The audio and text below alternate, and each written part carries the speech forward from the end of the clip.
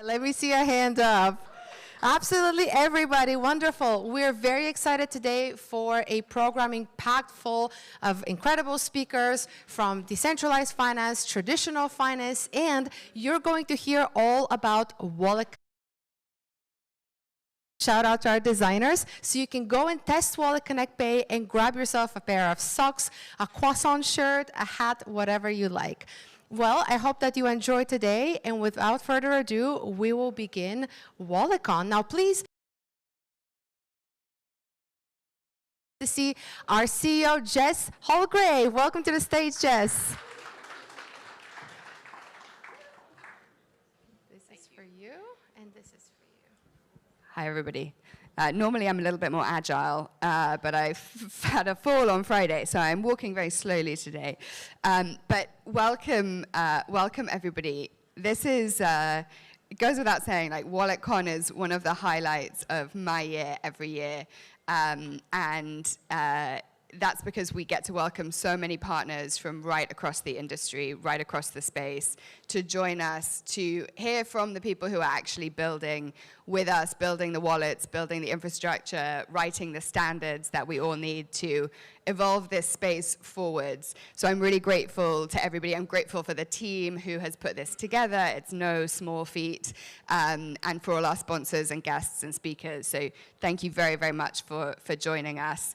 I'm going to keep my section very brief because there's lots of people who are going to talk to you about much more interesting things throughout the day. But I thought it was worth reflecting a little bit on what's happened since the last WalletCon. So in November, we gathered in Argentina around DevCon, and since then, a lot has moved on, as if 2026 could be even faster moving than 2025.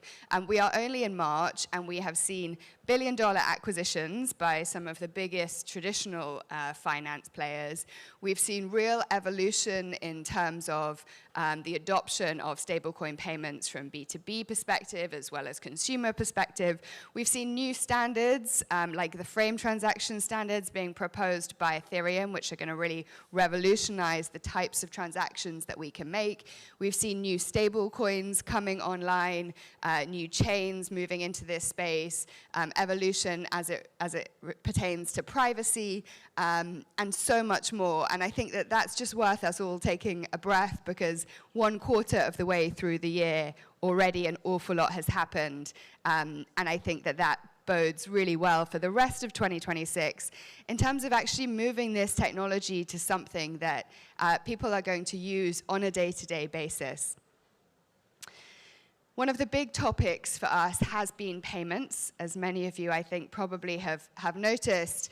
And today, some of those themes are going to be top of the agenda as we discuss them with you.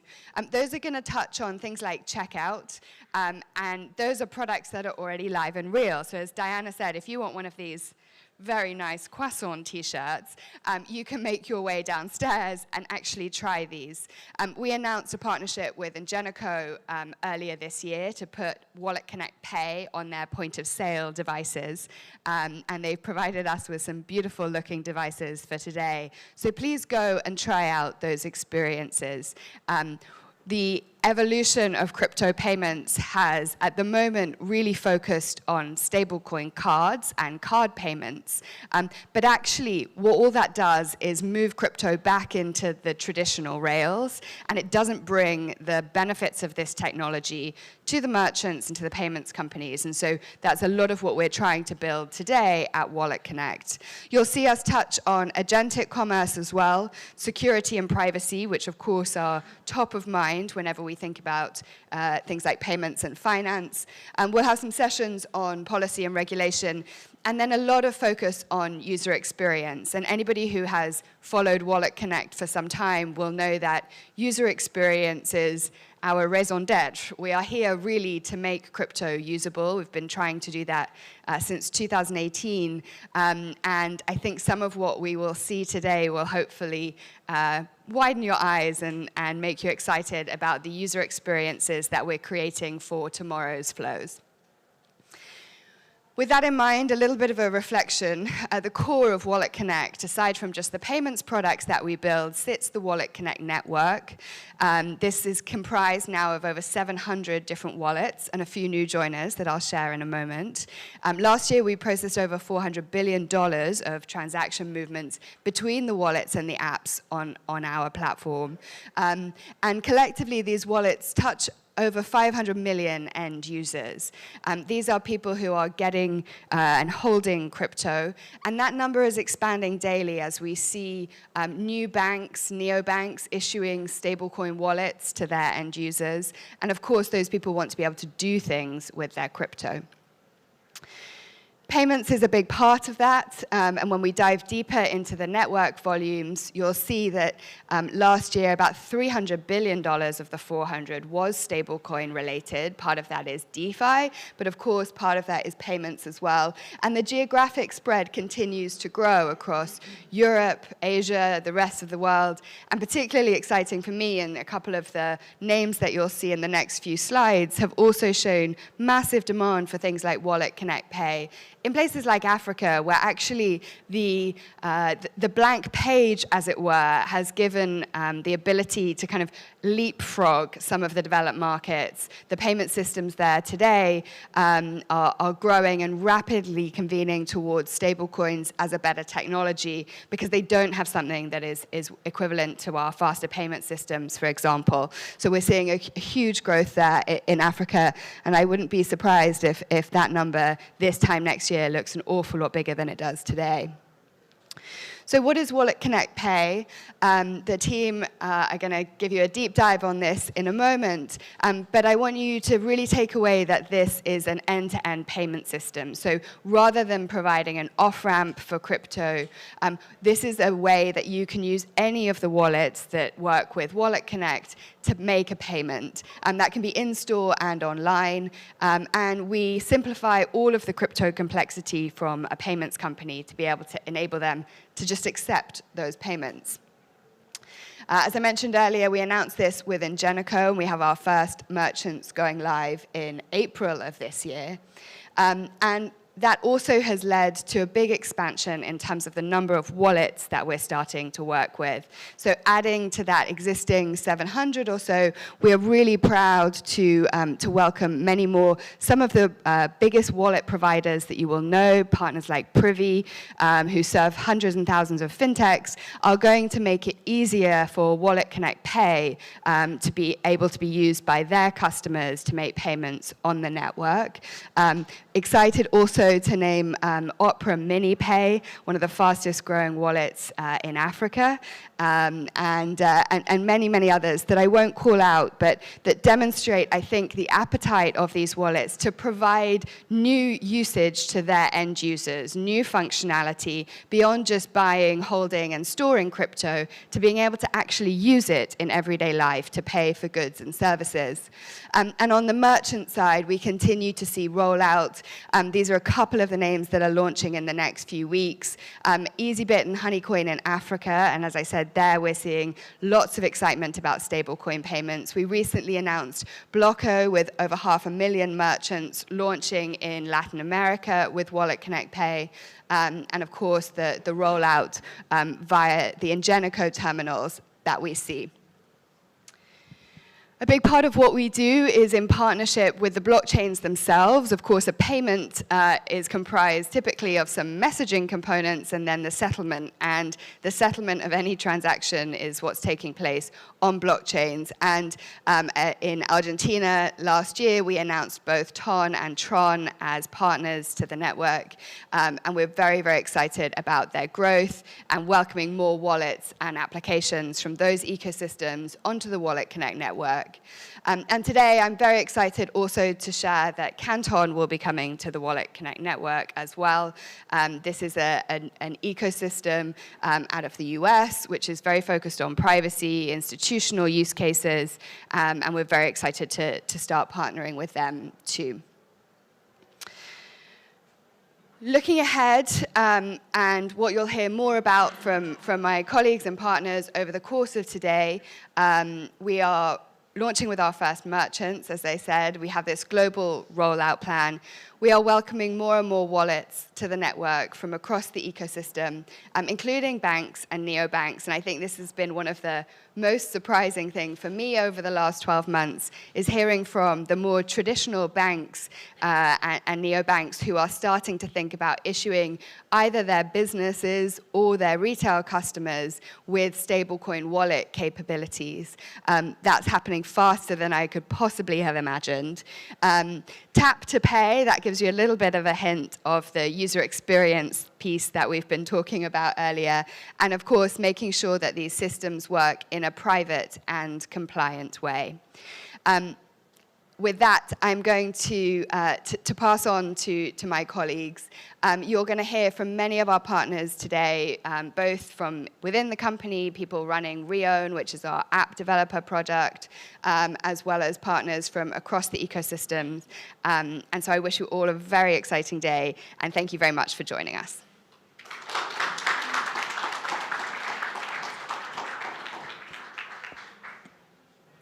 Thank you so much, Jess. I hope that everybody is so excited. I know I definitely am. You see that board behind me with all the logos of our partners, and you just see the breadth of the WalletConnect network.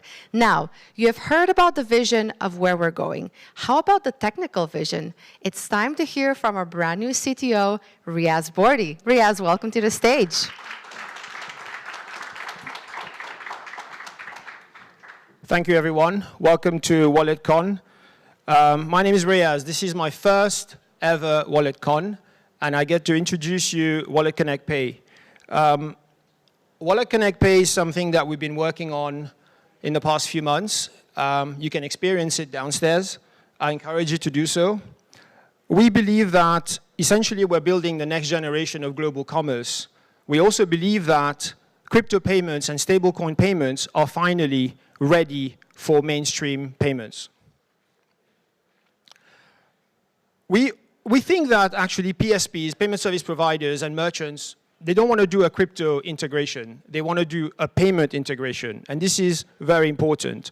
They want to integrate a payment, a new payment method, an APM, as it's called, an alternative payment method within their integration flows, meet regular compliance flows that they have, and actually benefit from a single integration, operational flows that they're actually used to, and keep going from there. When we talk about crypto, we talk about pain points. There's a lot of fragmentation across wallets, across coins, across chains that we need to figure out. We need to talk about compliance. We need to talk about licensing. And all of these actually increase the build time that you have. And this build time actually means that demand keeps increasing and you're not yet ready to go live. It's good to talk about the infrastructure that we already have been building and maintaining over the years, the WalletConnect network. The WalletConnect network, 500 million plus users, 700 plus wallets, and last year we saw 400 billion transaction volume. This network spans across 4 regions, and each region, as you can see, has multiple deployments that is operated with various node operators with primary and secondary clusters. Now, this shows you what the network that we're building on from a WalletConnect Pay perspective. Payment infrastructure needs to be reliable, and the experience that we have delivering this network over the years is helping us deliver the next product to the market. We want to serve every type of partner. We want to serve PSPs and acquirers. We want to serve direct merchants, and we want to talk about wallets as well. Wallets wants to tap into the merchants. They want to unlock new revenue streams for their end users. They want single integration. The merchants, they want to be able to have lower costs. They want to be able to have fast settlement speeds and access to a wider audience. And the PSPs, they want to have proven infrastructure and have a global reach. Now, this is what our stack actually aims to solve. There's wallet fragmentation, which I mentioned before. And we aim to deliver a unified experience via a single integration, via an SDK, which is easy to integrate with for mobiles. We also cater for mobile OS differences, thank you to Apple and Google, and we provide a cross-platform parity across the board.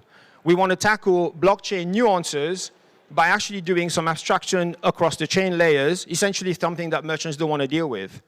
And finally, when you glue all these pieces together, it's very important to actually realize that maturity is going to come into play. And this is what I demonstrated in the previous slide. We've been building infrastructure and delivering an elegant solution via our SDKs throughout the years. And we aim to continue that ethos of providing really easy to integrate solutions that deliver amazing user experience across the board on an infrastructure that you can trust.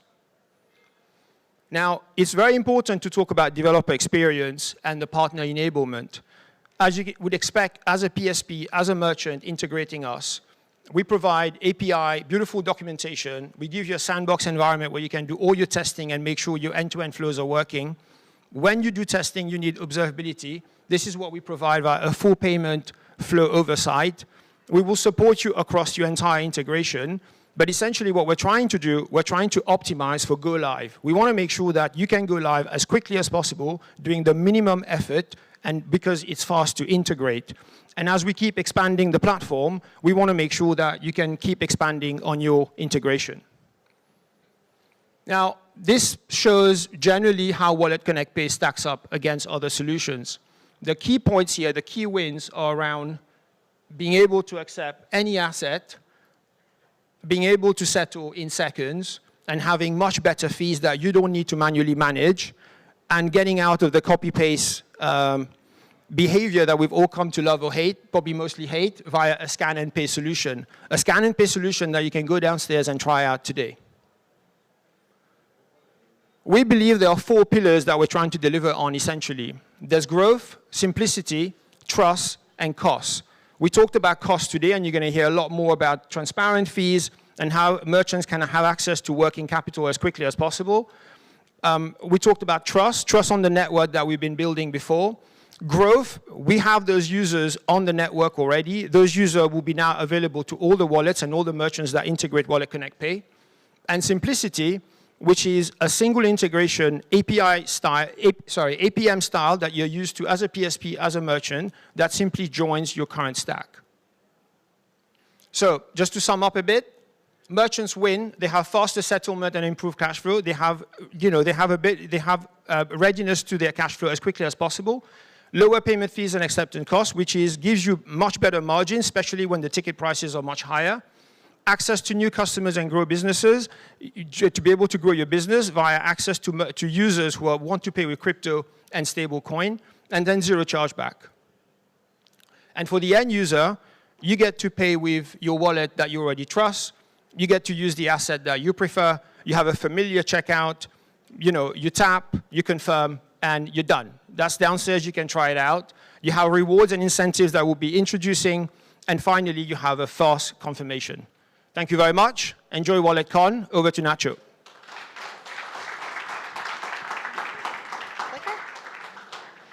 Thank you, Riaz. That was really wonderful. And I think that it's so exciting when we talk about simplicity, because how many times do you guys go buy something and there's a massive process and you're thinking, why can't this just be simpler? And the QR solution is a very elegant way to simply scan something and pay straight out of your wallet, no card needed.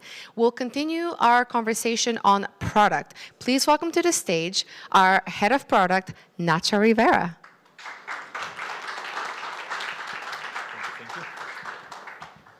Hello, hello, hello.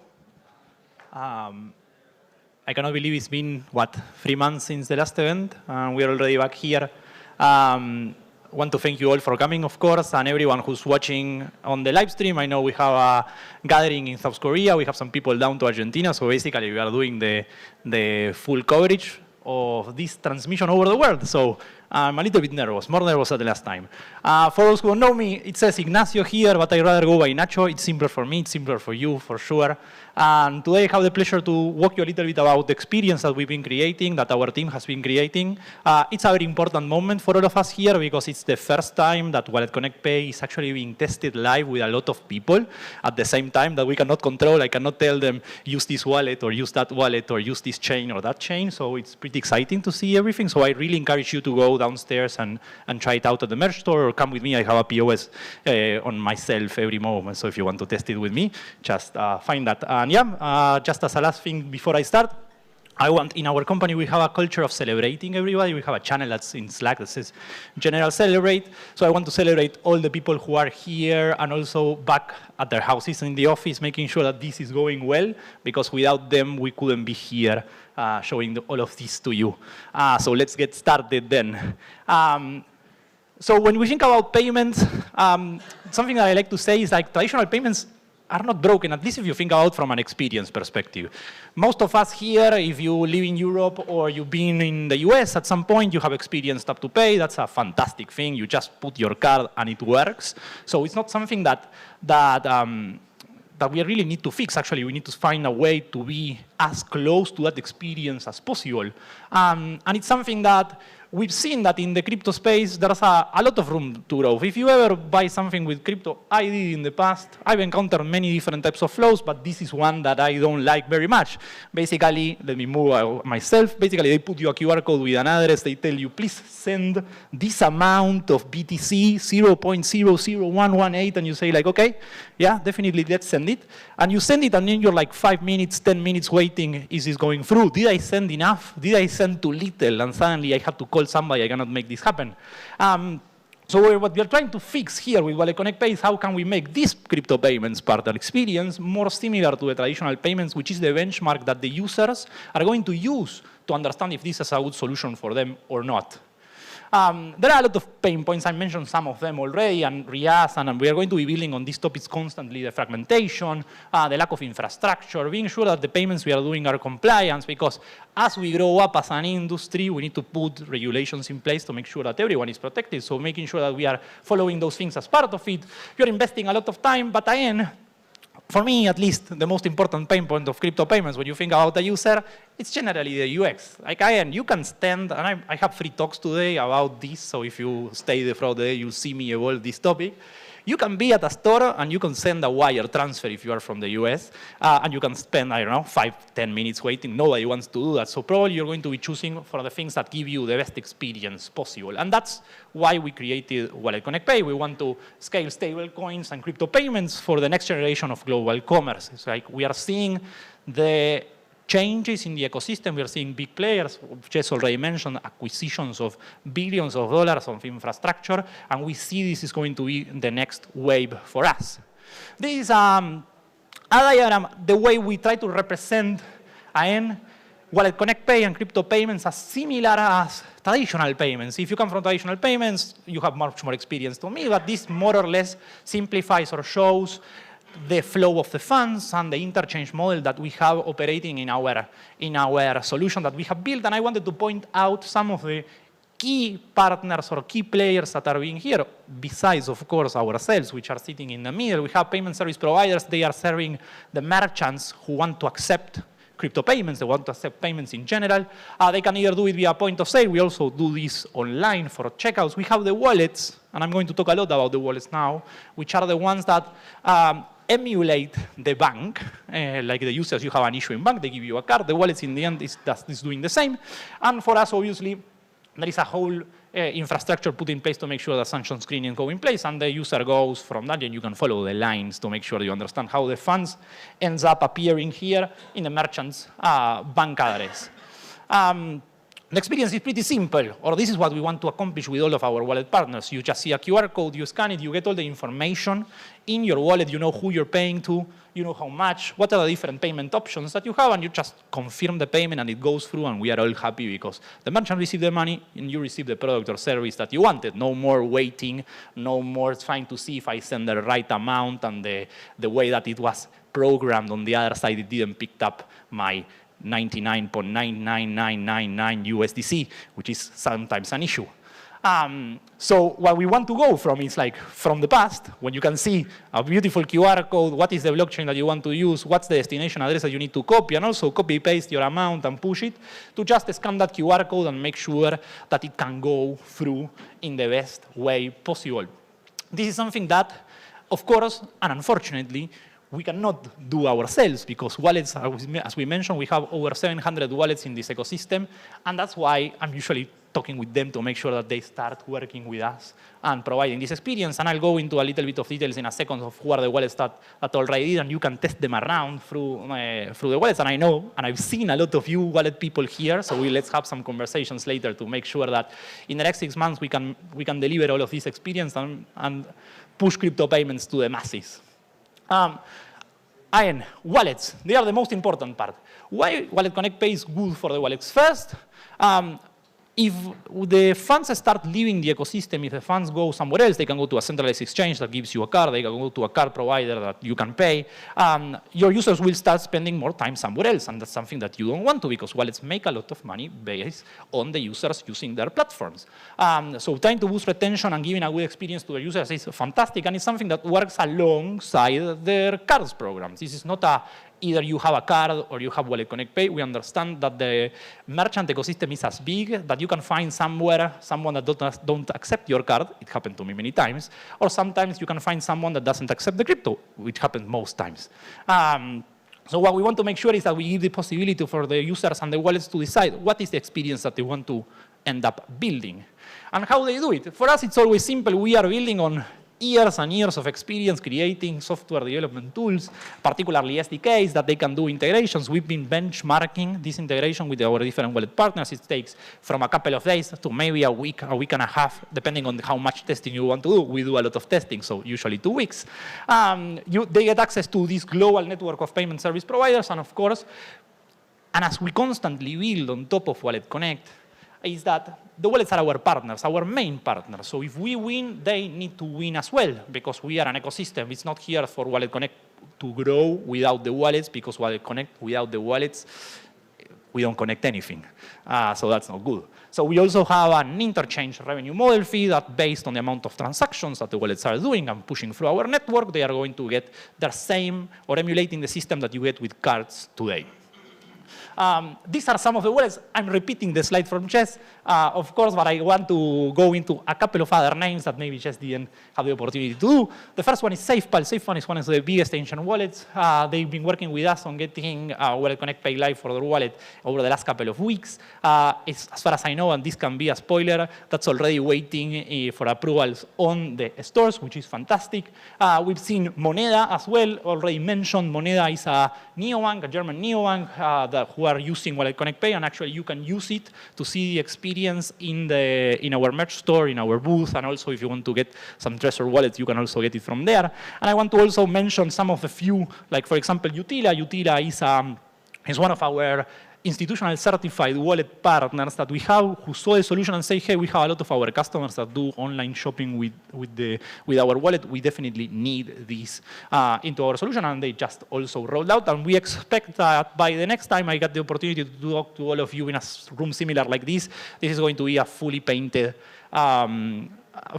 slides with all of the logos that you love and like. Because for us, the most important thing is that this is almost like a flywheel. You have the users. Users have stable coins. We've seen it, and we are pushing this hypothesis to test constantly. What we need to build and make sure is that we can give the infrastructure to the merchants to start accepting these payments without going crazy about how am I going to integrate this crypto that I've never heard about it. So for us, as PSPs start integrating, more merchants will have this available for them to accept the payments. More wallets get to connect to the payment system and start paying, and the user gets to spend their stable coins on their merchants, their crypto on their merchants that they want, and this is a virtuous cycle that goes on and on and on. And just to finish, because this is my last slide, for us, as we continue growing the product, it's simple of thinking of like these 3 verticals. And I'm going to talk about expanding the token acceptance later today, and also tap to pay. Like I said at the beginning, that's the experience that we are getting benchmark against.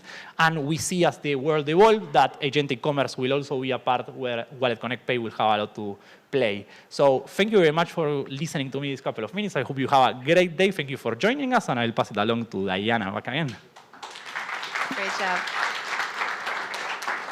Thanks, Nacho. So for me, the biggest takeaway from this whole presentation is that you have to go downstairs, you have to get some WalletConnect merch and try WalletConnect Pay for yourself. Now, switching gears a little bit, after the opening couple presentations about WalletConnect Pay, we're going to talk about Bitcoin. Our next speaker is the founder and director of the Rootstock Collective, which is at the intersection of Bitcoin and smart contracts. Sasha, please welcome to the stage.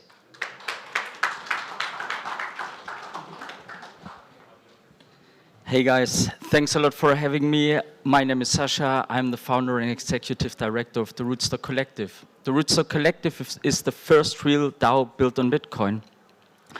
But before we get into that, I would like to zoom out a little bit and look at crypto as a whole industry. And we as an industry, we managed to do a lot of amazing stuff, but we also made stuff very complicated. And we didn't only make it complicated, like we almost exploded. There's more tokens, there's more chains, there's more products, there's more of everything. And we think the users, we leave them alone and we think they have good luck and they will figure it out themselves. And we also managed to even put worse UX on it, right? Like it almost feels like we want to bring the future of finance, but we managed to do it and build it like online banking in the 2004s, 2005s. So not really that intuitive and sometimes a real struggle. And that makes Michael cry. And it might not only make Michael cry, maybe you guys also had a similar experience in the last 6 months. So what I would like to do is a very quick temp check. Who felt like Michael in the last 6 months? Please hands up. I see a lot of hands still, and I'm asking that same question about every 3 to 6 months, and surprisingly, it's not getting less hands. I still see many hands up there.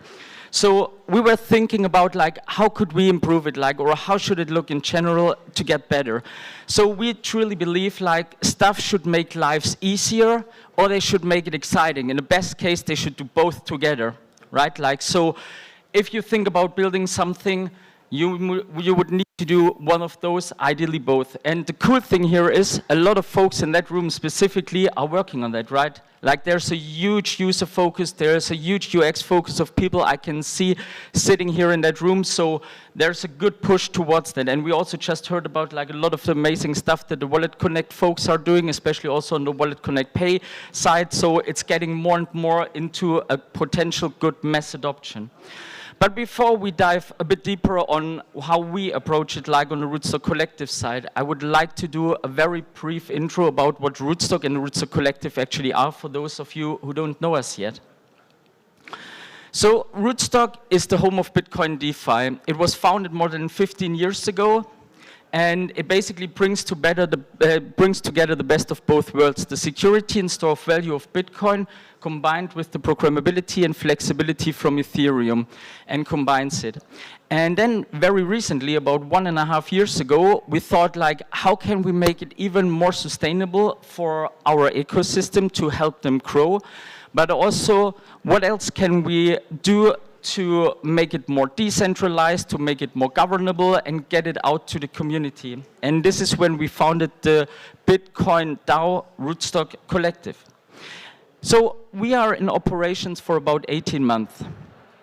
We managed so far to still maintain quite good levels of rewards. So there's a financial opportunity for everyone who is participating, which with more than 20% of average annualized ABI.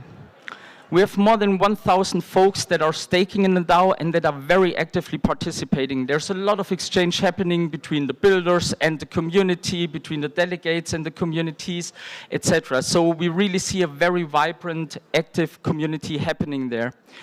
And those folks in total support more than 30 builders right now, and they stake more than 35 million RIFs so far, which equals at today's price roughly about $1 million. So it's just a starting point, but it already has like some really good track record within those first 18 months of operation. And in total, we almost paid out 700K so far. So this comes from the DAO treasury, this goes back to the people backing, this goes back to the people building, and this helps our ecosystem to sustainably grow. And all of this could only be possible, of course, with a lot of very good partners. So this is what our ecosystems, or at least like a part of our ecosystem, is looking like today. But this is something the user should not need to worry about, right? Like, this is something what we try to hide behind the curtains and make it less complex for the users, but the users would still have all those great things. And of course, I could have put like, I don't know, 50 or 100 logos more on that slide, but then people would probably even feel more irritated and overwhelmed by it. So I tried to keep it like as short and simple as possible and really just mention the absolute highlights and the folks that are really helping us to like making it simple for the end users and making it attractive and engaging as well. So getting back to the point, you remember like it should be exciting or it should like make people's life easier. So when we concretely look like at how did we actually approach it, like we sat together and we think like to make it exciting, it has to be financially interesting for people, right? Like because people like making money, and it also has to give something else. In our case, like it brings the people into the position where they can help us to shape the future of Bitcoin DeFi. What that means is like they don't need to take their own money, right, and bring it to those builders. They basically just with their voting power define how the funds in the DAO treasury are distributed amongst those builders. And we have multiple things there how we support those builders. Like we have a grants program, but we also have some more sustainable things happening that can almost be considered like additional revenue streams for those builders because there are rewards that are paid out basically on a bi-weekly basis. And talking about communities, you need both sides. Sorry, the presentation is somehow a bit crashed, I figure. So you need the backers on the one side, really people that are engaged, but you also need the builders on the other side, of course. And there has to be something for everyone. As said, there's good financial rewards for the people staking and backing those builders, voting for them, giving them the access to additional funding, but there's of course also that additional funding that sits there for those builders. So basically, as mentioned, they can get grants, very classic grants programs that we operate, but they also can get like that ongoing funding. Maybe it doesn't pay them like a lot, but it can get them like maybe an extra person or visiting like 1 or 2 extra conferences a year, etc. So it really depends on like how engaged you are with the community, how much votes you get back in return. And I guess like this is the most important part. It really needs to be that simple, right? Like you should not require a PhD, a 12-step on-ramping. It should be simple, straightforward. Like you need your wallet. If you don't have a wallet, create a wallet. Luckily, we have the folks from WalletConnect, and this is fully integrated with WalletConnect and Rio on our DApp, so that it's really very easy to get that first access. You need to buy the token, you need to stake it, and then you can immediately put your first vote on the DAO. And that first vote will immediately make you rewards. Like as soon as you start deciding on like which builders you support with your voting power, you get the first returns immediately in that running cycle. So I think this is the part what really makes it exciting and what makes people want to become a shark. So why it also works in the long run is 3 things. Like the onboarding and the UX has to be good, right? And it has to be good even after the onboarding. Like you should always be very happy with an app. You should be like very easy to use, etc. We go with the simple and mobile-first approach as well because we truly believe like that it doesn't make any sense if you force people in front of a certain device, right? Like there should be a flexibility to it. Like you should use it on your phone, you should use it on the go. If you want to do something cool, you should always be able to do so. And lastly, you earn real rewards. As said, at the moment still above 20%, and turned out people like money. So this is why we see like a lot of like engagement happening even in the long run there. I want to highlight one thing and tap into a little bit more in the simple and mobile first. What this means, like, if any of you has ever participated like in a DAO, in a, let's say, more traditional DAO, you probably came across like 6, 7 page long forum proposals. It was boring, nobody reads it, even people that get paid for it do not read it.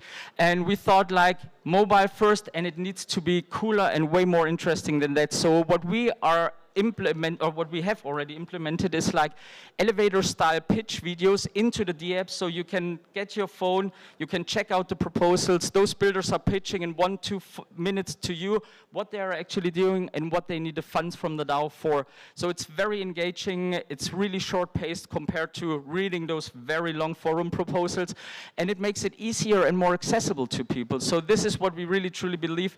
Those three things combined is something people really love. So if you are interested now in becoming a shark as well, back those builders and earn rewards and help us define the future of Bitcoin DeFi, I would ask you, it's a bit on the bottom, but I would ask you to scan the QR code here. You can also find the whole team around. We have a stand downstairs, and we have a really, really cool Quest activation campaign where you can earn your first Bitcoin and RIF and directly participate in the Rootstock Collective. So yeah, if you're interested, please find the team around. Thank you so much, and have a wonderful day. Great job. Clicker? Okay, cheers. Okay, thank you so much, Sasha. That was wonderful. Now, we're about to kick off our first panel of the day. We have a few of them. They're going to be quick and snappy and dynamic, so don't go anywhere unless it's to grab some WalletConnect socks. Quick reminder for anyone who is watching the live stream right now, and I think that was 500 people last time I checked. Thank you so much for that. Feel free to like and repost on X so more people could see it.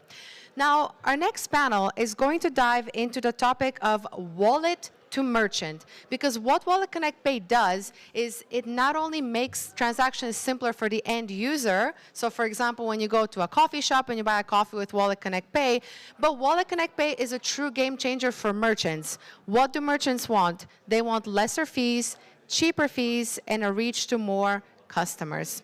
So our next panel is going to be moderated by Camila Parisotto, who is the co-founder of Mood Labs, a marketing agency.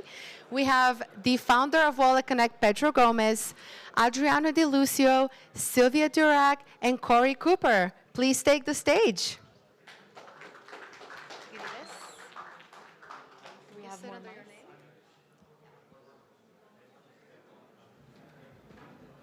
We have an extra mic.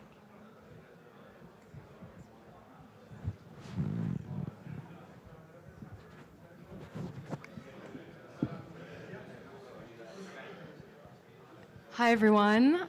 Welcome to WalletConnect. I'm really, really excited to be here. This is such an amazing event. What a turnaround. I just want to start this panel by giving a round of applause to the team for organizing such an incredible event here in Cannes. So give it up to the WalletConnect team.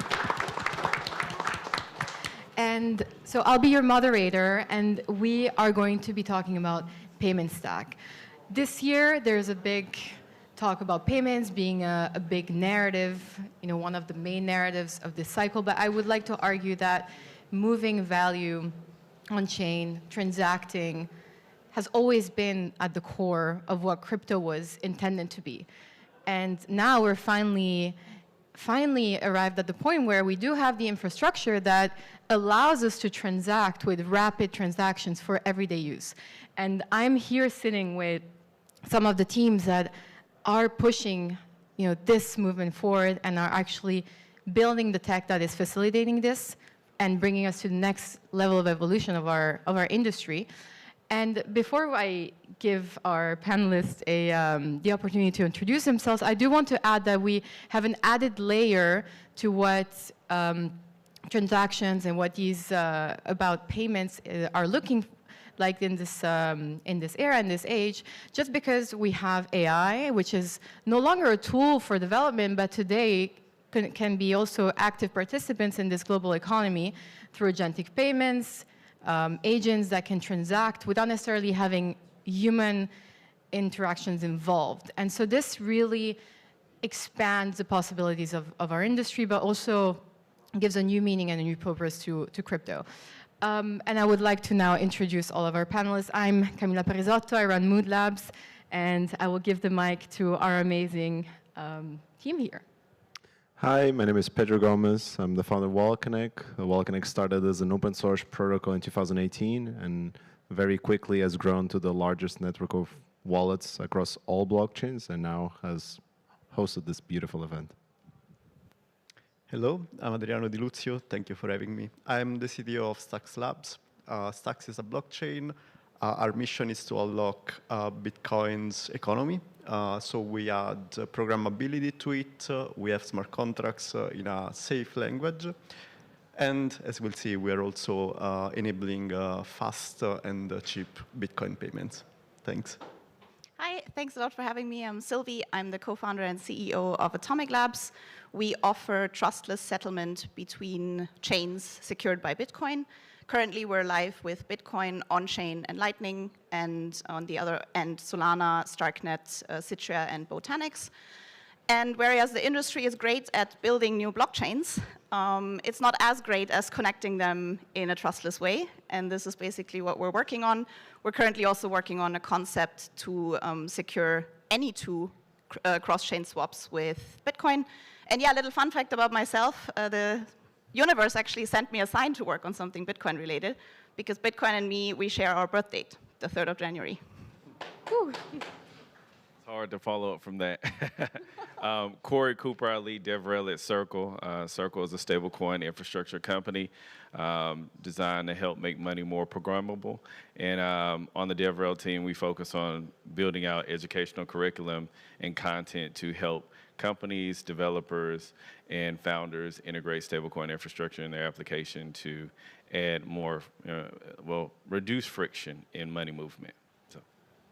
So we have a set of very diverse company here on stage, and I have a question to start off for Pedro and Corey. Like, where does your company's WalletConnect and Circle stand within the payment stack, and what do you see above and below you? So a lot of times people ask me what's the difference between WalletConnect as is and WalletConnect Pay, and I like to say that many times we build blockchain to do settlement, and then we just kind of expected payments to just work on top of it. And we kind of take the opposite approach, where we come from the payment stack and we try to make the payment stack work on the blockchain. So it's not the blockchain that actually has to adapt, like we actually are the abstraction on top of that. So you could almost think as a payment method, a payment solution, or a payment orchestrator that essentially creates this bridge and abstraction layer between payment service providers and blockchains. And it's completely chain agnostic and token agnostic. Thank you. Yeah, so Circle sits in multiple layers of the payment stack. Building stablecoin infrastructure, we've learned over the years, there were things that we needed to build down the stack and up the stack. So, to just kind of categorize this, at the app layer, we have things like Circle Mint, CPN network. At the tooling and infrastructure layer, we have a lot of SDKs to make it easy for developers to build out these programmable flows. And most recently, we launched ARC, which is a L1 EVM-compatible blockchain network. So that sits at the settlement layer at the lowest primitive. So we're kind of up and down, but trying to make it easier for programmable money to be integrated into payments. All right. I want to bring it a little bit technical, and this is maybe a question for all. What is the main misconception that developers may have when it comes to payments from an end-to-end point of view, crypto payments? Anyone wants? I'll start. So I think the misconception is that payments are when the money actually moves into the account of the recipient. Actually, payment starts with even the decision whether or not the payment should be made. And it kind of breaks down into three steps. So we have authorization, clearing, and settlement. And everyone is very focused on the settlement, and they forget that there's the other aspects of the payments. Even before a merchant can actually accept the payment, or even like in a marketplace, if a seller and buyer are exchanging products and services, there needs to be a decision of whether this money can be even received. This obviously will change depending on the jurisdictions. There's a lot of compliance that goes into this aspect. And this is why a lot of the payment stack has been built around trying to serve in this like push, send the money, and then verify later. And actually in payments, you actually have to do the verification first and then send the money later. And obviously Circle actually pushed a lot of this with like the USDC actually having this built in into the token itself, since the blockchains did not actually have these patterns. I guess I'll jump into second everything Pedro said, but also too, just developers don't really understand the core concepts of payments most of the times. You know, you have push payments, you have pull payments. Most of the buyer merchant transactions are pull payments. So understanding that life cycle and what goes into integrating stablecoin flows in that life cycle, but also making sure that it's compatible with the current, you know, incumbent payment stack, because merchants don't want to, you know, replace something. They want to just make sure they have full optionality. So developers just have to kind of think in a way where, you know, we're adding, you know, an option, and we need to make sure, like, integrating and adding this option, you know, follows all the rule books of the current incumbents too. Right, and that contributes to one of the main issues that we often come across, which is fragmentation. And so with that, I wanted to ask you, is someone building or developing a book, a rule book on how to create this tech stack for payment? Is there going to be a unified way of building this, or are we going to see independent providers create their own, which ultimately will have to be independently integrated by each merchant? That creates a little bit of a friction there.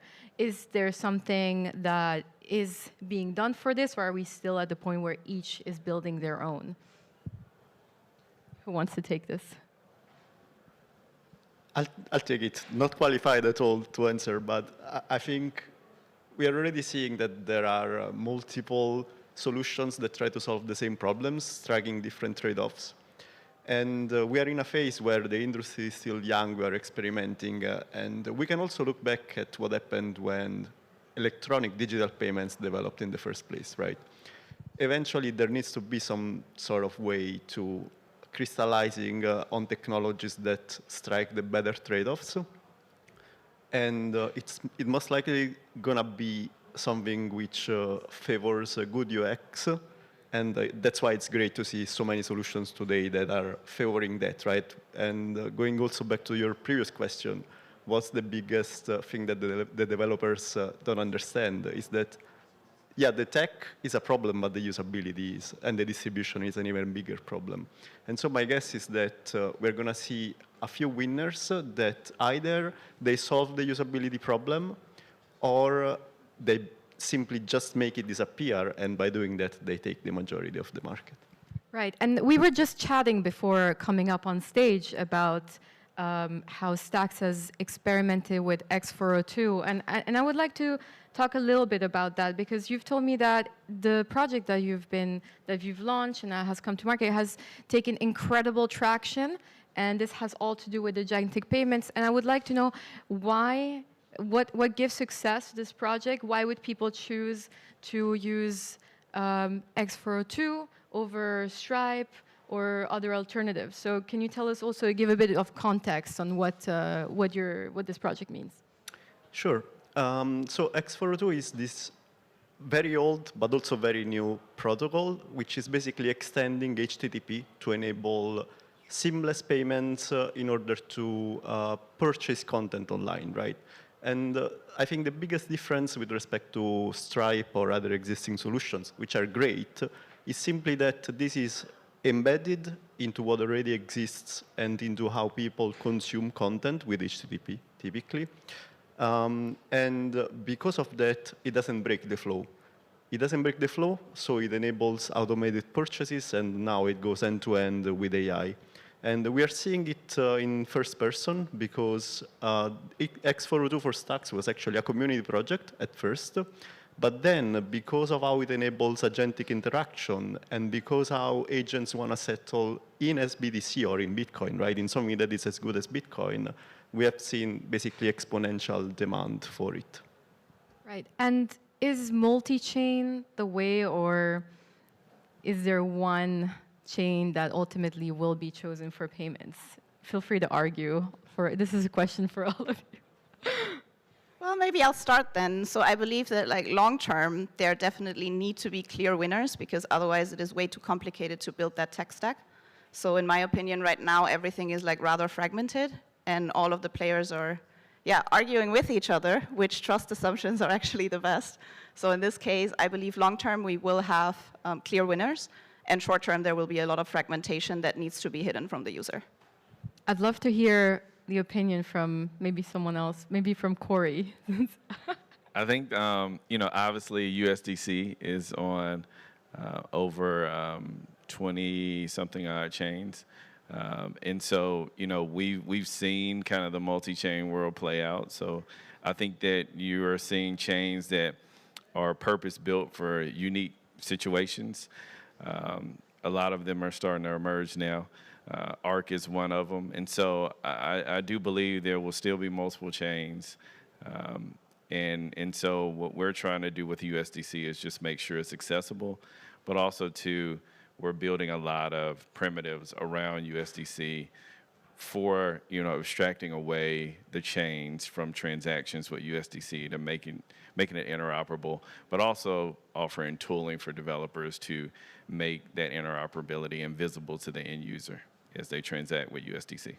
And what's Circle's main challenge today? Because obviously when we talk about, we are here looking at the behind the scenes, the tech stack, but ultimately who we're targeting are users, it's retail, are people that don't necessarily need to be aware of the underlying technology to actually be using it. And what crypto needs to do, and this is something that is really important for us to actually move to the next step of what this industry can achieve, is to actually create a seamless experience, a great experience for people that use it, that do not necessarily have the technical knowledge or capability. Today, we're used to clicking a button and being able to order food or getting an Uber. It's just a one click. Crypto needs to be able to do that. And so, are we there yet? Are we almost there? What needs to be done for us to actually get to that point? From maybe a developer point of view, from a company point of view, what's the next step? It feels we're very close. We're not there yet in some ways, but what needs to be done for us to actually take that step? I think, one is continuously building more tooling to make it easier for developers who are not in this ecosystem that are interested to come in and build quickly and test. But also, too, I think building out some really good design principles in the UX for the end user. Because the end user just wants to see, their currency, their amount, and who they're paying. And I think a lot of times what we see in a lot of these products is the design is really for like a crypto native user, and they see like a lot of chains, a lot of tokens. And the more we can, kind of understand the psychology of how someone makes payments and transacts in this industry and design around those principles, the more I think we'll see like a lot of growth in the payment stack.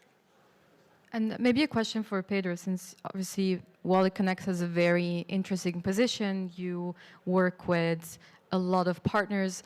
What's your, in terms of vision for the next few years? How do you see the payment stack for crypto payments evolve or become, let's say, in a year or two? I mean, we took a very clear approach with WalletConnect Pay, where for a lot of years we tried to standardize everything so that there was less friction for interoperability. But when we actually started doing research and actually talking to merchants, we realized that that wasn't sufficient, and there needed to be a very clear abstraction layer where they wouldn't actually feel anything that was actually inconvenient. So what we expect WalletConnect Pay to do is to essentially create this bridge between where we are today, where eventually it's a very fragmented world, but the user experience is actually pretty good. It's just fragmented. And as we start unifying and standardizing all of these experiences, the merchant can just upgrade their WalletConnect Pay and not feel this progression. And we act as this abstraction layer, but also as a coordination layer, because WalletConnect has never been a wallet, has never been a chain, has never been like a stable coin. Therefore, we can adopt newer standards and coordinate such that everyone applies the same standards so that we can serve merchants better. So this abstraction is quite useful because then we can have some early adoption before we actually are all unified. And as we start seeing the demands from a consumer perspective, then we can justify in our teams to actually, let's adopt the standard, let's be more interoperable and work together. Right, and you mentioned standard, and especially when talking about crypto, security is the top priority. I was curious, and maybe this is a question for Adriano. You've been working and integrating AI as a product, as a tool. When dealing with smart contracts, one mistake can be irreversible, and especially when transacting with large sums of funds, this can be quite a big issue that can be irreversible. Now, when you're using AI, how can you make sure that AI becomes a tool and really enhances your business rather than becoming a liability? Just given, obviously, the limitation and the environment that you're building in. What can people do to make sure that they remain secure as a company, but also they protect their users? So when Stacks was launched, they made a bold choice, which was to create a smart contract language. I'm not going to bore you with the details. That is secure by design. And what this means is that you can actually build tools that will tell you exactly all the possible outcomes of an interaction with a smart contract. The technical term is that it's decidable. Now, building those tools, especially for an ecosystem that is relatively small, took us a lot of time. And with AI, we are just seeing an extreme acceleration of that. AI has, at the same time, raised the bar for what it means to build secure smart contracts, and at the same time, lowered it for what it means to build good tools that improve security. And so from this point of view, it's, at least for us, it's working really, really nicely because it allows us to ship better, faster, but with a lot more confidence, because it's giving us the type of safety net that before would have taken us months or years in order to build. Right. I guess that really comes down also to the team to make sure that they also review. We've had so many instances recently of contracts being hacked just because, and then finding out they've been vibe coded. They had been, yeah. Exactly. To be clear, I'm not saying to vibe code your smart contract. I'm saying vibe code tools that are gonna apply math at the end of the day and give you proofs of whether your smart contract is doing what it's supposed to do or not. I will never be vibe coding a smart contract, just making sure of that. A question for Pedro. Are you seeing AI agents being active participants in payments? I mean, if we think about the WalletConnect network as a whole, yes, that is something that we have seen as a trend.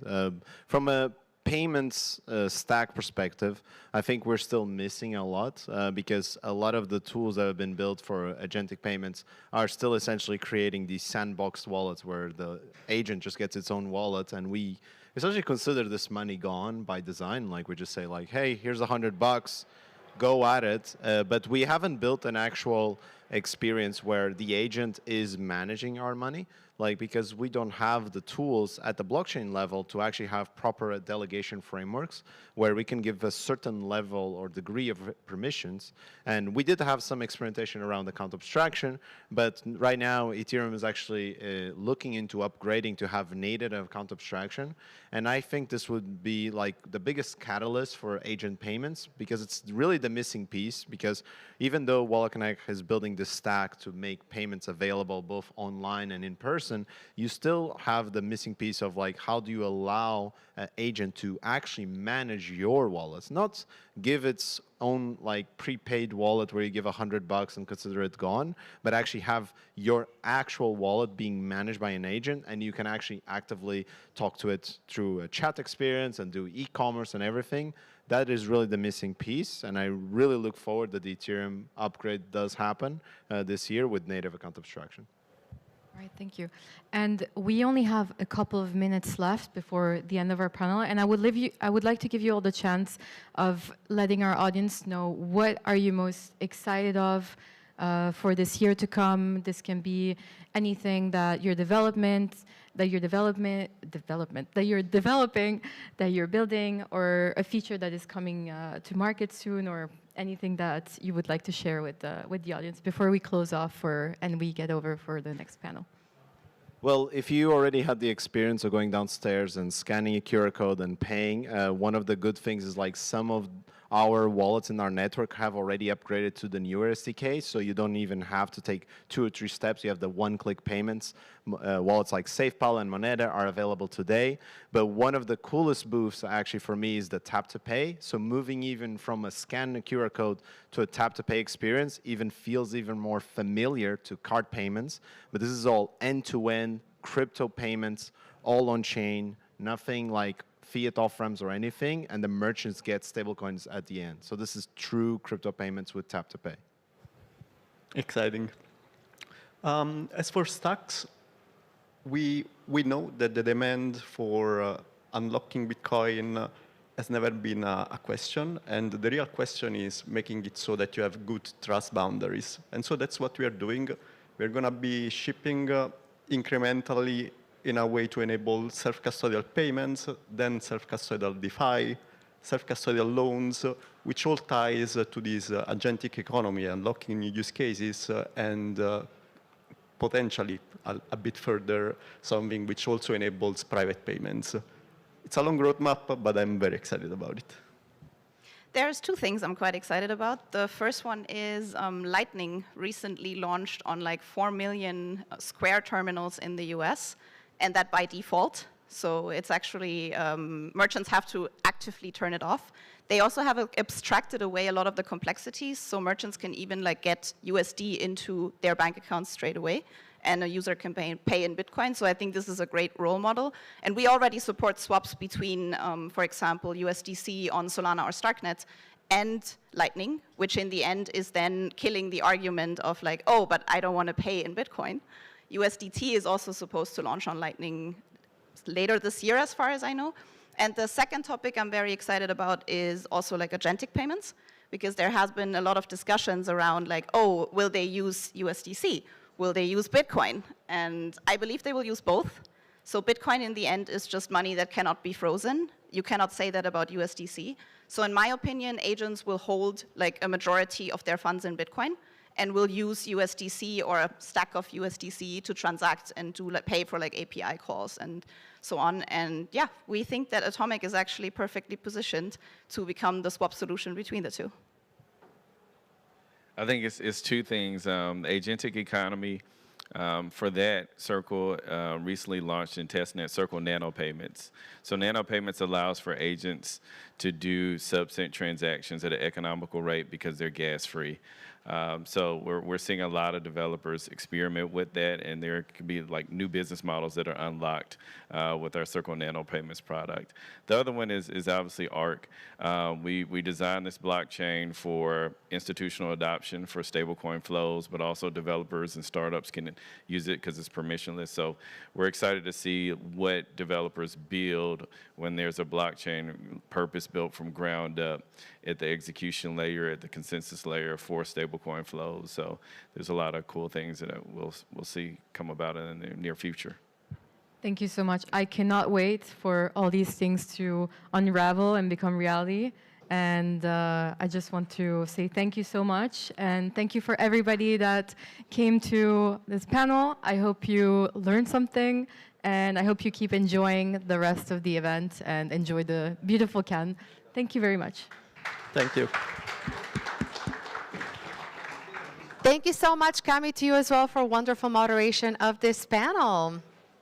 There's a lot to be said about stablecoins, about agentic payments. That is all the rage right now. I'm sure you guys have seen the mini-mac craze, the open clock craze. People are doing all sorts of payments online and facilitating their daily interactions on the blockchain. We're going to switch gears once again. We're actually going to hear from one of the chief architects of structure at Ledger. So we're going to see what is going on in the world of self-custody, in the world of security. Yeah. Okay. Ran out of things to say. Clicker. In the meantime, if you have not been downstairs yet and tried the WalletCon merch booth, now is the chance to. Or if you'd rather stick around here, you're most welcome to do that as well.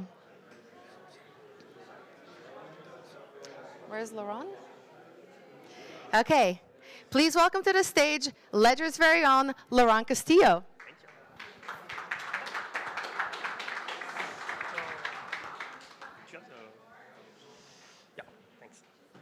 Hi, everyone. Thank you. Very happy to be here with you today to tell you about what's happening around clear signing, because we are very happy to announce today that clear signing is going V2, and I would like to tell you a bit more about that. So, as we said, I'm Laurent Castillo. I'm the head of architecture at Ledger. And I've been one of the first authors of the standard that Ledger has pushed around clear signing, so that's why I'm here today to tell you about it. So let me first give you a little bit of context about the problem we're trying to solve, the issue that we're tackling here. We're trying to get rid of blind signing. Blind signing is basically the thing you see on the left here. This is basically the fact that when users have to approve transaction on their wallet nowadays, most of what they approve is a kind of a random string, a hash of the transaction that is absolutely unintelligible for most users, except the most advanced tech guys that will do the verification themselves. That's not really acceptable as a UX for most users, and it's definitely not acceptable in terms of security. And clear signing is actually trying to tackle that by building the kind of interface you see on the right, which is giving wallets the way to translate a random string into actually something that is very readable for users and that makes the intent of the transaction they're trying to make very, very clear. So this is really the simple yet very complex problem we're trying to tackle here with clear signing. And this is not a toy problem, actually. So in 2025, we estimate that more than 3.4 billion have been stolen in the crypto, and this is more on the low end of the estimation, to be honest.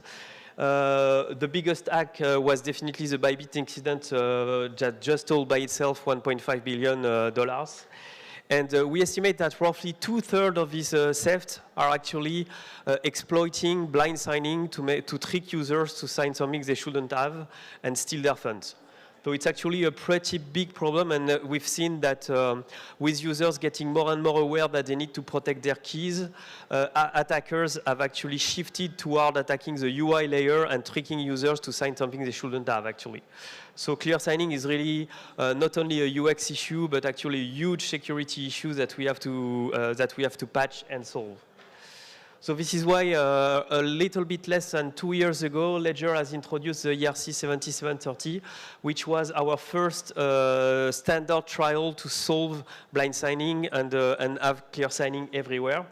It was definitely built for scale, so basically the idea that we had was that we needed to build an ecosystem where all use cases, every interaction of users were clear signed on their device, on their wallet, on any wallet that would support this standard. So this is why we built the standard around a few key principles, like it needs to be a standard and wallet agnostic, so that it's for dApps you write once and you are clear sign everywhere. It needs to be data driven because you have to target some wallets that are very resource constrained, and a programming language is not something that can be ported on these devices. It needs to be extensible because as a rootstock guy presented before, we have 10,000 use cases on blockchains. We have millions of tokens. This is not something that can be tackled by one single wallet company alone. This is really something we need to tackle as an ecosystem. And also it needs to be, that was one of my pet peeves, it needs to be a standard that is very readable, very clear for both human and machines. It was kind of a feel at the beginning, but nowadays with AI it became a core component of the standard, because the more clear your standard and your data format is, the more easy it is to generate and manipulate by AI, actually. So this was actually a key point that was a pretty good choice at the time, and transformed into a very AI-friendly standard nowadays. And I'm happy today to say that we are entering V2. So the standard is actually ready for public review. It's been the work of the Clear Signing Working Group for the last 6 months to transform V1 into V2, and I will tell you more a bit about what's in V2 later on. You can get more detail on the website that is being constructed. It's not live yet, but it will very soon be. And here it was really the common effort of the few companies that you will, I think, are talking in the panel this afternoon. So you should be able to see some of them and talk to some of them this afternoon in the panel, to build this improved version of the standard that is far more broad and far more applicable to many more use cases, actually. So, and let me tell you a little bit more about what's inside this V2 standard.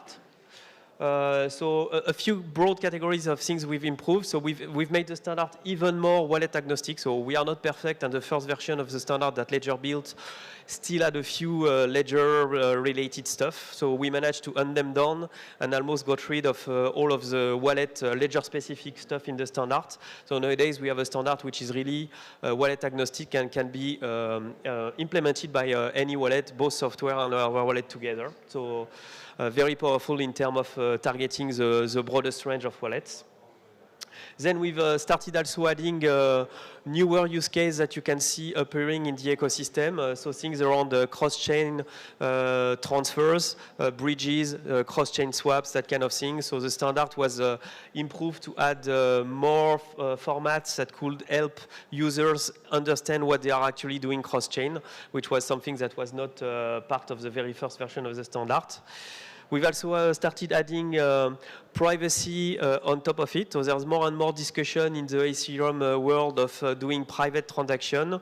A private transaction is not really private for the wallet who works as a user agent. The wallet needs to present to the user what the content of the private transaction is doing. So wallet needs to understand exactly how the fields of the transaction are encrypted and should be displayed to users. So this is the kind of thing we've added in the latest version of the standard, so that we can actually provide wallet with a means to display even private transactions, actually.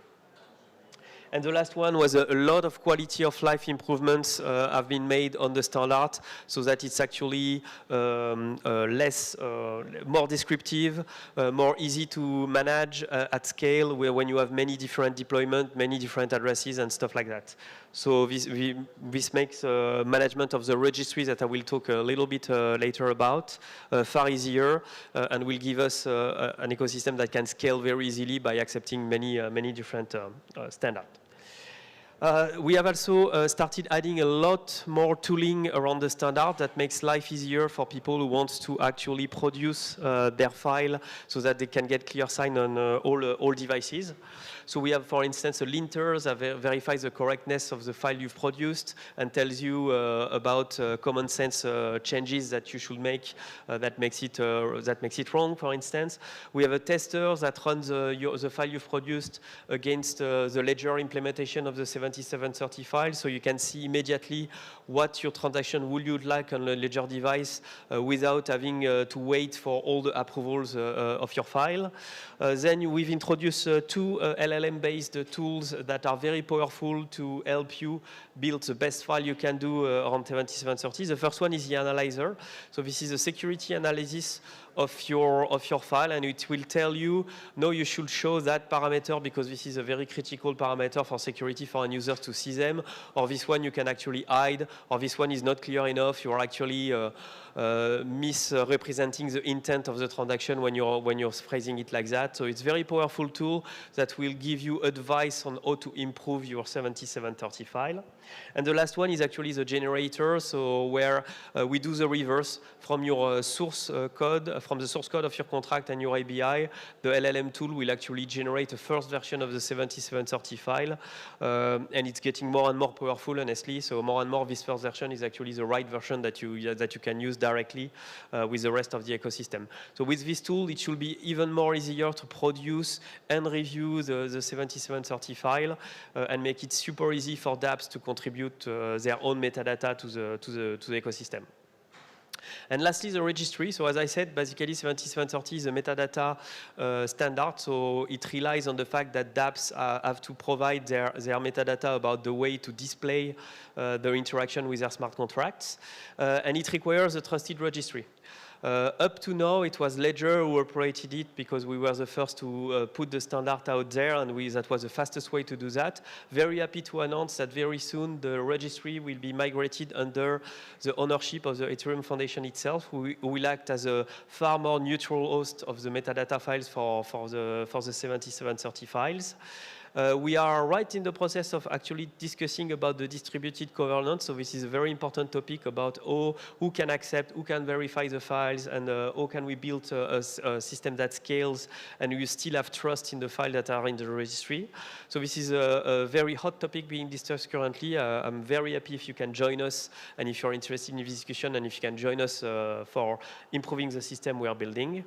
And very happy to say that, yeah, it took a bit more time than planned, but definitely we'll be able to host the registry in the Ethereum Foundation in the coming weeks, singular, hopefully. That's, So, and what's next on our plate for the 7730 file? And actually, it's also a little bit of a call for help for anyone who wants to join the discussion. On the ecosystem adoption, it's always been the same issue. More implementation from wallets. So if you're a wallet, please implement 7730. More metadata from dApp. If you're a dApp, use our tools to generate your files, submit it to the Ethereum Foundation registry, and you will be clear signed on Ledger at the very least, and soon on all the other wallets that will support the standards.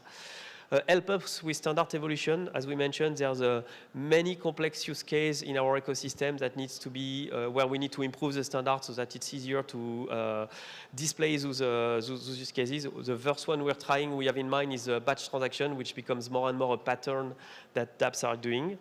And the last one is decentralized governance. As I mentioned, we are really in the process of building this decentralized governance with the Ethereum Foundation, and we really need help from the community here to build the best governance we can that we can do, actually. And the ultimate goal for all of that is really to get rid of blind signing everywhere, on all wallets, all transactions, all interactions, by covering the biggest number of wallets and implementation we can do. And this is all for me today, and happy to talk more about the standard with you afterwards. So, thanks. Thank you so much, Laurent. Whoop, go this way. One thing that I'm definitely excited for is to get rid of blind signing forever because it causes too much trouble. Thank you, Laurent. Laurent from Ledger. Now, next up, we're going to switch gears with a speaker who comes from the Solana ecosystem as well. He's going to give us his perspective on infrastructure and scalability. Please welcome to the stage Duke Song, core contributor at Solaire. Round of applause for Duke Song. You want to take your tag off? See again? Oh, yeah.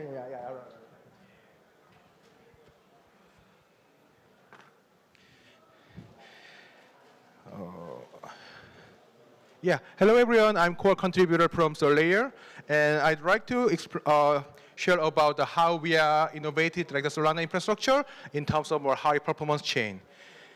So we believe the latency is not just a technical term, it is that kind of the user experience. So everybody who building like the high performance chain, they just show that their dashboard with a high number.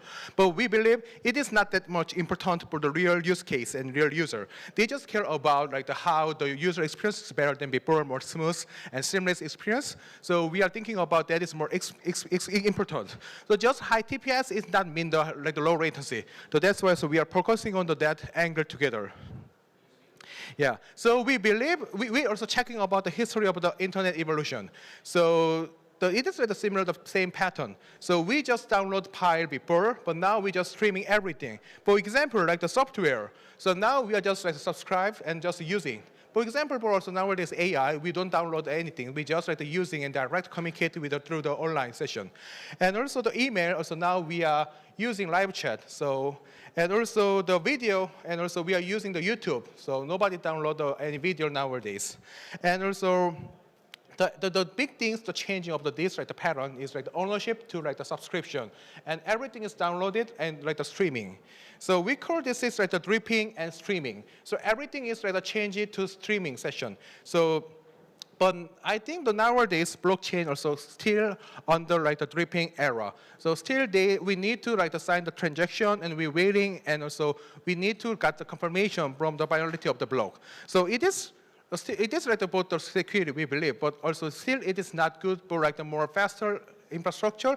And also now we are entering the AI era. The agents, they don't want to wait everything. They need more faster. So that's why we believe we need to build more better and faster infrastructure from the foundation. Yeah, so this is we believe the Web3 also should also now is entering the streaming era. So that's why also we are building the high performance chain using advanced hardware for Solana. Yeah, so that's why we are targeting also Solana, and also we are building also the flagship product all together. So we have also payment solutions, Solana Pay, and also where the Visa accepted, everyone use the crypto on the Solana. And also we providing the Solana staking service. So we started our restaking the infrastructure on Solana first. So that is our DNA. And also we have the yield-bearing stablecoin backed by the UST bill. So we generated the 4% yield to user. And also Solana chain is our L1 chain. Yeah, so now we are targeting the 1 million TPS, and also we achieved the 300K TPS, and also it is and also we are using Solgas for the compatible with the Solana chain, and this is our more metric. So now we achieved 300K TPS, and it means not just the transfer the Sol, also we including the lending, borrowing, swap, and also complicate the transaction. So we also achieved the 300K TPS, and also we also achieved more the faster the more lower latency time compared with the Solana. Yeah, so that's so we believe for the next era of the blockchain, so the app is kind of the reactive the apps. So that's why everyone they just streaming and use, and they do they don't need to wait everything also from the blockchain. Yeah, so the cost of the real time is not cheap. So for example, the Wall Street they also need to the T+1. So for the T+1, it is not just the waiting. Also, it comes with the lag of the liquidation, lag of the liquidity, and also the potential of the asset the using. So that's why the blockchain they can serve those kind of the projects. So also we had the great the meeting with the New York Stock Exchange, just during the DAS. So we try to building more better infrastructure, not only for Web3, also Web2, the entire the crypto and also traditional finance. Yeah, so I also love to share about our Solana Pay infrastructure. So we also integrate also WalletConnect, so you can also use every wallet, also our Solana chain, and also our pay service. So any wallet using the WalletConnect, it is possible. So our users directly spend their crypto everywhere where Visa accepted. And also we partner with the Solana ecosystem, and they can get some reward, the discount or airdrop, the loss of the opportunity. Yeah, so we have also global user. This is the active map of the world. So where Visa accepted, you can use our card. So you don't need to care about how to off-ramp, just spend as daily life. Yeah, so thank you for your time. So this is how we are building and how we innovated the Solana ecosystem. Also how we are also using the WalletConnect. So thank you so much.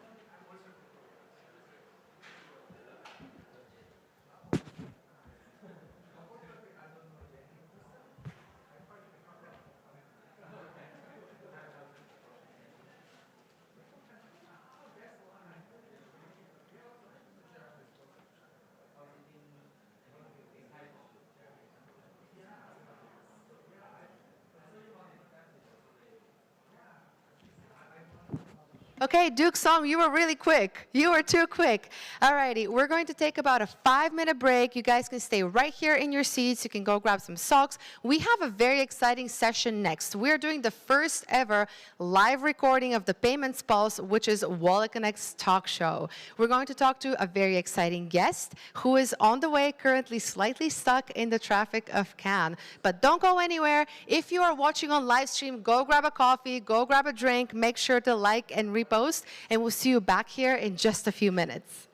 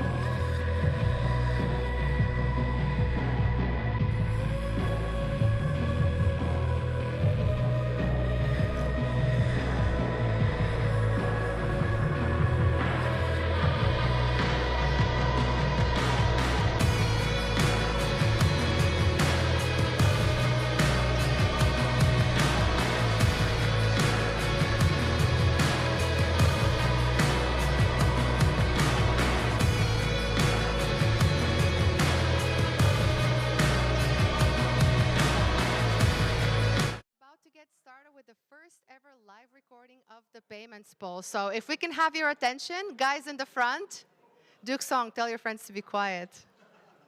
Excellent. For those of you who don't know, the Payments Pulse is WalletConnect's talk show where we talk about the world of decentralized finance, traditional finance, stablecoin payments, and payment rails. Now, today we have two very exciting guests. Our next guest, Tomer, is stuck in traffic. He'll be here in 5 minutes. But let's start with Sylvain. Please introduce yourself. Hello everyone. So Sylvain, I'm the co-founder and CPO of Société Générale Forge.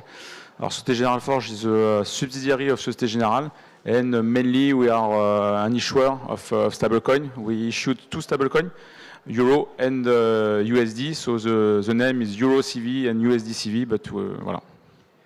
Excellent. One thing that I was really excited to see is that SG Forge is actually attending this event, because historically it's been such a crypto event, and now we see that finance of all corners is interested in the technology that we're building. Our first question has to do with stablecoins. Stablecoins have been talked about as the future of payments for years, but something feels different right now. We see that a lot of people are actually utilizing them. There's a lot of momentum. So from where you sit as your position as CPO and co-founder, if you had to point out one thing that still prevents institutions from moving real volume on chain, say with stablecoins, what would that obstacle be? So on Société Générale Forge, all about payment is delegated to Société Générale. So all this business is done by our payment department of Société Générale, mainly for institutionals and corporate. And we are here for the technical stack to wallet provision or cash to stable, so it means on and off ramp natively available for our clients. The stablecoin demand is quite high from these institutionals and corporate. The main hurdle today, and it is in way to improve, is integration. So the integration is not here at this stage, and they want to operate the stablecoin within their banking partner, within their treasury management system. So and big one, to be honest. So integration is quite high. They don't want to use stablecoin on their own without this partner.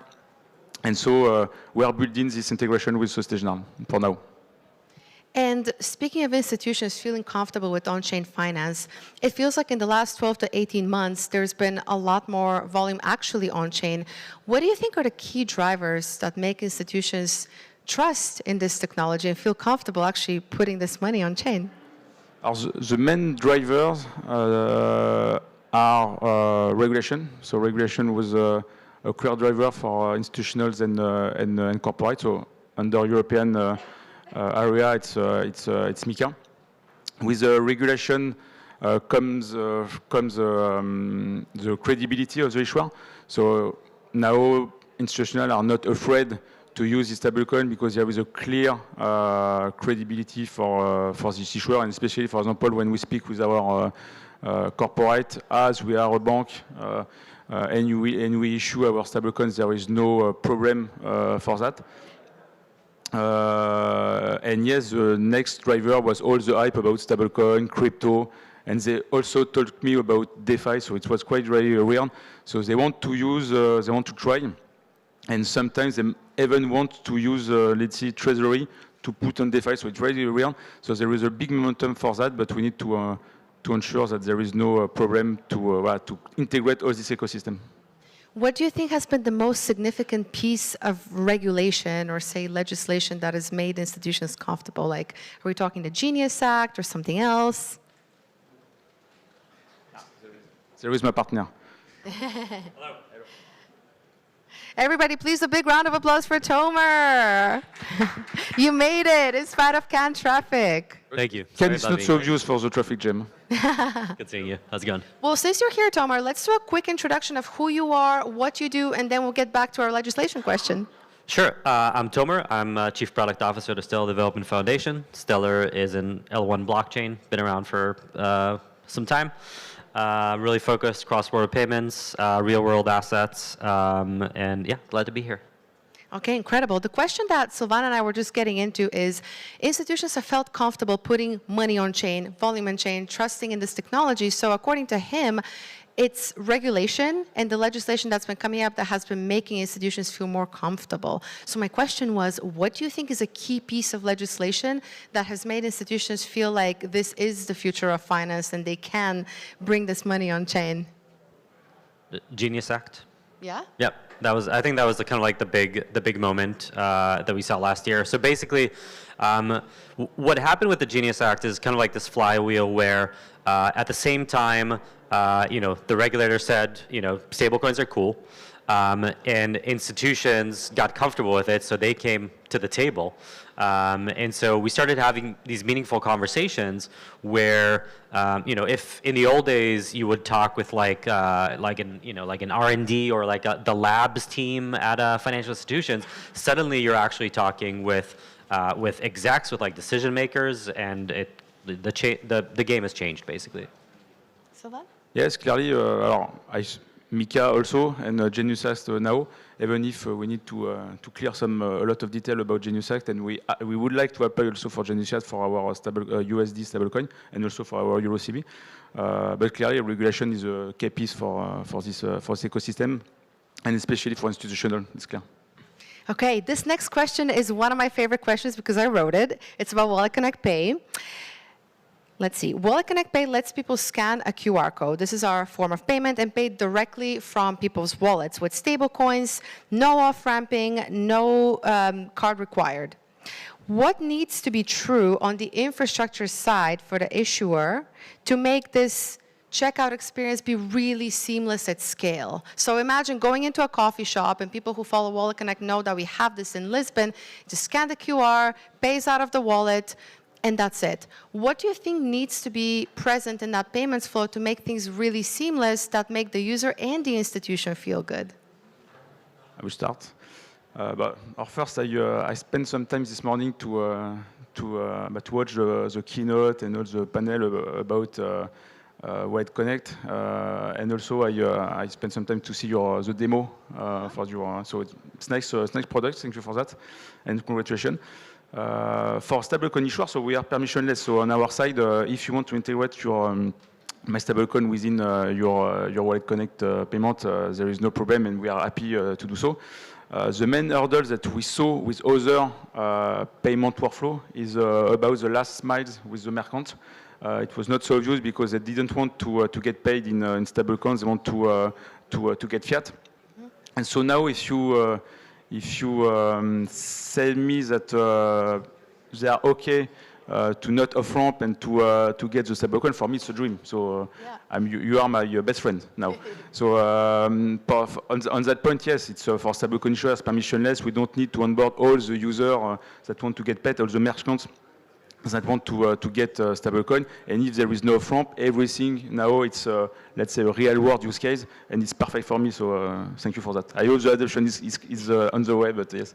When you say thank you for that, I'm so tempted to say made it myself, except I didn't. I work in marketing. But I think you bring such a good point, Sylvain, because a lot of the time merchants don't need to know what happens under the hood of this payment system. They care about getting their US dollars, their euros. They don't really know how to, manage USDC on Solana or Ethereum and whatnot. So what WalletConnect Pay does is it simplifies the product for merchants so that they get their fiat while the crypto user knows that they're paying in crypto. Tomer, what's your perspective? Yeah, I think that you guys have done a really good job in terms of reducing the friction to move between the user wallet and the merchant wallet, right? And that's like a really important part of it. And so the question now becomes, how do we further reduce the friction on either ends, right? So how do we make sure that, first of all, it doesn't matter what stablecoin the user has or what the issuer accepts, that there's always a path between stablecoins, whether it's through off-chain services or through on-chain stable swap style liquidity facilities.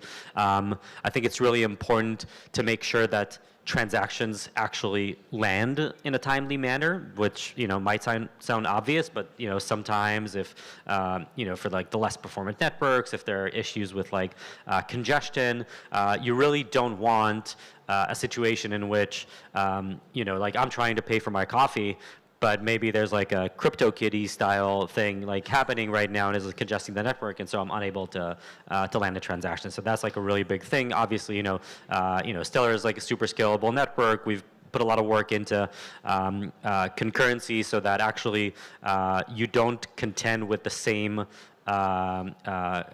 you only contend with transactions on the same state, which means that if one application is exploding, then if you're trying to submit transaction to that application, you need to compete with other transactions. But if you're just trying to make a USDC transfer or an XLM transfer, it's very easy and cheap at the same time. So I think these points, I totally agree that we need to make sure that the merchant oftentimes doesn't want anything to do with crypto. They don't want to think about it. They just want to see money in their bank account. So we want to make sure that we have the right off-ramping capabilities and that these off-ramps are completely transparent and usable. We want to make sure that fees are sponsored, especially with wallets that are trying to present the maximally great user experience. When I'm making a payment with Venmo, it doesn't tell me, oh, you need to pay a few cents for transaction fees, right? And so we really need to remove every friction on every side of this transaction. Maybe just one. I agree with you on some point, but from a product perspective, I think it's important to be, let's say, the user don't need to know that there is a stablecoin behind the scene. But if you want to have straightforward and clear adoption, they need to understand that behind it is a stablecoin because they need to work on their accounting stuff, all these kind of things that could make adoption quite straightforward. So they need to understand that they use stablecoin. They use stablecoin because it's better than fiat. So from a product perspective, I'm okay, but from an adoption perspective, we need to clearly say to the user, it is stablecoin, it is how it works, and so it would be important for the next step of the adoption, I think. It's my point of view. Do you agree? Maybe. Yeah, look, I think there are going to be a lot of different users for these systems, and I think it's hard to make a determination for kind of like a unified view on like what an experience should look like for everyone. I think obviously you're going to have a lot of crypto native users and things on a spectrum.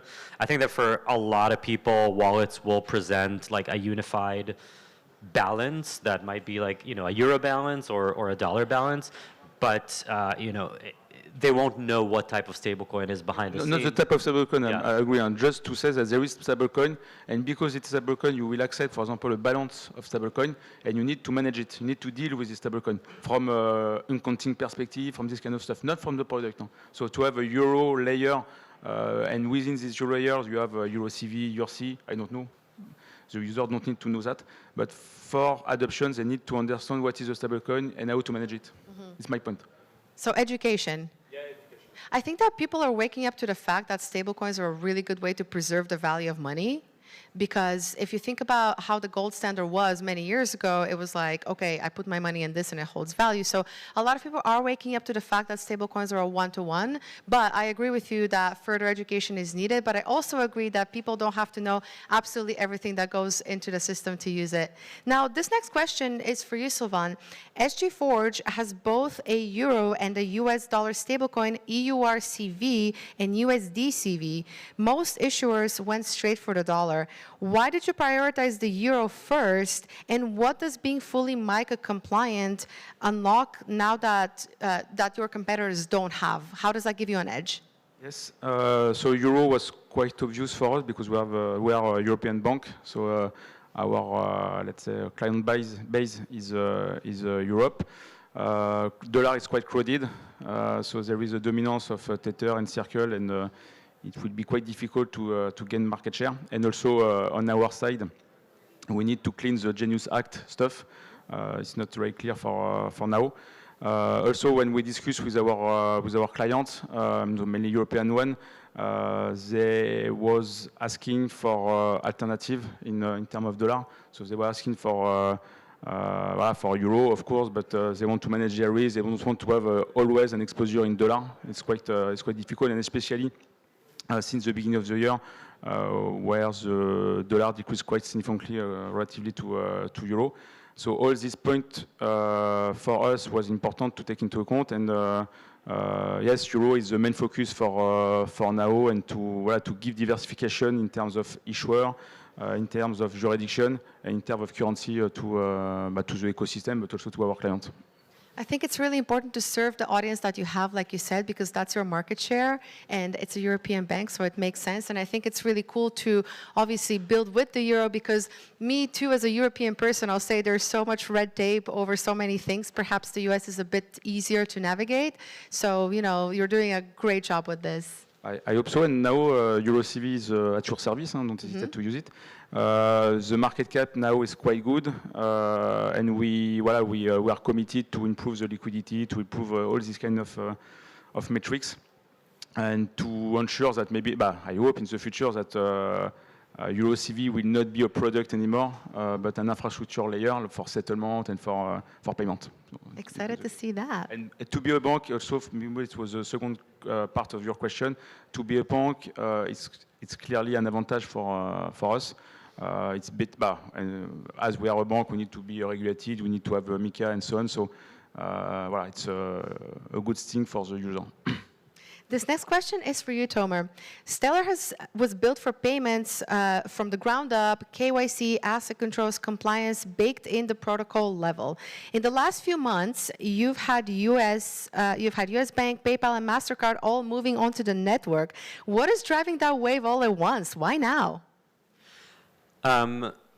Yeah, it's all at once after 12 years of like laying out the groundwork, right? So Stellar is really all the controls you mentioned, which are obviously opt-in for issuers on Stellar. All of these things that we've built throughout the years, required kind of like keeping our eyes on the ball and really focusing on the core value proposition of blockchain, which is creating equitable access to the world's financial system. And so, it required kind of like not getting distracted by, the current hype cycle of like NFTs, meme coins, or whatever. And so what we've done is we've really focused on standards, because we think standards are really important for adoption.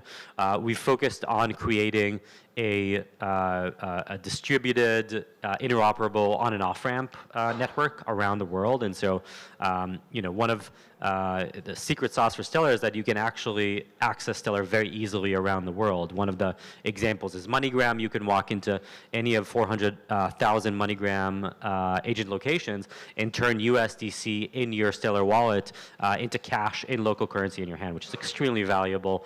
And we've seen that come into play because I think for us, especially in like deep in the crypto system and the ecosystem, we think that access is kind of like solved. It's very easy for us. We go on Coinbase, we go on whatever. We move, fee-free between like our cash and crypto. It's not like that for the rest of the world. And so I think that we've just laid the groundwork. There's still a lot more to do, but I'm happy to see that.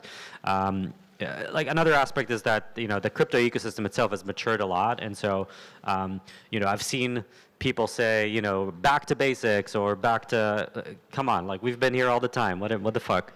And so it's just kind of like encouraging because Stellar has not always been kind of like the coolest chain in the block, and I feel like in the past kind of like year or two, people have really started to see the value in what we've built. So that's nice. Shout out to Stellar. It is the coolest blockchain. So one thing that we're seeing now is that there's a lot of momentum. Crypto has gone past the bubble that we've been living in for the last decade or so. And now a lot of institutions, a lot of TradFi is coming on chain. What do you think, and this is a question to both of you, needs to happen to turn this current momentum into actual sticky, tangible change in the financial world for the next, let's say, 1 to 3 years? I think the momentum, so it's quite clear. The main thing now is to continue integrating big player like TMS, or the Treasury Management System, banking system, and so on.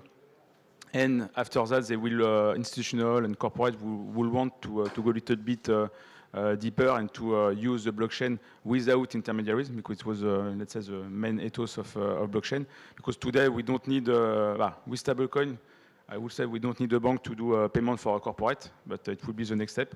We will see in the future, but correspondent banking it's not needed anymore.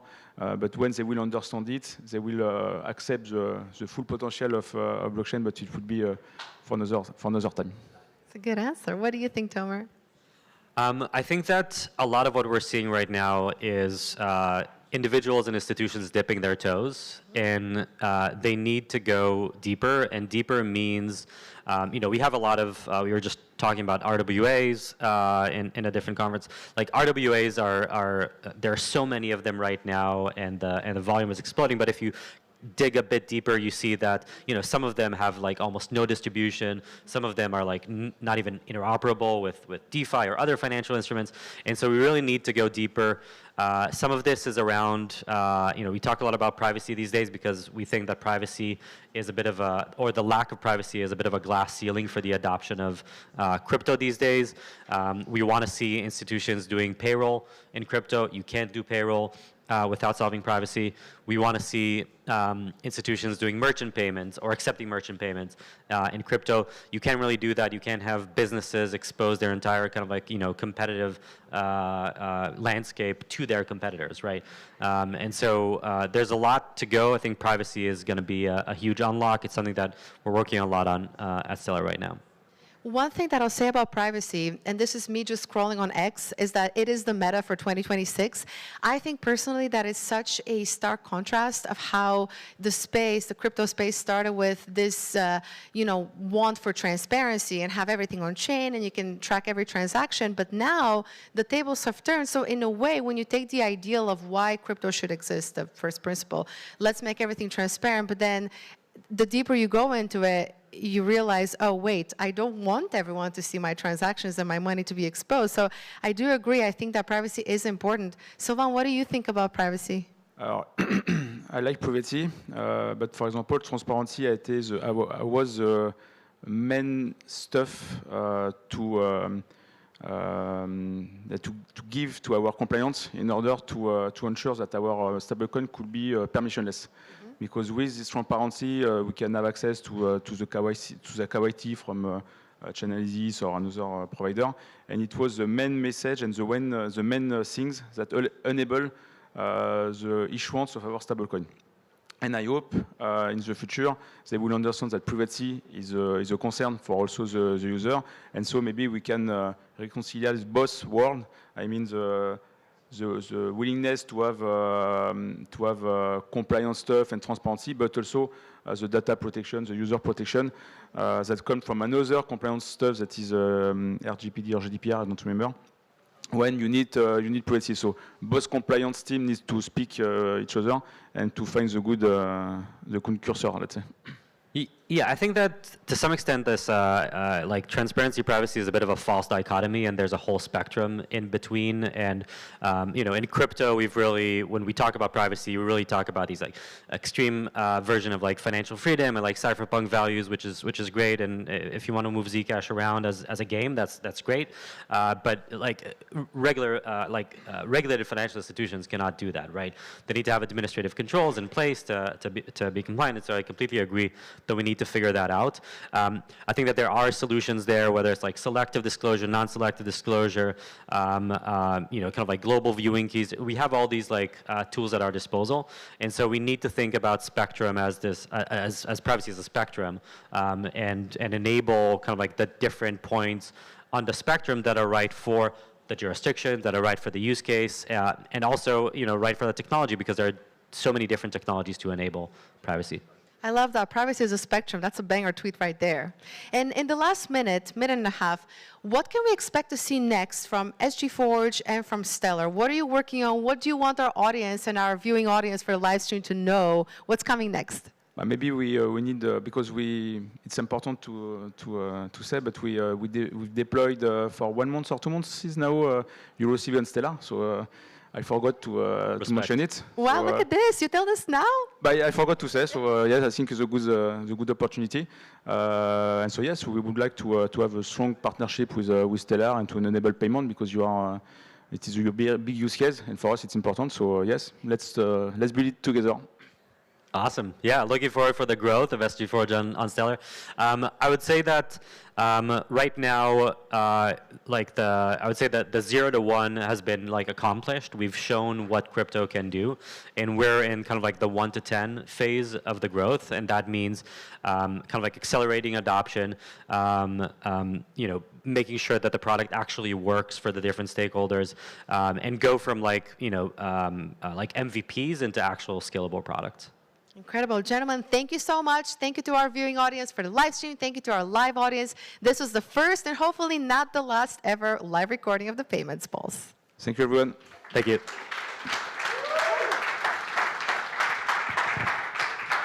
guys can get off stage. I have to stay here. You can drop the mic on the chair. Nope. Fantastic. We're going to continue the conversation with a panel. Now, for our live stream audience, you're going to see me present this panel, and then we have a different MC for you for the next 2 hours. So if you're wondering where did Diana go, I will be back in 2 hours. Okay. Cheers. That was good. Excellent. Hi, Jolly. Mwah. You look Okay. amazing. Thank you. Hey, boss. How's it going? You good? Okay. Hi, Debbie. Perfect, perfect. Good, good, good. I have to run through my ACC talk. Okay. You look good here. How are you? Okay, 1, 2, 3, 4, 5. Okay, I'm going to give the mic over to the moderator of this panel, our second in a row returning guest, the co-founder and CEO of Flight 3, Harry Horsfall. Oh, awesome. Thank you very much. Yeah, thank you everyone for being here in Cannes and being back at WalletCon. I want to introduce my panel. We've got Debbie Soon, who's head of marketing at Privy, Ignito River, head of product at WalletConnect, Guillermo, director of security, and Matea, who's product and growth at Gnosis Pay. When we were prepping this panel, I was very lucky. So I'm assuming everyone has heard of stablecoins, but I was looking around, and there's now more stablecoins in circulation right now than there were US dollars in 1970. So why can't we pay for coffee with one? And hopefully these people are going to tell us why. Can we get a really rapid intro? Let's start with you, Debbie. Yeah, hi, I'm Debbie. I'm the head of marketing at Privy. We provide wallet infrastructure to make it really easy for any application to put money into their product. I am Nacho, head of product here at WalletConnect. We are doing WalletConnect Pay, so happy to talk about stablecoin payments. Matteo, I'm part of the founding team of Gnosis Pay.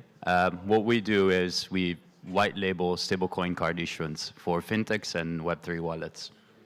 Guillermo, Director of Security at Hypernative, so mainly in charge of improving our client security posture, and so that like people like Ignacio can sleep well at night. Amazing. So as we look at the first theme, from experiment to reality, Matea, Gnosis Pay lets users spend stablecoin directly from self-custodial wallet anywhere where the Visa is accepted, without preloading or giving up custody. That sounds almost too good to be true. What's the real-world friction that still exists that the demos don't show? Yeah, I mean, look, self-custody and payments are two very separate universes, if you wish. So if you want to make them work together, you're going to have to take some compromises. I think the biggest compromise that people do and nobody really talks about is the fact that to make card spending possible, you're taking a smart contract account. You're putting a bunch of controls on top of it, whether it's a delay module, whether it's rules for you to withdraw money, to basically prevent the user from making a card transaction and then withdraw funds at the same time, right? So effectively what you're doing, you're limiting the power of a smart contract to just payments. So you can't touch a card, you can go around, you can spend whatever you want, but at the end of the day, you're still today limited in the type of DeFi operations that you can do. You can, of course, pre-approve specific operations, but it's not that you can go on a shopping spree like crazy. So I think that's one of the big things. Awesome. And Debbie, Privy powers over 120 million accounts for more than 2,000 teams. Impressive. But at that scale, what patterns have you seen in what actually get people to use their embedded wallets for payments rather than just holding?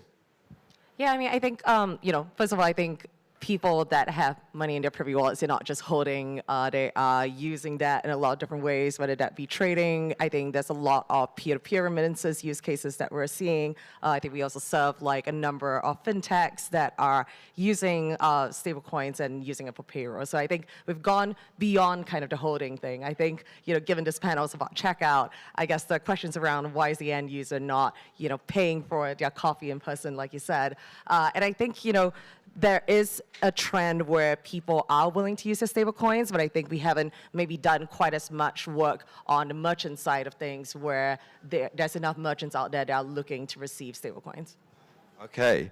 And WalletConnect Pay is being described as a full-stack rewrite of how crypto payment works, bringing token abstraction, agent-driven flows, and fraud protection to every wallet and merchant.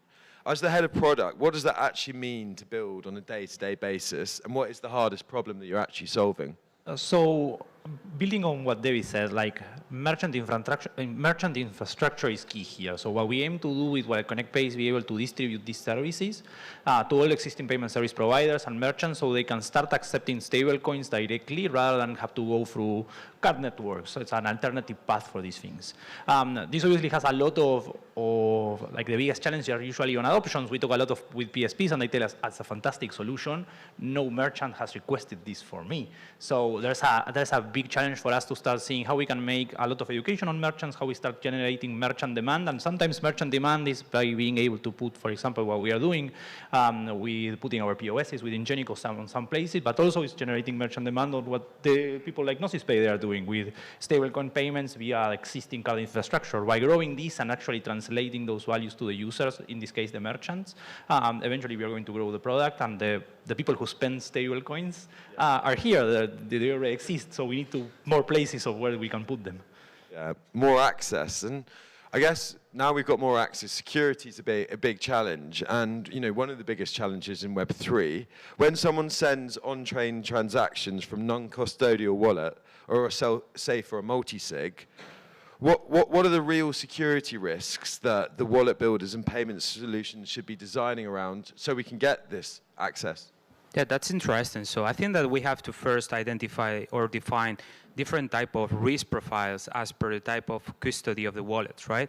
It's not the same to discuss about or talk about a non-custodial type of wallet that you have some inherent type of risk in which the user basically is the last line of defense, right? And they basically have to sign something that they don't know the destination address. And we're talking here that we are seeing in the wild every day, every other day, different type of attacks such as, address poisoning, pig butchering, and others that basically get fished by understanding that they think that they're sending some funds to a destination address that looks legit, but it turns out that it's not, right? So when it comes to the non-custodial wallets, you have to have some real-time monitoring in place to get to know not only right after the fact you're sending the funds, but prior to it, in order to flag that and potentially react on time with these type of toolings that we are able to provide to our customers. And then we do have custody platforms such as yours that there is also something in the middle that we have to identify and flag prior to it, because the users basically they trust you. They delegate that trustworthiness to you, and then it's not of course you do compliance checks and then you flag it with KYC among other things, but sometimes attackers are smart enough to be able to bypass that particular compliance checks, and we need something else. We need something that comes into play by having an understanding of all the risks that are part of this, every single component, and that is able to identify whether it's a fraudulent destination address. But not only that, but we're able to simulate that for you, so that you are, getting ahead of the attacker and then able to identify that from happening. So I wanted to close or wrap up on this by saying that I've had really nice conversation today and yesterday about some stablecoin users, and one of the things that they clearly pointed out is, I know that I'm going to check on compliance.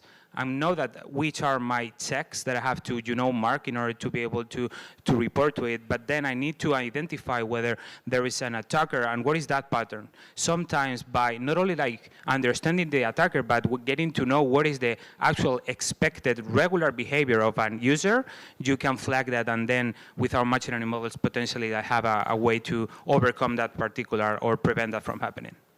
Amazing. And as we move into the next theme, I think we all have 24 words written on a bit of paper somewhere that we hope safe. But with Privy and your embedded wallets, that lets users sign up with just an email and have a wallet created behind the scenes, removing the need for an EOA, seed phrase, or any crypto knowledge. So if the wallet and the crypto side's invisible, is a user even aware they're using stable coins? Does that matter? I think in a number of cases, and I think at the end of the day, it depends on our customer and how much they want to, abstract away that experience for their end users. So, obviously, I think trading platforms, everyone's very clear that they're holding on to stable coins or some form of crypto, or a variety of cryptocurrencies. And then, I think on the other hand, we also serve, consumer finance or payments apps, or even now, I think increasingly a class of what we're calling crypto neobanks, where on the surface it feels exactly like a bank, right? There are payments, and they are actually spending with stablecoins where they're issuing cards with card partners. So they're not going through on-chain rails, so they are spending stablecoins, but it's going through traditional card rails. And I think in those experiences, to the end user, they really have no idea necessarily that they are stablecoins, or even if they did, I don't really think that they care because they are kind of using it as they would their regular bank account. Mass adoption. Amazing. So crypto is obviously super fragmented, and different blockchains, different wallets, hundreds of different stablecoins launching. With new ones launching, how does WalletConnect Pay like abstract the complexity for the merchants? Because if I'm a merchant, you know, like with my Monzo, I can just pay in South Africa, France, and England. How are you dealing with that sort of? So we try to remove all of that thinking from the merchants in general. Like usually we see two types of merchants. We see merchants who are okay accepting crypto, and they are okay holding it because they want it or they see the value on it. And there are some other merchants that they're just looking to access a new size of the market, so they are okay on like maybe off-ramping at the end of the flow.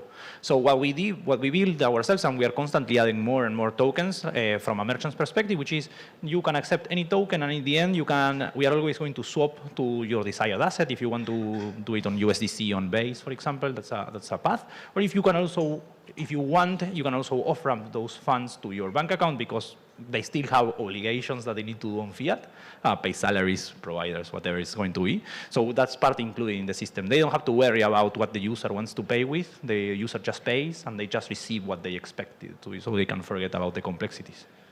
Amazing. And so the panel title is Stable Coins at Checkout.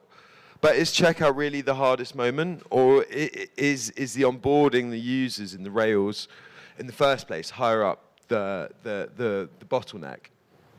And look, I'm with Debbie here in the sense that I was testing some of the customers' apps that use Gnosis Pay today, and I don't know whether I'm using stablecoins or not. So I think we are there in terms of user experience. Like if we had these panels 2 years ago, you would have gotten from me a list of things that we're really, really missing.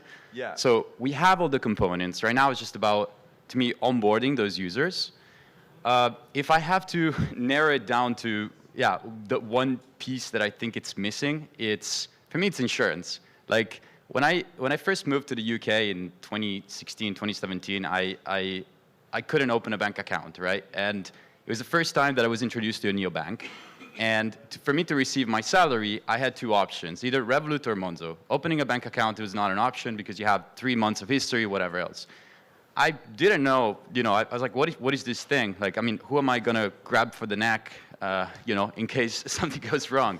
And between the two, I chose Monzo because Monzo had insurance on my funds up until 75K. So I think we have this product. It's this banking on chain. It looks beautiful. We have all the features, but I think to onboard the masses, the users need to know that whenever they put the funds there, no matter what happens, they'll still get their money back. And look, we've figured out ways of insured eye surgery through satellites in space. I mean, I think that we can figure out a way of insurance, these neobanks in a sustainable way.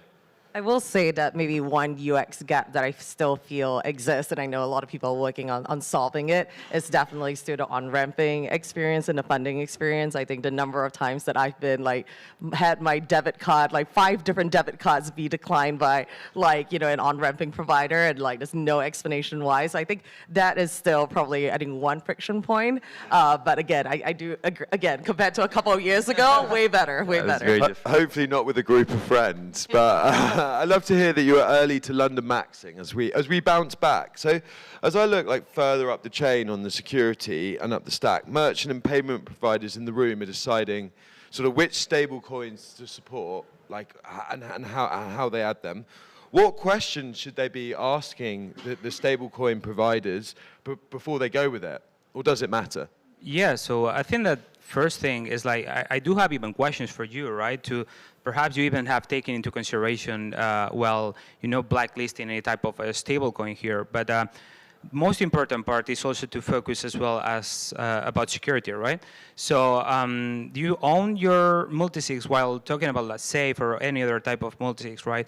You have your real-time monitoring in place? Do you know what's going on, what's happening, right? Perhaps super simple, but it clearly captures what I want to like ask the audience as well, right? Do you know whether somebody is tampering with your multi-sigs or any other type of wallets, whether there is a change of, you know, the ownership or the threshold, whether somebody is, you know, changing or adding any module as well. So these type of things is, do you know, own and have a control about, you know, the multi-sigs that you're leveraging as well, right?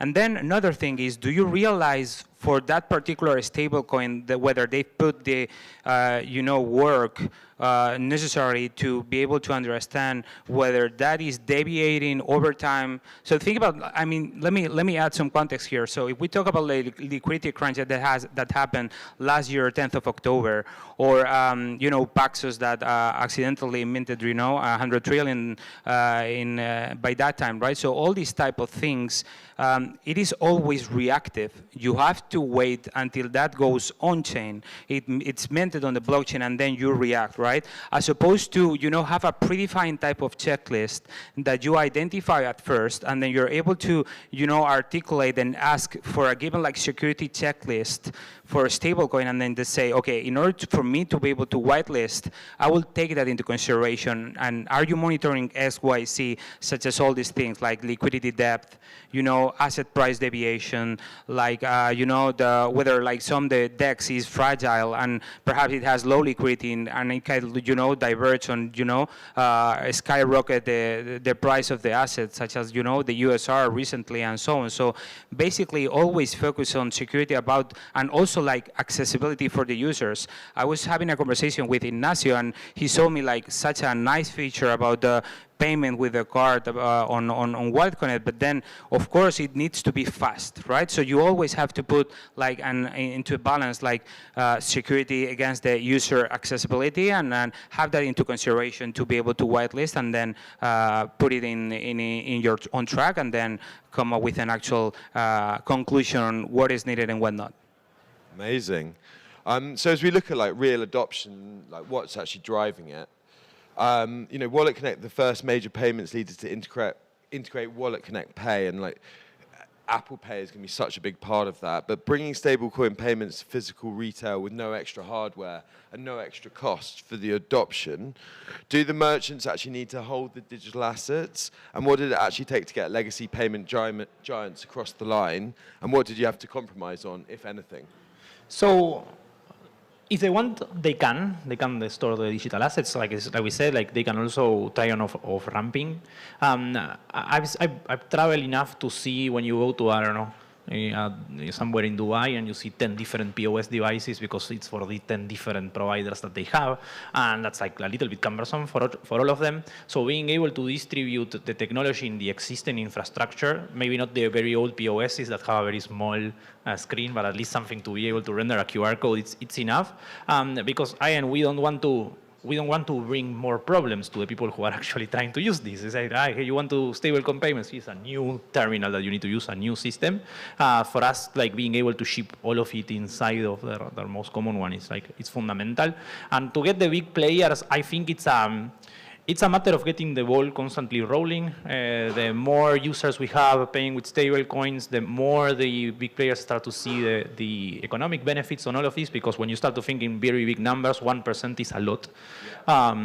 So trying to bring that down will eventually bring also the players that say, hey, I'm moving trillions of dollars and I'm paying a lot of money. How can we reduce this? And that's a cycle that continues improving. So I think that's what we need to aim, and that's what complementary solutions like ours gets us there. No, I love it. And when I worked at Luno, we spent a lot of time talking about the underbanked and how Luno would bring crypto to Africa, and it isn't underbanked. And Matea, like with Gnosis Pay enabling freelancers to be paid in stable coins to spend directly, and people in these underbanked regions where crypto adoption is growing, but traditional banking maybe isn't, is this the real market, or is the primary user still the crypto native spending on everyday things? Yeah, look, I think that there's definitely some low-hanging fruits, and I think this one of the freelancers getting paid for international companies is definitely one of them. But to me, that's not really what really excites me about, you know, this stablecoin movement. What really excites me is the use case that fintech has. right? Which is, all of a sudden, if you move your backend on chain, you can move so much faster than your competitors. So I was speaking with the founder of a very big fintech, and the story was, he was very proud about the speed at which he could iterate compared to all the rest of the competitors. And he told me, look, we arrived to 5 million users by giving a US dollars account to our users. It was great. It took us a year and a half.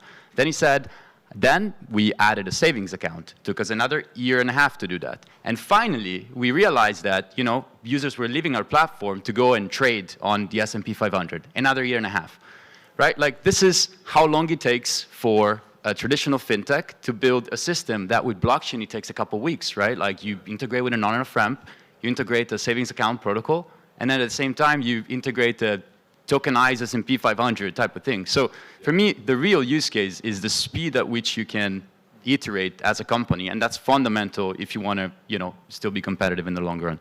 Yeah, I love it. We won't have to off ramp. Like, so I read the other day, 450,000 accounts from Lloyd's London, the big bank, got hacked, got released. They shared balances.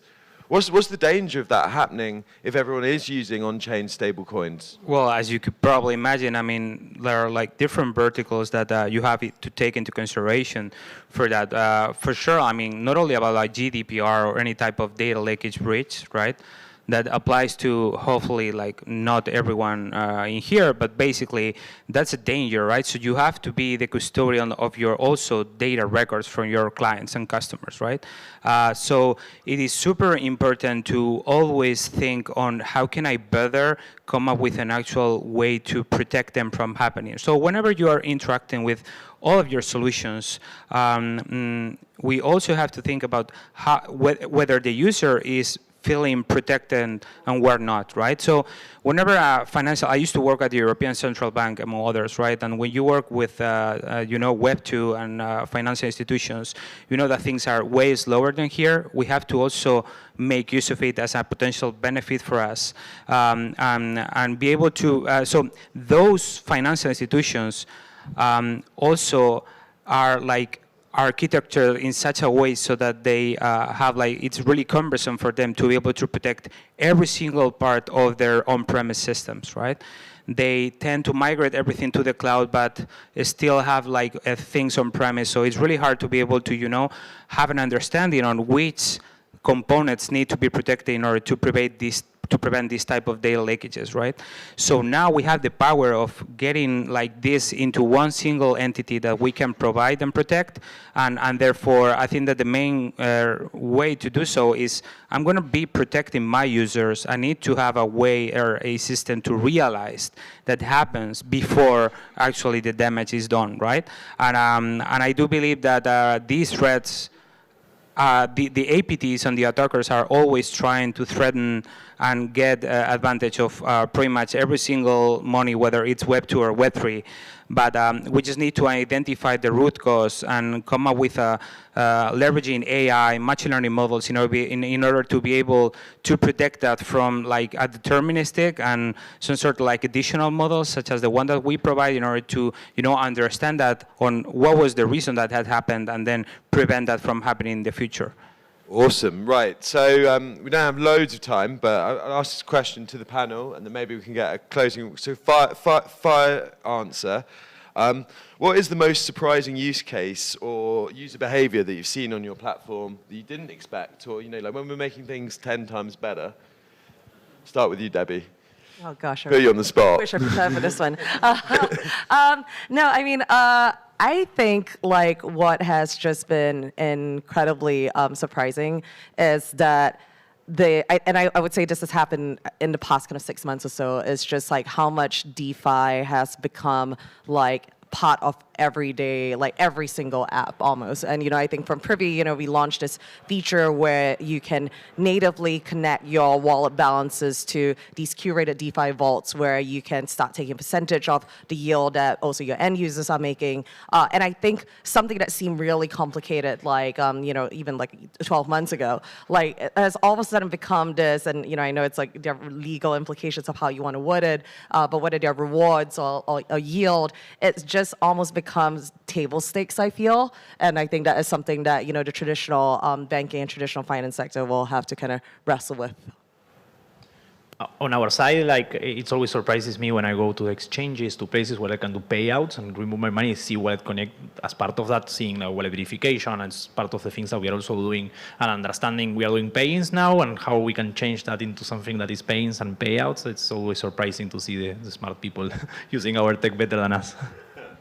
I'm going to pass this one because my clients are fintechs and companies, so it's not that. Actually, travel. So it's basically travel. Or tell us what you want to see in 5 years if you're reading a headline. I mean, like the weird thing that happened is that all of a sudden we saw a spike at Christmas time, or in terms of volumes, and it was just users using the card for traveling, especially in jurisdictions where there's regulatory arbitrage. On some countries have taxes that basically you have 3%, 4% for you to spend your money abroad. So we saw a lot of that, and we became amazing. Travel card in. Yeah, to me, like, one thing that I'm super surprised every day that we're working towards, like, doing incident triaging and so on, is like how impactful can you be if you do a proper job by articulating on a timely manner whether there is a breach to our clients, so that they basically get informed real time and then they can remove the exposure if we're talking about asset managers and more. So that's one of the things that I... Amazing. I mean, when we were preparing for this panel, we could have talked about stablecoins for ages. These guys really are building stablecoins and making it real. So please give a huge round of applause for our panel. Thank you very much.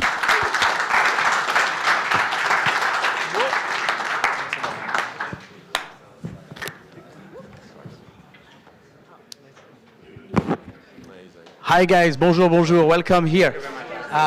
Thank you so much for this panel. And now we'll welcome on stage Ivo Georgiev, co-founder and CEO of Empire. Please make a huge welcome for Ivo. Floor is yours. Hey everyone.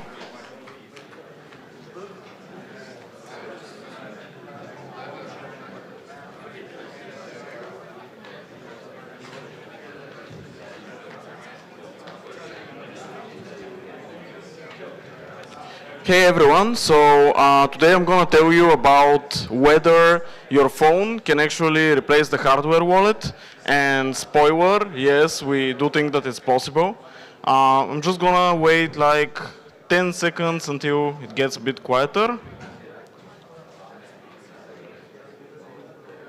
Yeah, cool. So what are some of the drawbacks of hardware wallets in general? So one of the issues with hardware wallets, as you are perfectly aware of, is blind signing.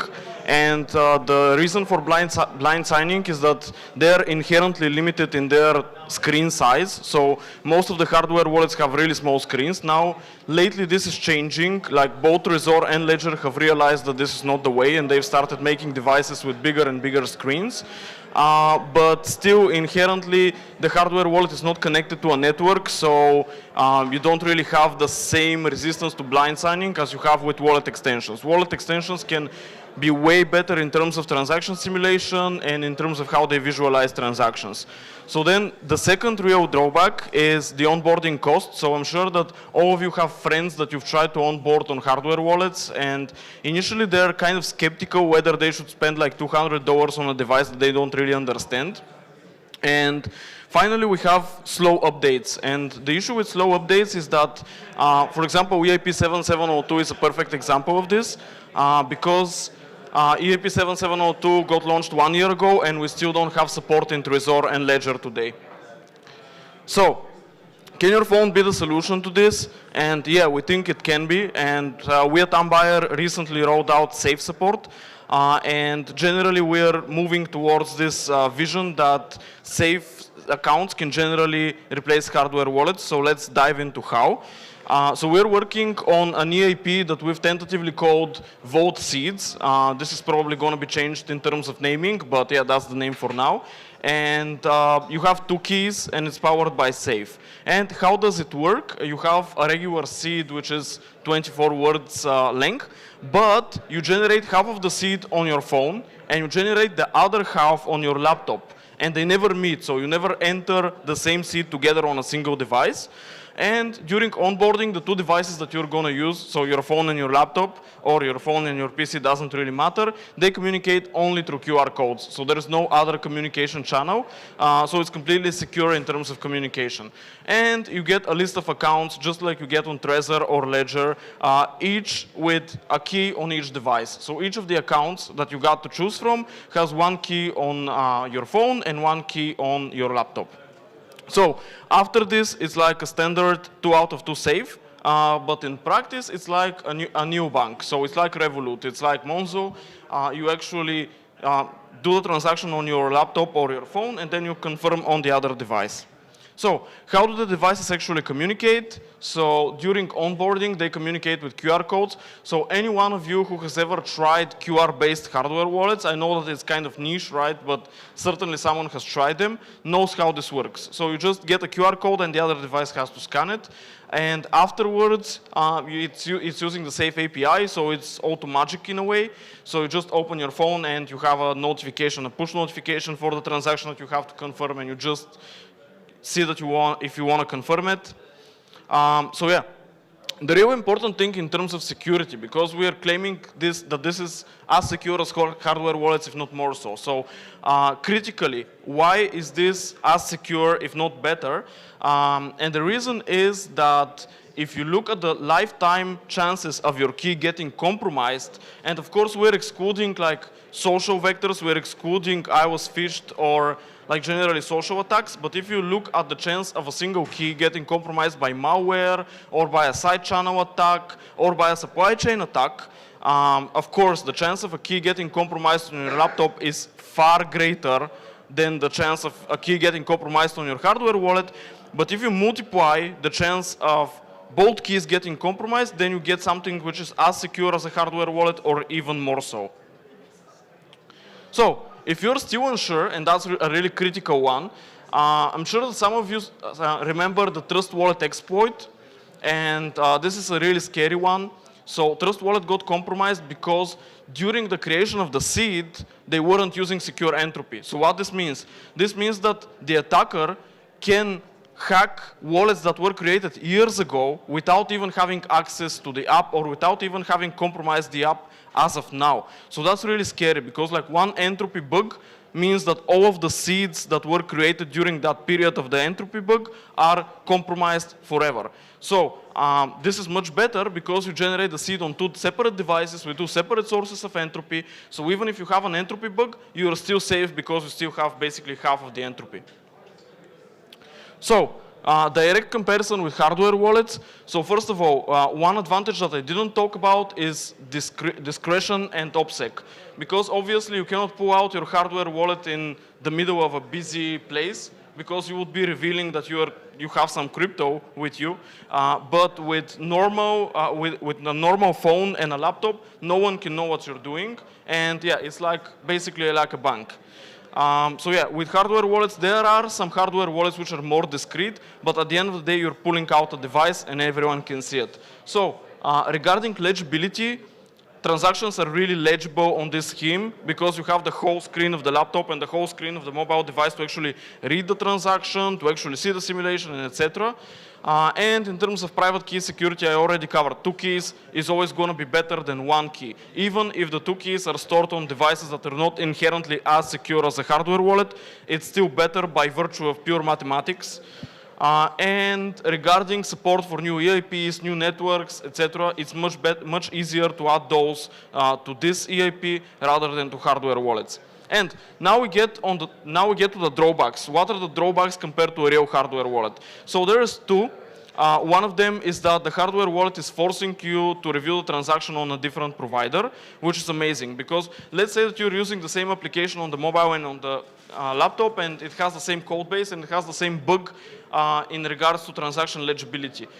This is something that could be theoretically prevented by a very good hardware wallet because the hardware wallet has separate like parsing of the transaction.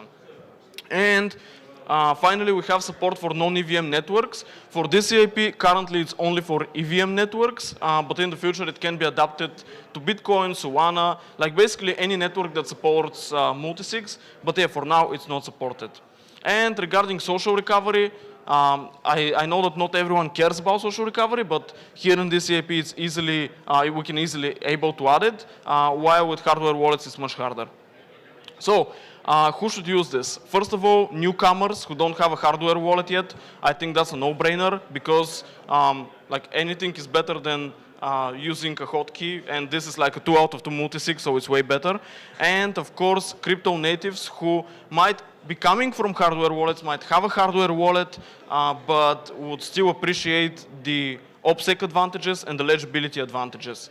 And finally, DAOs and big teams that are used to using safe, because as I said, this is basically a safe account, so it's future-proof. You can add different methods of recovery to it in the future. You can add other signers, etc. So, in terms of design considerations, I will not go through all of them because there's not much time. But basically, we opted for minimal communication through QR codes and the Safe API, even though we're forward compatible and we don't truly rely on the Safe API 100%. There is a cross-device entropy exchange where you have to enter some of the words of the different seed, so of the other half of the seed on the other device.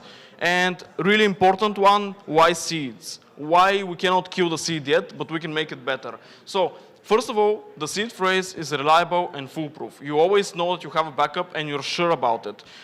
This is not the case with passkeys. This is not the case with social recovery, because social recovery, you have to test it periodically whether your friends still have the key. And with a seed, you know, as long as you have the seed, you're fine. Of course, there is no magic, and you're sure that it will work in 10 years, and it takes really short amount of time to recover a seed, rather than social recovery, which can potentially have like time restrictions and etc. So you have fireproof backup options like CryptoSteel, and we already have like a very big knowledge base of how seed phrases work and a lot of collective knowledge about how seed phrases work. And of course, this allows us to be compatible with Bitcoin and Solana eventually. Like as I said, this scheme can work on any chain that supports multisigs.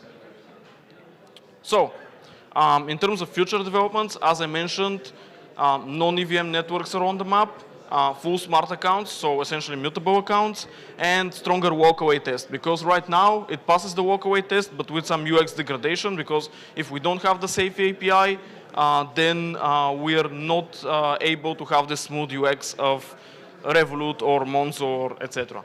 So yeah, that's pretty much it. I think I have time for one question maybe. Oh no, one more slide. So why a standard and not a proprietary Ambire feature? So any serious alternative to hardware wallets needs to be not vendor locked in. So yeah, basically that's why we decided to make this into an EAP, and in case it's not clear, it will be compatible with other wallets and not only Ambire. So yeah, that's pretty much it. I'm out of time. Thank you.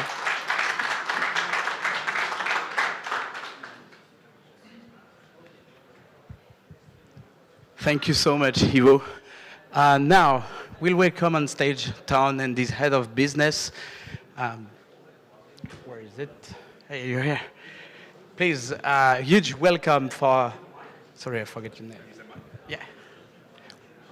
Thank you. Hello. I'm channeling my inner French today, so, right. Does the clicker work, by the way, for the slides? Brilliant. Okay, thank you. My name is Glenn. I'm here from TON, from the TON Foundation, here representing the TON ecosystem. Today I wanted to focus on some of the cool things we've been doing for builders to showcase what's available, why it's now very easy to build on TON, and why you should come build on TON. Before I get into the detail, just want to highlight a couple of things that, I guess, core focus areas that we've had over the last year and going into the next year. We spent a lot of time streamlining the developer experience, making that a much easier experience, much easier onboarding, everything from the language through to a whole bunch of SDKs, which we'll cover in a second. Been a lot of work in payments and wallets, so that's a very broad area, but P2P payments, B2B payments, settlement, stablecoin adoption, new stablecoins. this kind of whole area.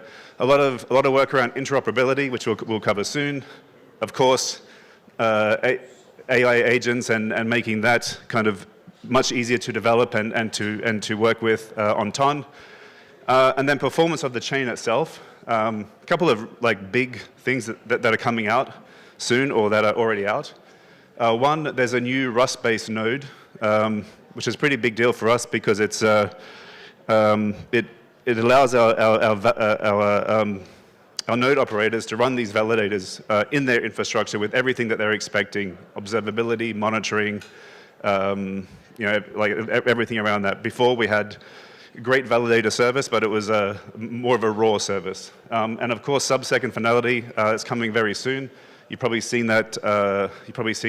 Announced in our Telegram channels, but it's something that's coming very soon. So very keen and very very good for the ecosystem. So I think it's fair to say, 12 months ago, if you were trying to build on Ton, you could do it. It was great, but it wasn't the easiest experience. A lot of friction. Our docs weren't sort of as good as they could have been. We had maybe in some areas immature tooling, but we spent a lot of time over this last year improving that, and I think today it's in a really, really good place, and we've seen like a huge uptick in the number of builders, the quality of builders coming to Ton. One of the cool things that we've done is we've introduced a new smart contract language, which is actually going to be extended beyond smart contracts. It's a full replacement of FunC. FunC was the original language that we were using, very high-level programming language, really, really strong language, but not that easy to deal with compared to, say, Solidity and things like this. So very new language, a lot of new adoption there. Outside of that, pretty much everything that you want to do when you're building an app, integrating wallets, managing wallets, we've either got new SDKs or new and improved SDKs. So if we think about, if you just want to integrate a wallet, we have like a wallet kit, helps you integrate the wallet. Looks like it says wallets there, on web, iOS, and Android, but it has everything you need to manage those wallets, single and multiple wallets. If you're building an app, whether it's a Telegram mini app, whether it's a web app, everything you need is there. We have pre-built components, all the on-chain interactions that you may need already, or they're ready to go. So interactions with DeFi, swapping, staking, things like this, everything is kind of there. WalletConnect, very similar to WalletConnect, but focused on the on the Ton ecosystem. But it's the protocol for connecting wallets and apps. That's also available. And then of course we've got the agent kit, which is more for AI agents, but it's an SDK to help manage those wallets, the payments, and then there's a trust layer within that to help you manage multiple agents. Ton Pay, I'm going to just cover separately in a minute, but it's a turnkey payment infrastructure. So anyone looking to basically accept payments in Telegram mini apps or any app, there's something there. You can plug it in.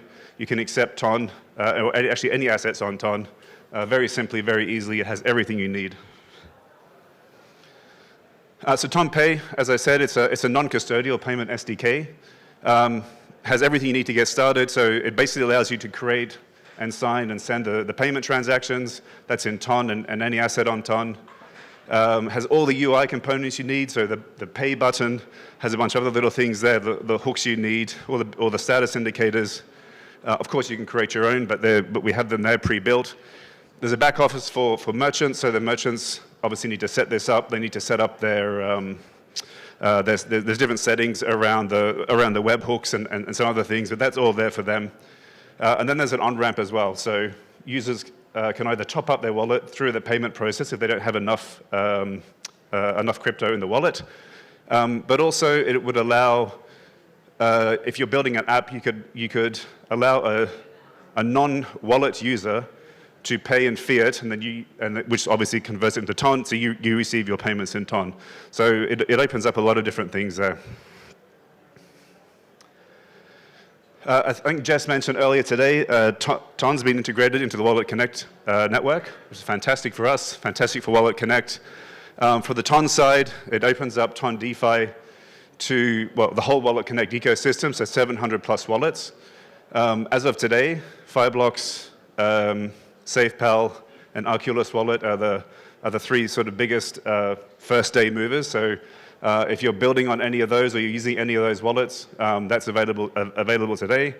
Of course, you need to have the dApps also supporting WalletConnect. So our key dApps in the TON ecosystem or DeFi apps all already supporting WalletConnect, so all ready to go. And then on our side, we've actually also embedded WalletConnect into TON Connect. So this is great for existing TON Connect customers or users, because they don't have to go through a whole new integration of WalletConnect or a new integration of TON Connect. It's just a simple extension or a simple upgrade to enable WalletConnect through TON Connect. So it's made that process much easier. And then obviously WalletConnect can also be used standalone. It doesn't have to necessarily go through TON Connect, but there's different integration methods there. On the interoperability side of things, in November last year, we announced a partnership with Chainlink, and this is for CCIP and data streams. Keep an eye on social media in the next couple of weeks. It's pretty much live, or almost live now. So you'll see that come up. But this is a big, I guess, a big moment for the TON ecosystem, because it opens up the ecosystem to the entire, it opens up the TON ecosystem to the CCIP ecosystem, which means that TON and other assets can move freely across chain, frictionlessly. Opens up new markets, new liquidity, and obviously new audiences. The TON coin, so CCIP, TON coin will become CCIP will become the canonical bridge for TON coin. Obviously across all the 60 plus different chains that are supported by CCIP. I think the first chain to go live, we're planning to be Solana and then Ethereum. We have different parties or different stakeholders we're working with in those ecosystems to bring real use cases to that, rather than just enabling stuff and hoping things happen. We have things already planned, so again, keep an eye out for this kind of thing. But TonCoin, CCIP will become the canonical bridge for TonCoin, and then obviously other tokens can also move cross-chain through there as well. And then data streams will also be part of that, which is obviously their on-demand, high-frequency, low-latency market data solution that Chainlink have.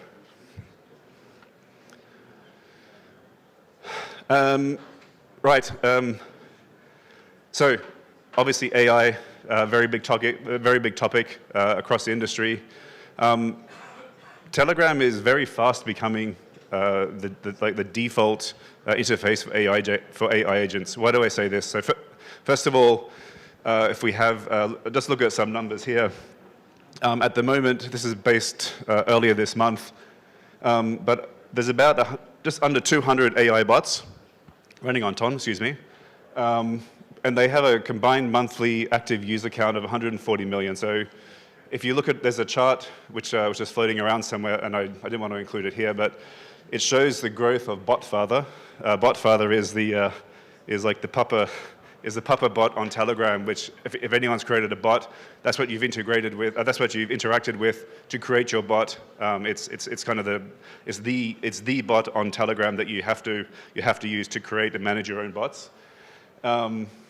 Usage of that has gone up from something like 3.5 million active users to 7 or 8 million over the course of 2 months. So from January 26, like 1 month after OpenClaw basically went live, the usage of that just like it turned into a hockey stick, and it's doubled in the period of a couple of months. So a lot of activity there. Other things that are happening, or other signals maybe why we think this is happening. Manus, they launched their AI agents on TON first. They didn't do it in WhatsApp. They didn't do it in Slack or Discord. They came and did it on Telegram first. I think Telegram's bot API infrastructure is more developer friendly. And just in terms of like TON payments, if we're thinking about the channel, TON bots and channel managers who have been monetizing their audience and their channels, There's been just under $200 million paid out over time to these channel holders and developers. So there's already a good payment kind of infrastructure, a good payment history, good monetization history there. So we see the AI side of things continuing and actually growing that a lot more. And finally, and spot on time, yeah, look, everything you want to do, everything you need to come build on Ton is there. Much more user-friendly than it used to be, much more developer-friendly than it used to be. You can get stuff done in minutes rather than days, or hours rather than days. You have a fantastic distribution channel through Telegram, if that's what you're looking to do. But everything you need is there, so please come build on Ton. Thank you.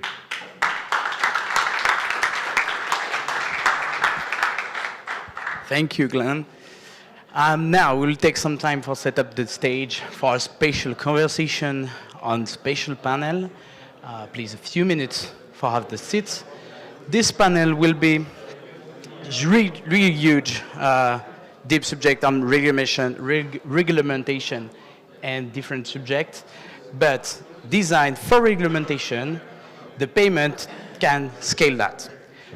Please welcome on stage Chris, Andy, Maria, and Nikanam. She will be moderate this panel. Welcome this.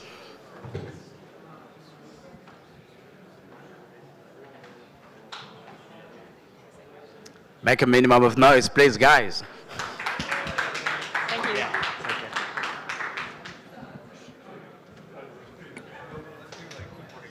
Okay, yes, exactly. Yeah, sorry. Nice. Oh, nice.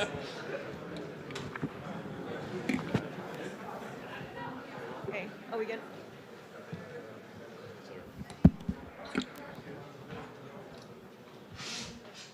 Hey everyone, great to be here today. My name's Nitch, and I'm a principal at 1KX. We're an early stage firm investing across all layers of the stack within crypto. Did a lot of wallet infrastructure, and now obviously looking a lot into stablecoin and payments infrastructure, which we'll touch on a bit today in the panel. I think, yeah, let's start with a round of intros.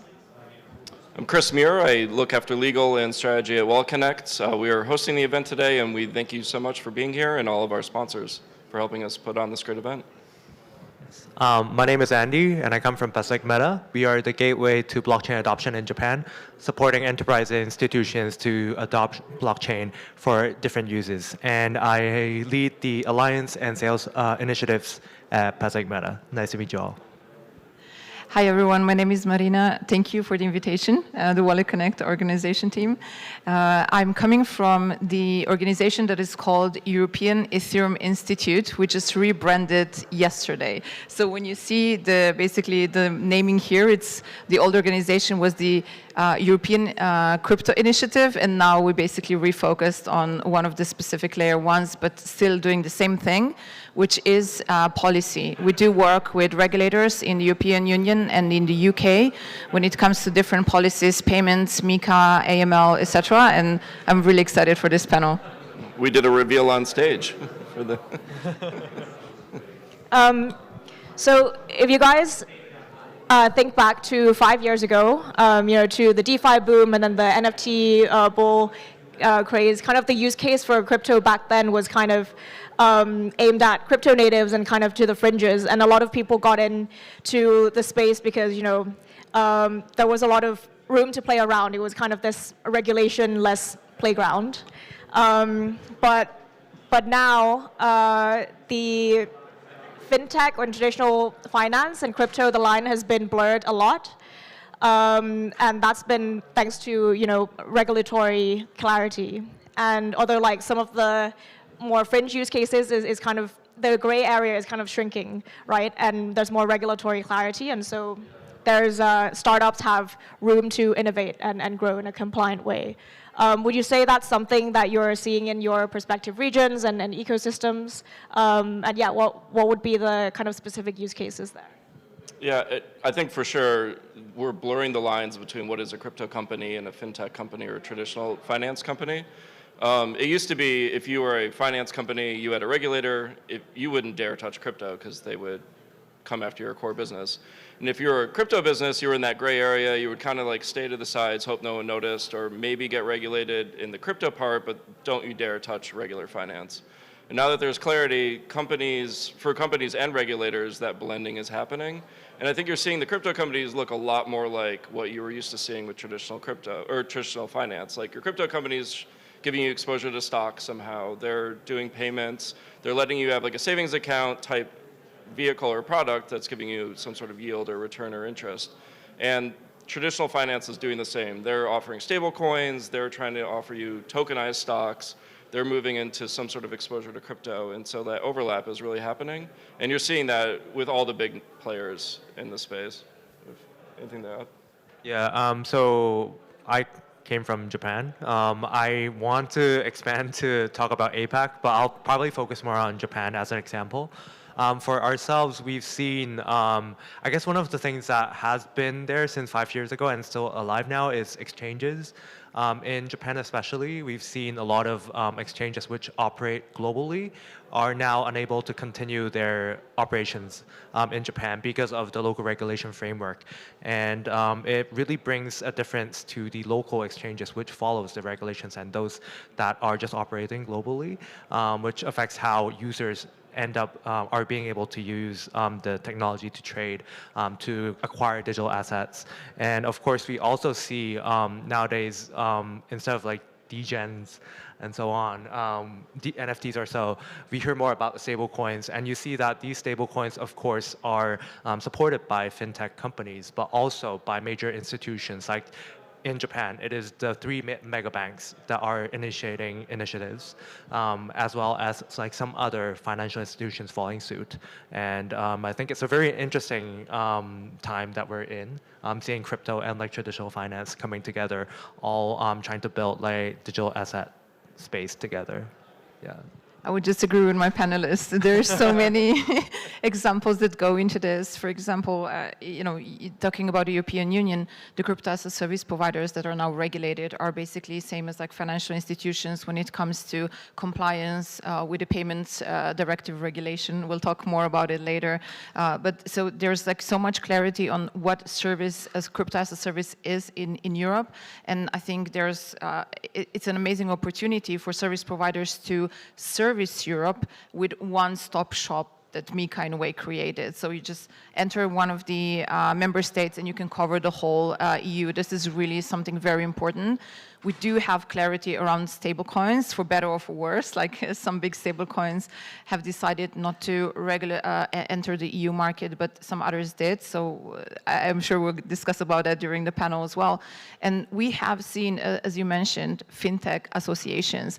80% of their work is crypto right now. So everyone in Brussels that does and organize fintech organizations, fintech events, they talk about crypto almost exclusively. And it's interesting. It's interesting to see how they're perceiving crypto and how they would want it to be regulated versus how the crypto industry is basically engaging with regulators. And there are some significant changes. Would you say that, as a whole, regulations have increased the TAM for crypto products?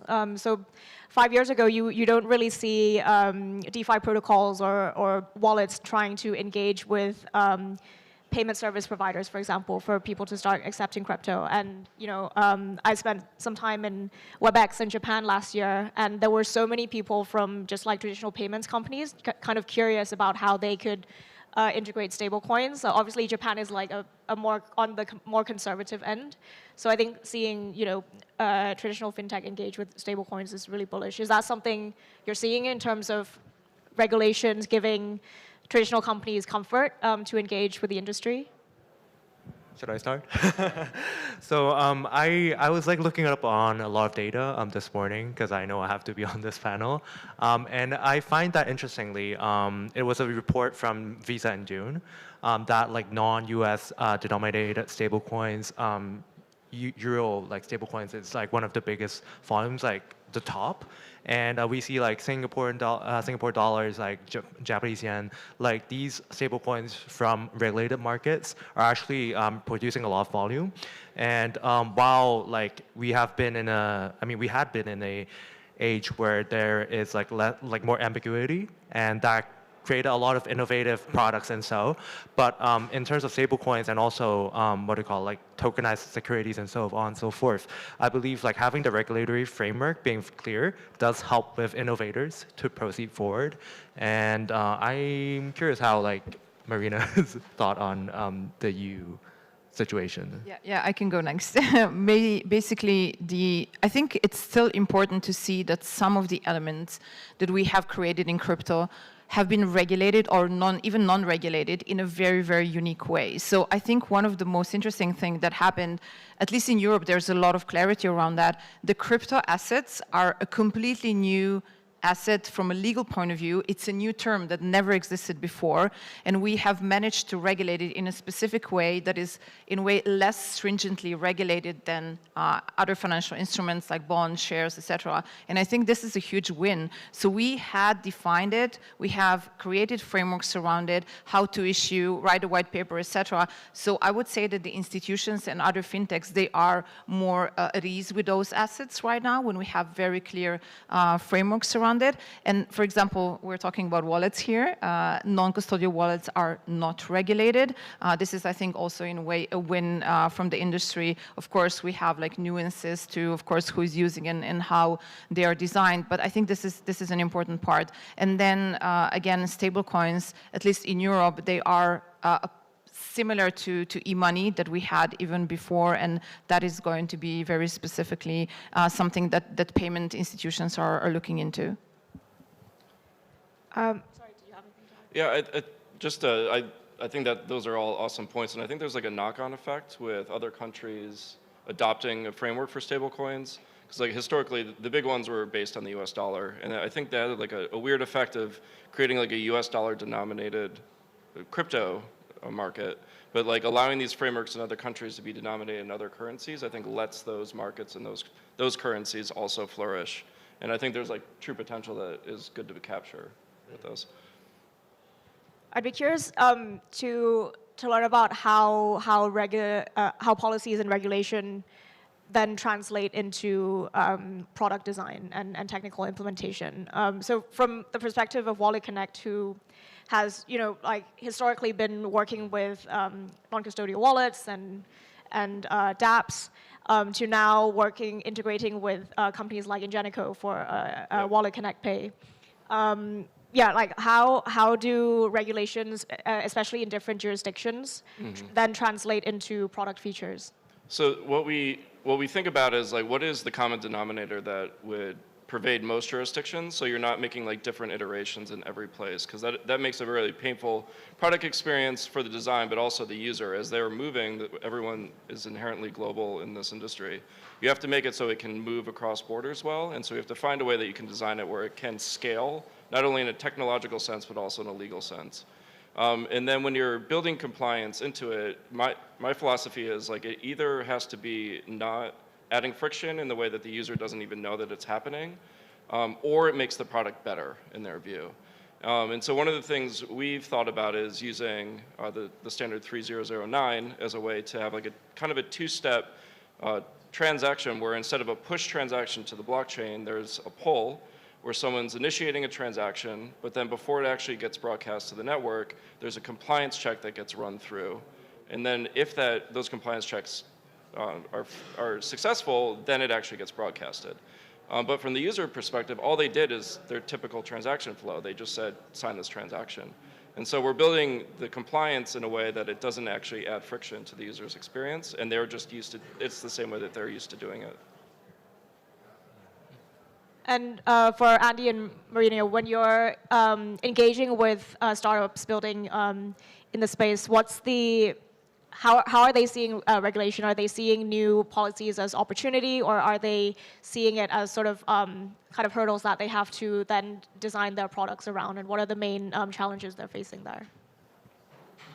I think there are differences. There are like some that are very old technologies that in a way would like to stay non-regulated and continue doing so. And I think to a certain point it's still possible because you're really focusing only on the technical part.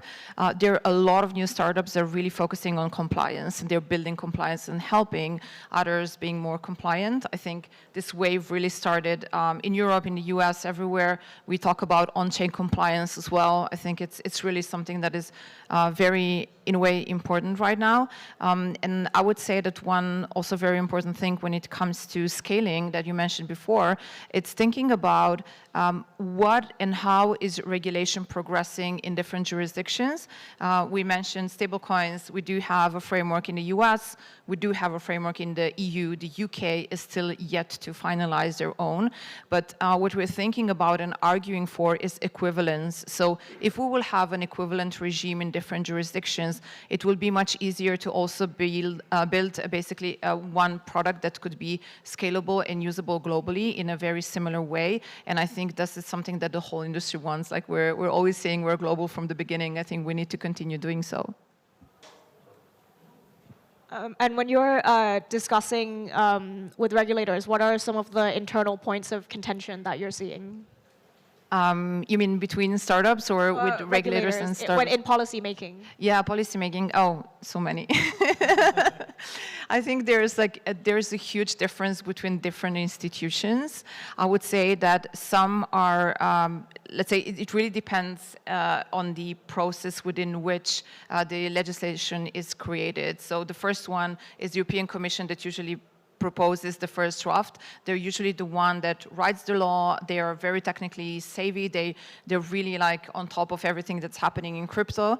And then, of course, it goes to the parliament, which maybe comes later into the stage. They might be thinking a little bit more on who are they representing. Is this something that the group of people they're representing would like or wouldn't like? It becomes very political at that point.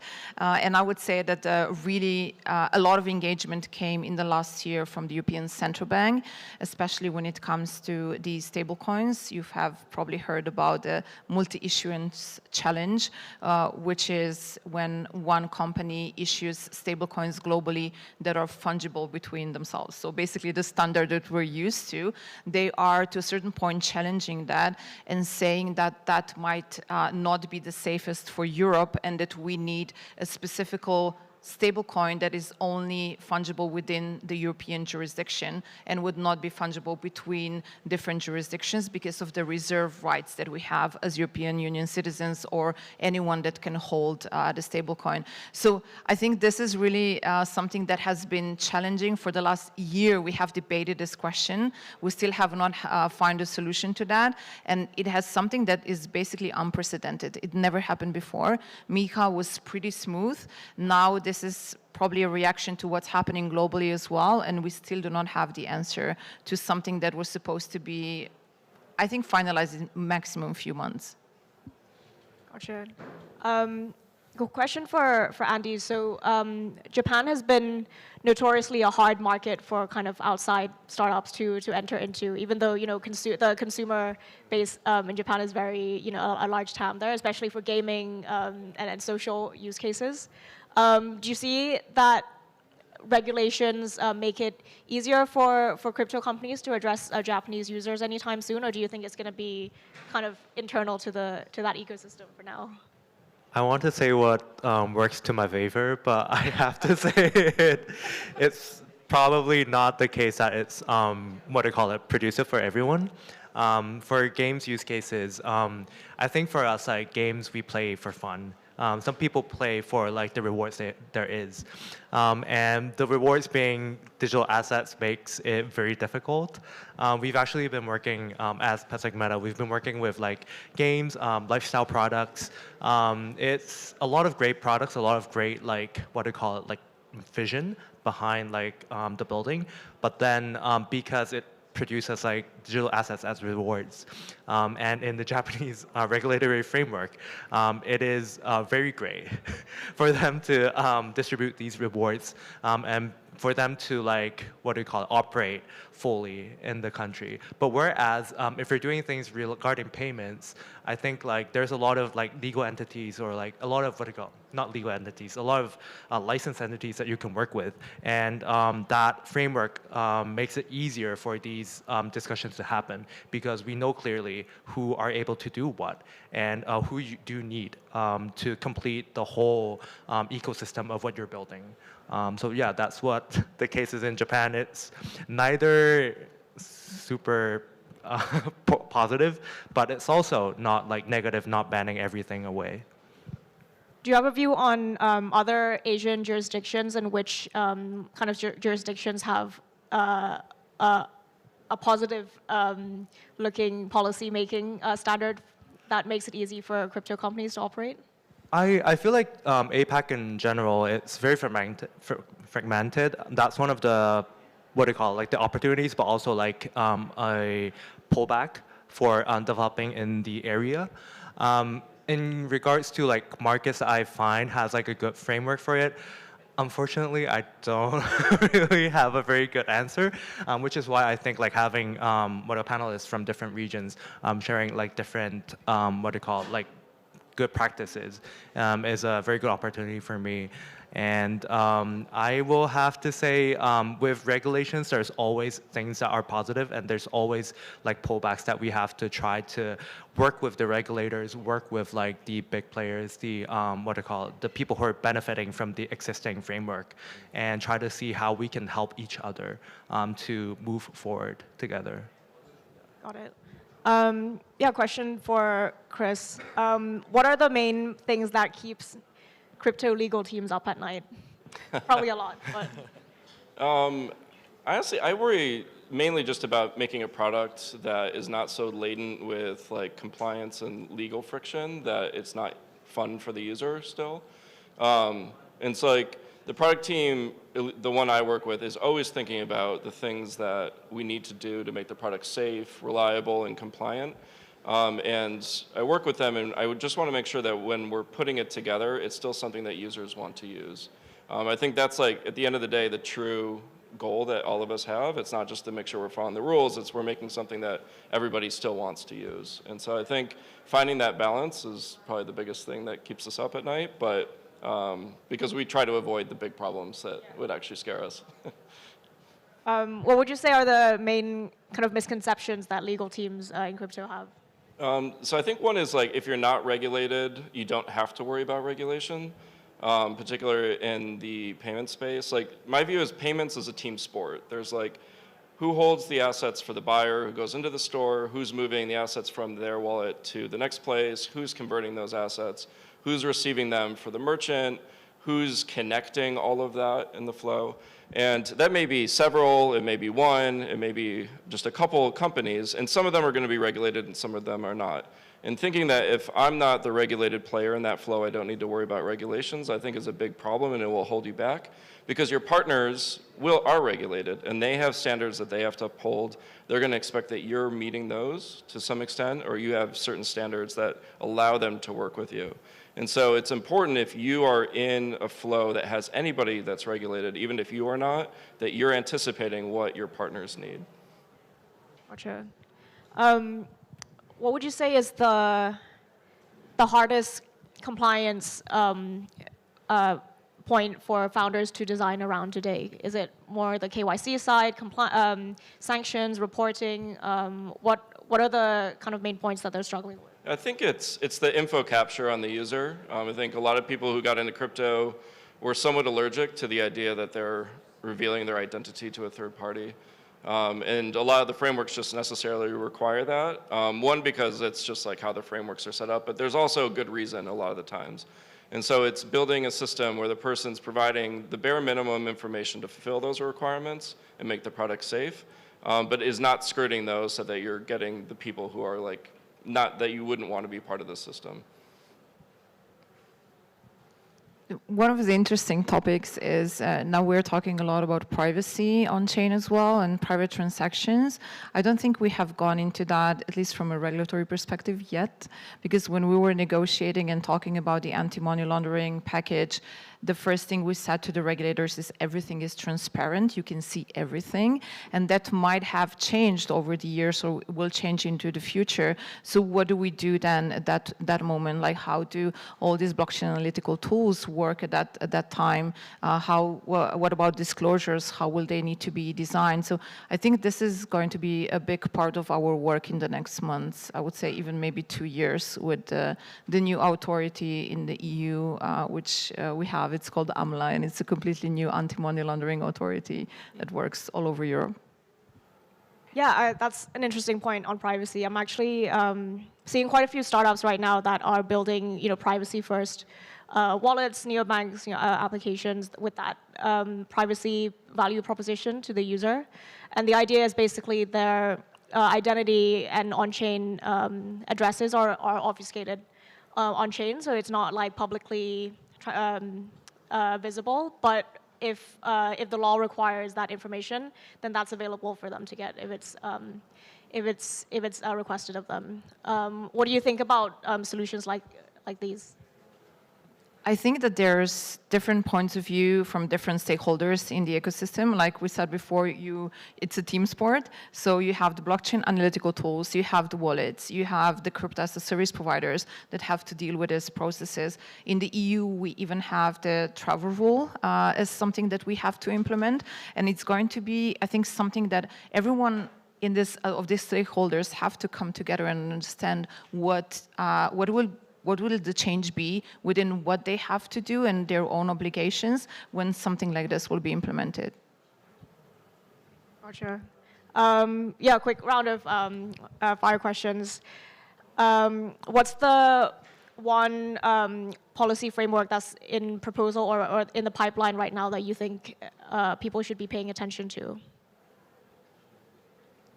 Anywhere in the world? I'm going to go with one that's going to make everyone roll their eyes. It's tax. So like we've dealt with securities, we've dealt with money transmission. At the end of the day, companies care about where their revenue is coming from. And we've already seen this in traditional finance where people lived in one country and then parked their assets somewhere else to hide them from the home tax authority. And then reporting regimes were implemented. So this is FATCA and CRS. If any of you are familiar with these, and they're a pain for most institutions. And it's coming now for crypto. It's the crypto asset reporting framework. And that's being adopted globally and will be rolled out. And crypto intermediaries are going to have to pay attention. Yeah, I would agree on that. It's definitely something that affects like the Japanese users a lot, especially people who have a big holdings. They move to like foreign countries because of the tax regime, and we're expecting the regulations to change in 2028 for Japan, and we're expecting that to impact on a lot of innovations as well, such as like ETF products that are going to be coming out soon because of the tax reforms. So that would be my choice as well. I would say the UK, their crypto services regime that is being discussed, and also the stablecoin one. You've heard that there's some ideas around capping the holdings of stablecoins of users. Think about how to even technically implement that when we think about wallets and basically the ecosystem that is building here at this conference. So yeah, we'll see how that is going to evolve. All right. And with that, we're out of time. Thank you so much for the panelists. This was great, and thanks for all for listening.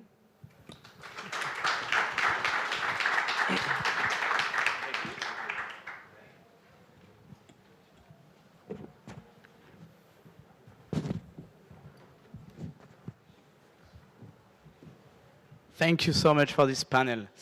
Right now, we have a keynote by the founder and the CEO of Agentic, Shadi, but we'll take some time for set up the stage, and Shadi will be yours. And guys, please be super waiting about what's happened on stage, because he have a special announcement for you during this keynote and something super interesting. Shadi, you can come on stage. Floor is yours. Make a huge welcome, please.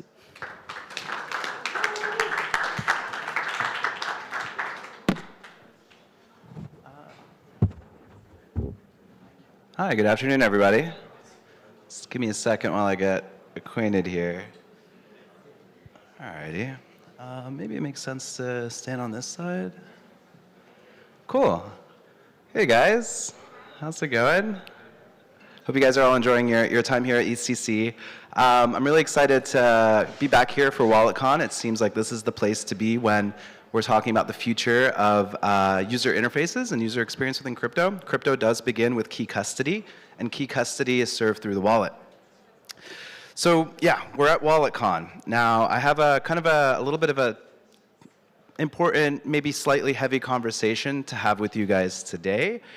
And I really want to break open the can of worms of what happens to wallets when autonomous software starts doing the economic work for us. When economically productive software starts eating the world, right? To paraphrase Andreessen. What happens? Now, don't shoot me, I'm just the messenger here, but I really do think that wallets are going to disappear. And I think it's going to happen sooner than most of us think. I think within the next 9 months, wallets are going to dissolve into the back end, and they're going to change into something else. Now, as wallet builders, we have an opportunity, right? All the things that we keep in mind when we're developing wallets are not going to go away. Good key hygiene, security, secrets management. These are going to be really important things to keep in mind for how we deal with this next phase of the internet.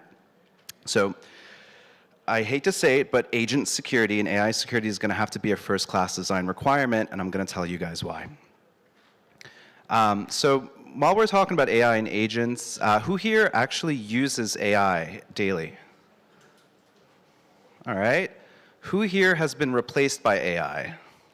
Either, me too, probably.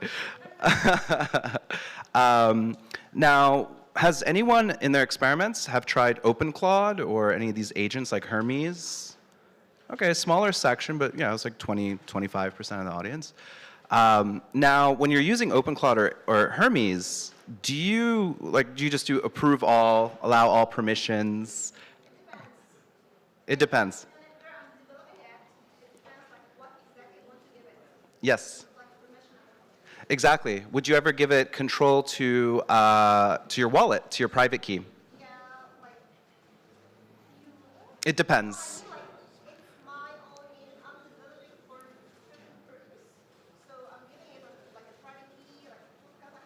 I see. But say like your cold hardware wallet, would you give your hardware wallet where you keep, say, your stash? You wouldn't do that. Yeah, no, don't test and prod. That's very wise. So, yeah, I think that's really interesting. So, I think if you're giving an agent your private key, you're either really brave or maybe don't know what you're doing. And I think that's the trajectory that we're headed towards. A lot of companies are starting to build with agentic frameworks in mind. Companies are becoming automated, and I speak from firsthand experience as a founder, as someone who's thinking about what's going to happen next, how to maintain runway during the bear market. I wasn't joking when I said I might automate myself out of a job. So this is happening, and every protocol is thinking about automation. So the question we really need to be asking, especially for the wallet builders in the room, is are we really actually designing for a world where autonomous software is acting with agency on our behalf? Now, security and key hygiene are going to be really great, really important to answer this problem. So, I'm just going to skip to the kind of core idea first so we can talk about other stuff. But we need to start thinking about wallets not as containers for assets, but containers for capabilities or agency. So it's delegation really that we want to be thinking about for autonomous processes, whether it's say like smart contracts or agents that are acting with smart contracts.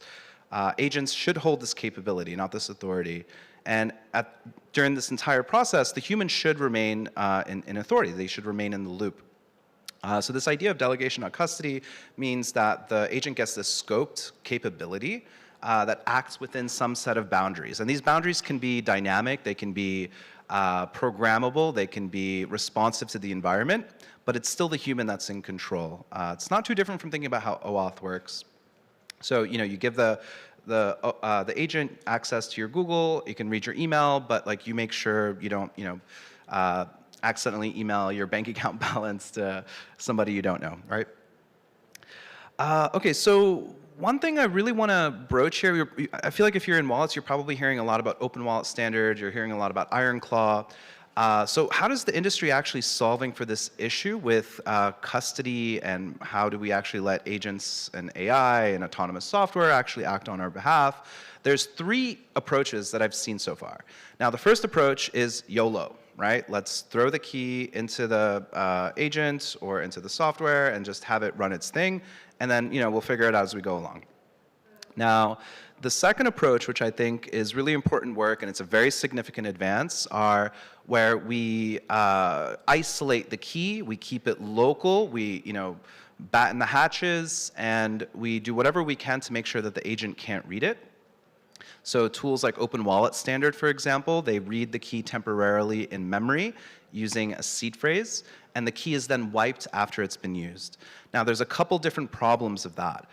With that. So it's in a sandbox process, it's local, so you can sign and stuff with it, but you can't do dynamic things, right? Like if the policy needs to be updated or responsive to some changing information, you can't do that.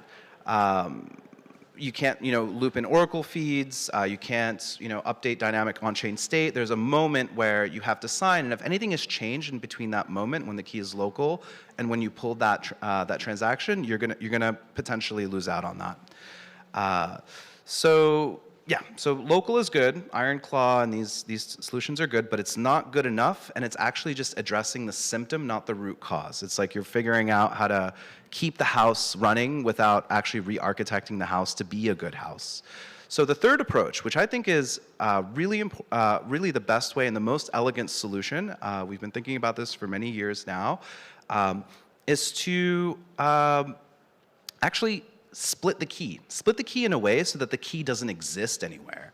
The key is actually the result of a collaborative process between, say, a client device and a server. And then you basically break apart the risk between the two. And I'll talk a little bit about this architecture in more detail. Actually, I will now. Yeah. So it's called 2PC, two-party compute. You split the key into 2 shares. Right now, we're doing it with a trusted execution environment. So if you want really fast latency and fast signing, as well as all its great uptime upside, you can actually just have this enclave that will sign when certain policies are executed. So the enclave will have, say, for example, policy. It could be even an agent running as a policy in the enclave in a verifiable manner, where you say, okay, well, I want to make sure that any contract that I'm interacting with hasn't been, hasn't had a vulnerability exposed in the last 30 days. I want to make sure that the estimated risk of this contract is below some threshold that I care about.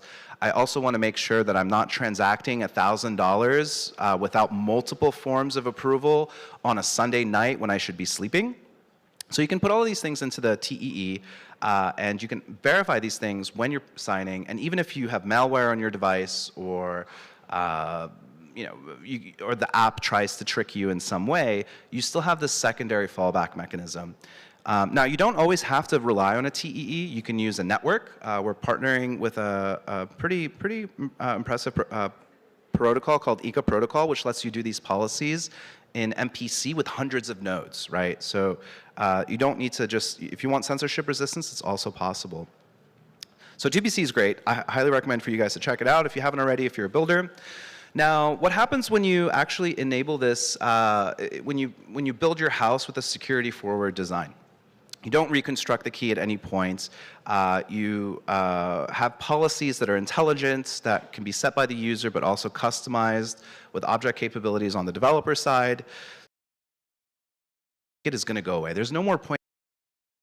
We're going to have this natural language. I don't know what the user interface really will look like, but we're going to probably start with a natural language prompt, where you want to rebalance your Aave position. You want the best yield. How do you do that? You open up the primary homepage for the internet, which is going to become a Cloud Code terminal probably, or something similar, and you say, hey, I want to rebalance my Aave position. I want the best yield. Don't spend more than $10 in gas, and make sure not to spend more than $500, period.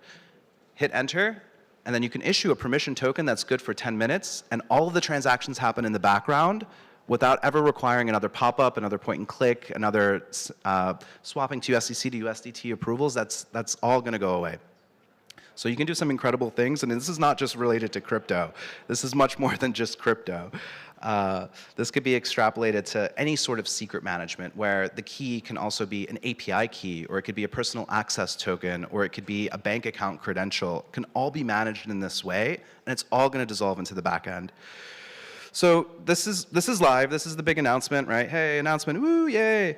Agentic WAP is live. It's been shipped. You can install the CLI. You can basically do these things and start playing with agents that have these capabilities without exposing yourself to all of the security pitfalls that come with experimenting with these agents today. So yeah, I mean, it's live. I'm over time. I don't want to spend too much more time. So if you guys don't know us, we're human.tech. We keep humans in the loop so that they remain in control of autonomous software, whether that software is AI or crypto. That's the world that we're leading into. Agent wallet security is going to be one of the most important things because agent wallet security is really agent security, period. And in the future, we're going to see, I think, a lot of the wallet architecture just blending and dissolving back into the background. We're not going to have wallets like we think that we do before, that we do. You know, you want the humans in the loop. You got to do two things: is you got to verify that it's the human. So we do proof of personhood to make sure that it's a human that's in control. And second, we give these humans keys and the ability to use secrets in economically productive ways. So that's the wallet as a protocol. Now, yeah, I already gave you guys the whole loop on this. So yeah, if you guys want to try it out, reach out. We're at the booth. We're running live demos. You can play with it today. You can run a couple different recipes, automate social media feeds to like make ridiculous bets on oil futures if you so choose. But we'll be down there and happy to chat with all you guys. Thank you so much for your time and attention today.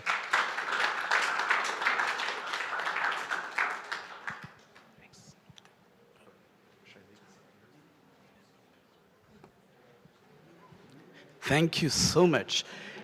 Guys, you know these days, all recording on your live stream will take some minutes for set up the new live stream. Just wait 2 minutes, because in 2 minutes we have a special conversation with the CEO of WalletConnect. But we just need to wait a little bit.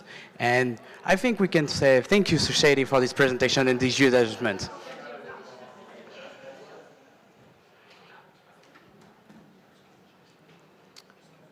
And when I said today is one of the key conversation of the day, three girls will come on stage, and a little bit time more for set up that. And also, if you have some questions, let's go to ask Shady about this conference just right now.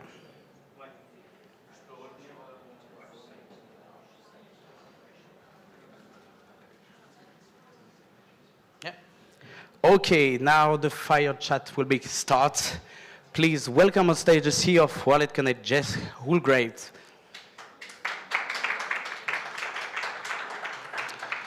With the head of ecosystem of content, Aurelia Delem. And this fire chat will be moderated by Olivia Capazola. Please. Girls, floor is yours. You have a mic?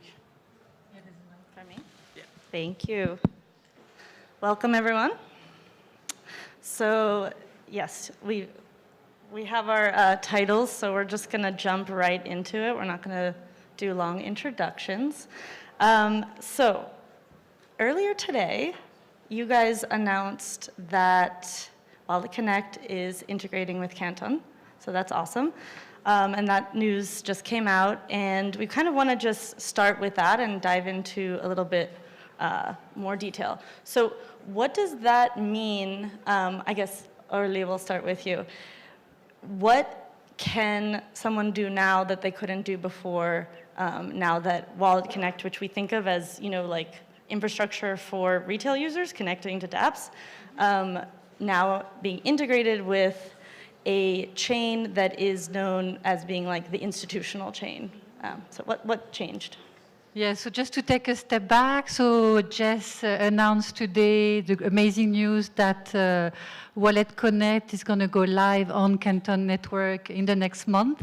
So huge milestone for both of our organizations. I've been following the great work that Jess has done on WalletConnect, like connecting 600 plus wallets, 70,000 apps. and 55 million customers, that's huge, and making it super seamless.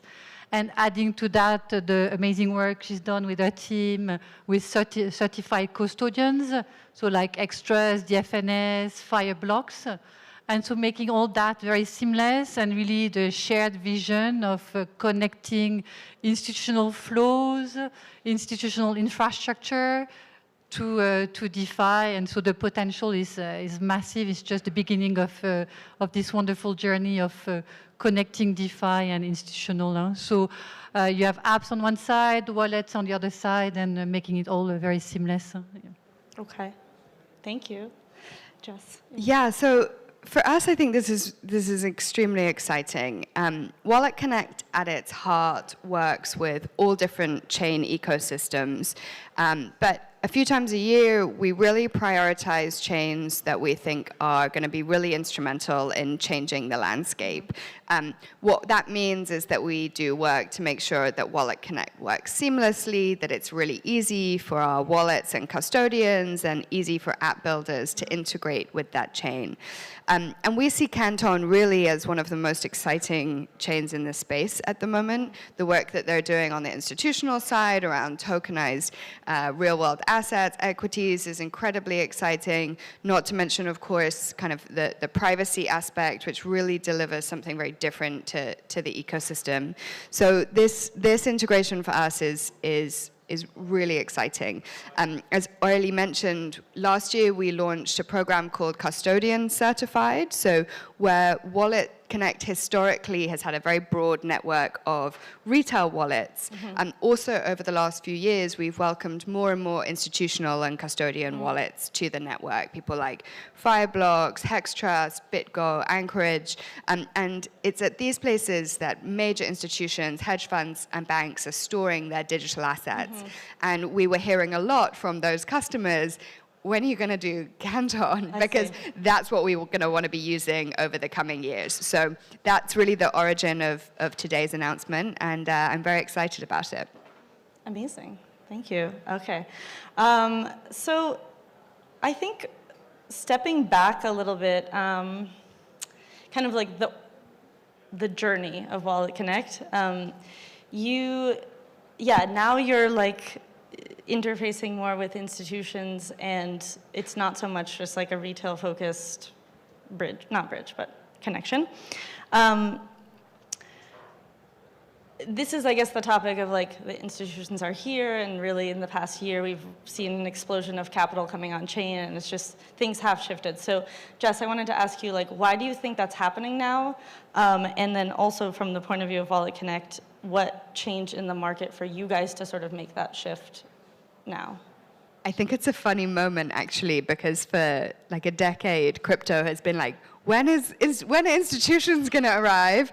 And then the institutions arrive, and everyone's like, oh, God, now I have to do compliance and all of this other stuff. It's a bit of a shock to the crypto world that the institutions doesn't just mean more capital, right. It means a whole load of other infrastructure that you need to build around it, because from a security perspective, from a compliance perspective, the way that information moves, the standardization that you need, all changes, and you have to kind of change your approach in terms of the products that you're building.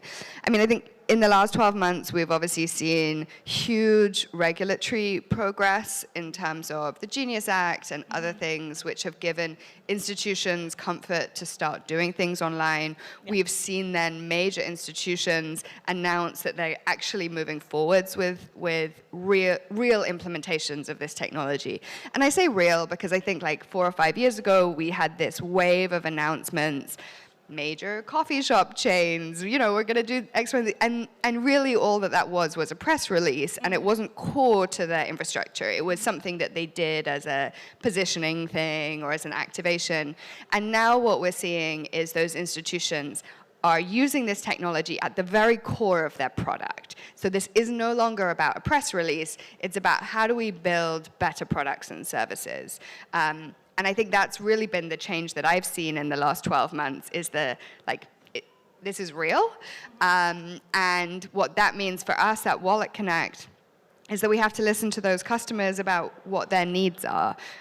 Ultimately, we're an open network. We serve all different kinds of wallets, all different kinds of applications, and we try to build products on that network that may serve specific groups, in different ways. A few years ago, we were hearing a lot from the gaming space, so we built a Unity version of one of our SDKs. So it's really in our nature to hear what our customers and what the market needs from us. And at the moment, that's very much grounded in what institutions need when they think about bringing assets on chain and how they can securely transact with those assets. Okay.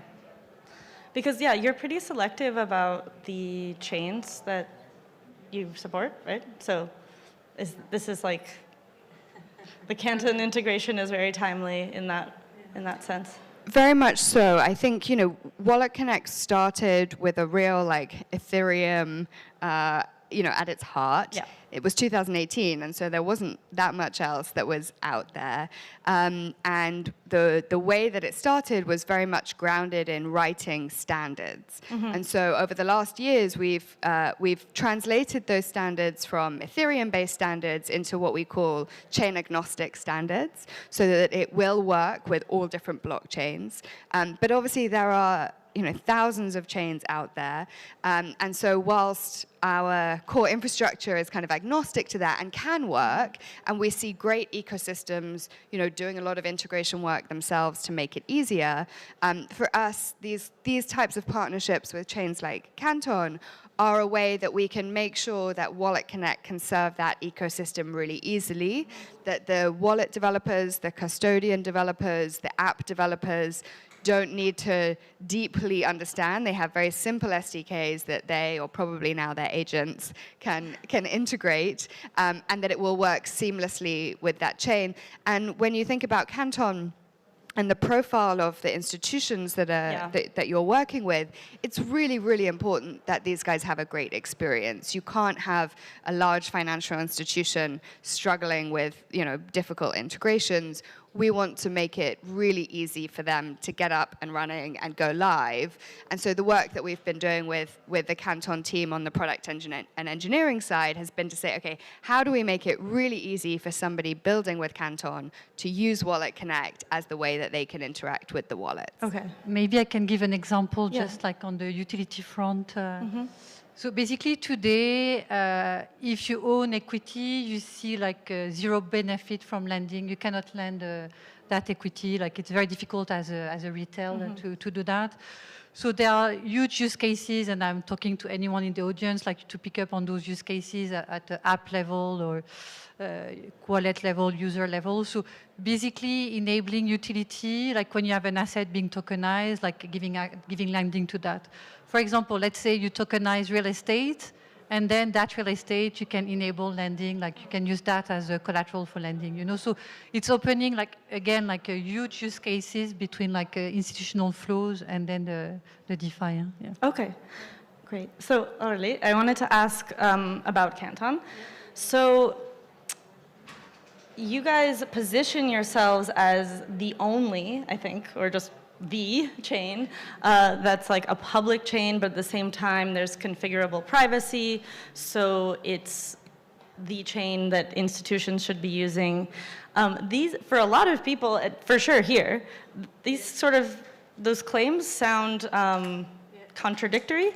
So I wanted you to talk about how is that possible? What does it mean to be open, or let's break down these terms, public chain that's also evidently permissioned and focused on privacy, because that is right what these big traditional finance institutions need. So that's a great question. I'll make it very simple for everyone. So the only blockchain with configurable privacy. So what is the biggest public network today? Anyone in the room? What is the biggest public network today? So internet is the biggest public network today. So think we didn't reinvent the wheel. We replicated what our customers asking, or what they're doing already on internet. So basically, internet is a public network. By default, it's public. And then you have configurable privacy. So let's say if you are a bank, so we are in France, Société Générale is doing a website on internet, they need that to be permissioned. So at the app level, you decide if you want your app to be permissioned, and you have like configurable privacy. So same as internet, you have like different rights, like different roles, and then you can configure, okay, for the regulators, they need, on a need-to-know basis, they can see that. My users, okay, they can see that. My admin, they can see that. So it's configurable at the app level. So if I'm a bank, okay, I'm going to be a super permission, private. If I'm a newspaper on internet, I can be public. You don't need to be permissioned to look at Le Monde, because we're in France, I'm going to talk about the French newspaper. So it's similar. And then people are often saying, like, how can you communicate if you're private? You know, like you have how can you compose interoperable between two apps that are private?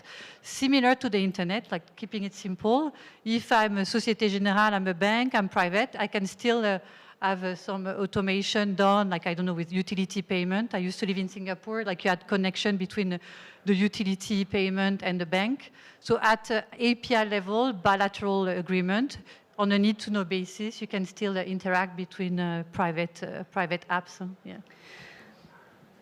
Okay, so it is in terms of like the technical architecture. It's not. It's like it's a network of networks. Yeah.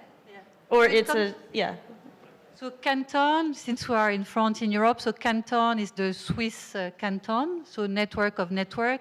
In Switzerland, for people who know Switzerland, you have different cantons. So they have a different jurisdiction, but still when you take the train from one canton to another canton, it feels like the same country. Okay. So very similar to that. I didn't know the name Yes, version. now you know. Now I know. That explains it. Yeah, Swiss cantons, yeah. Okay, great. Thank you for clarifying. So what do you think in terms of the timing of why it feels like Canton has become sort of like very visible recently? And I know that Digital Asset, the company behind Canton, has been around a long time. Yeah. And I'm curious, again, like from your past roles, why you think this moment is happening now that we're seeing this explosion in tokenization, just like in addition to maybe the regulatory environment? Yeah, I love this question, like why everyone is talking about Canton now, and the company has been around for more than 10 years. So the company, Digital Asset, has been founded like 12 years ago. And there's a lot of work that has been done. The Canton network, the blockchain, has been launched 2 years ago. And what I love with the co-founders, how they thought about that, the leaders, the token came last. So usually in crypto, very typical crypto, you sell, you have your token first as a way to fundraise, and you fundraise through crowdsourcing, through retail liquidity, and you sell a vision. But I love that it was done the opposite way, you know, like you bring utility, you showcase that there's momentum, and then when the momentum is here, you launch the token. And so the token was launched in November, so just a few months ago, and that's when everyone started to see Canton on like all the coin market cap, and but the behind the scene, like Broadreach, for example, has been building on Canton for 6 years. So just to give you an example, Broadreach is doing $400 billion per day of volume, like on Canton. Anyone here would know, like, what is the crypto volume per day, like daily? How much is the crypto volume daily? Anyone? Anyone brave enough? Trading volume? Total? Yeah. So it changes a lot, especially with the different markets. But on average, around $100 billion daily. And so imagine Broadreach is doing four times the overall crypto market on Canton. And that's just scratching the surface. That's a repo use case. Repo just in the US is more than 10 trillion. So we're not even scratching the surface, like not even 5% of the repo market is on chain. So imagine the potential of the integration with WalletConnect and bridging the two worlds between DeFi and institutional. So yeah.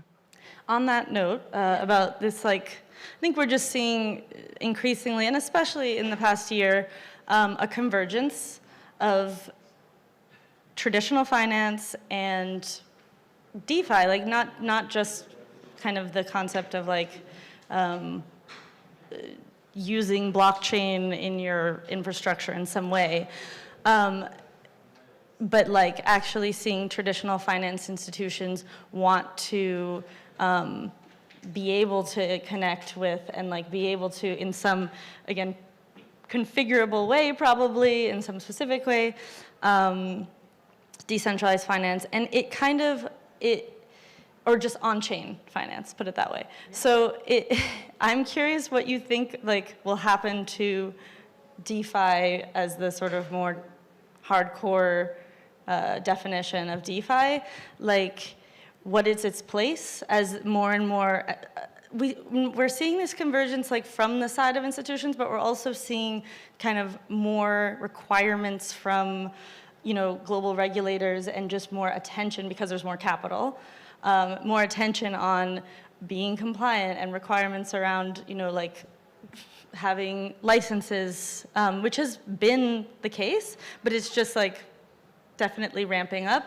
And so, yeah, I'm just curious what maybe Jess, you can start, your view is of like, what's that going to lead to? Is this a convergence into one thing? What's going to happen to DeFi? I think it's really interesting, and actually my colleague Chris, who is our Chief Legal and Strategy Officer, and I recently just wrote a paper that we're about to release about the concept of self-custody in a regulated world.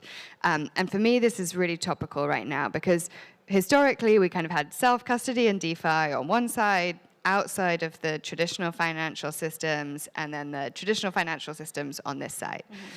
Now this side is adopting this technology, and the question is like, how do these work together, and will they work together? Mm-hmm. I think it's really important that they do work together, because the reason that we are here, that I am here, is because I think self-custody is really, really important for people around the world whose institutions are failing them. It's a big part of the origin of this as a technology, and I think it's something that the world should benefit from. Mm-hmm. But what is at risk is if we keep that outside of the traditional financial system and don't let these two worlds interact.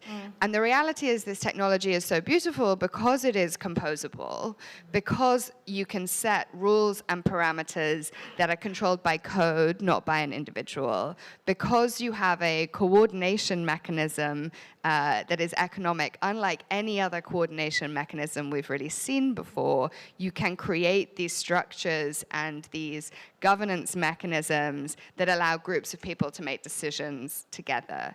And so if we think about that, and actually what this technology enables is cryptographic signing, real proof of ownership, privacy, zero knowledge capabilities that allow us to prove something without revealing its information. All of this actually feeds really well into a world where you can say there is a whole spectrum of custody. There is also a whole spectrum of traditional finance through to the hardcore decentralized finance. Maybe there are permissioned pools. Maybe there are pools that only some people can access. And so I think having this spectrum is probably where we're going to end up. There's going to be hardcore DeFi, there's going to be hardcore TradFi, there's going to be combinations in the middle where as long as you reach certain criteria, you can participate in a particular activity or pool.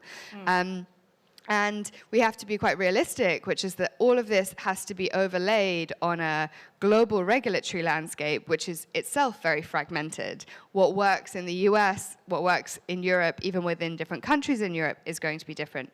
And so in a way, I think it's this, the technology itself is actually what's going to unlock this spectrum of things that we can create.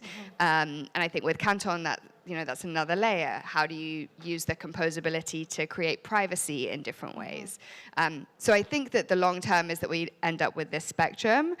But I think that isn't necessarily guaranteed, and I would encourage everybody to sort of really think about,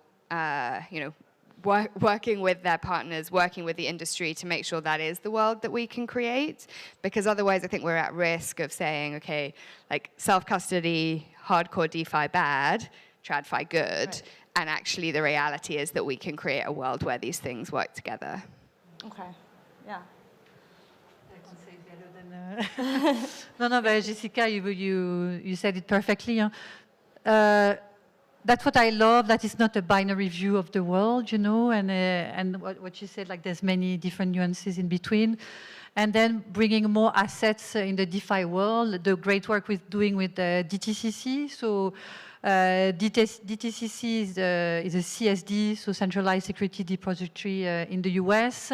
They manage $100 trillion of assets of US treasuries, and so bringing that on-chain natively on Canton, that's huge. So it's not a wrapper, it's not an IOU, it's directly the real thing, legally enforceable, like a blockchain being the books and records. So that's huge. And just with that asset alone, like US treasuries, for me it's an alternative to cash, it's an alternative to stablecoin, and already seeing some broker-dealers, like very strong broker-dealers, that see DTCC US treasuries as a very strong alternative to stablecoin. So just that alone, just this little foundational piece, I think it's going to all blow our mind in 1 year from now. Yeah.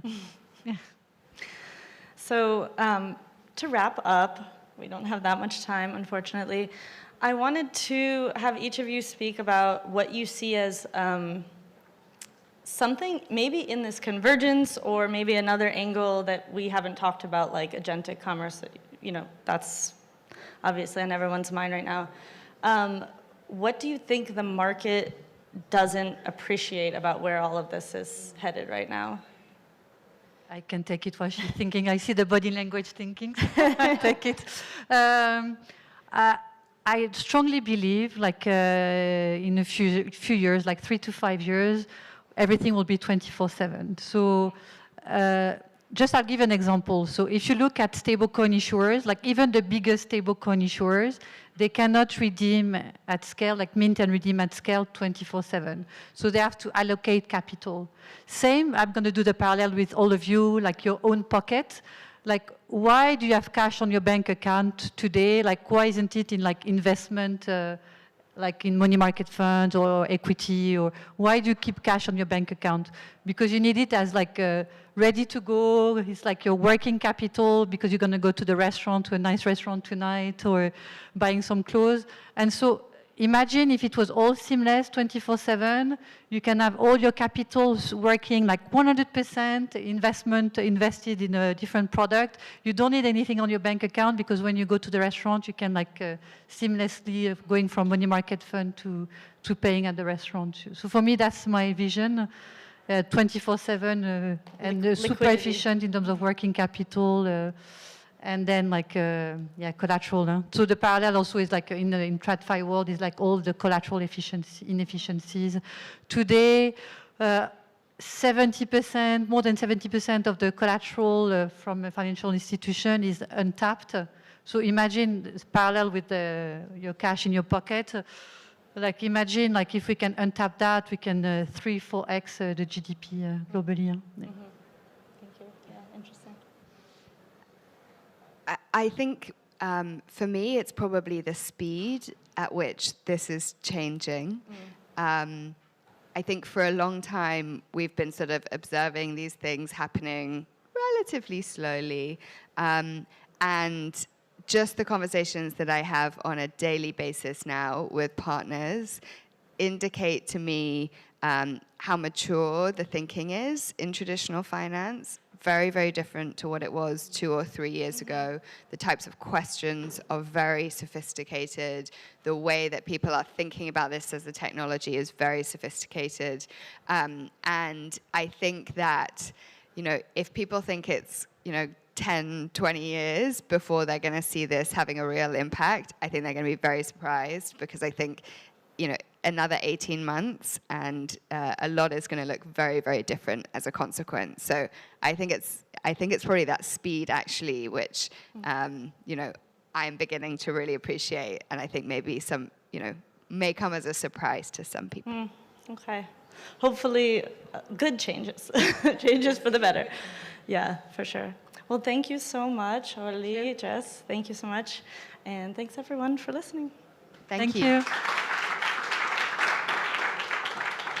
Thank you, Olivia, so very much for moderating this incredible fireside.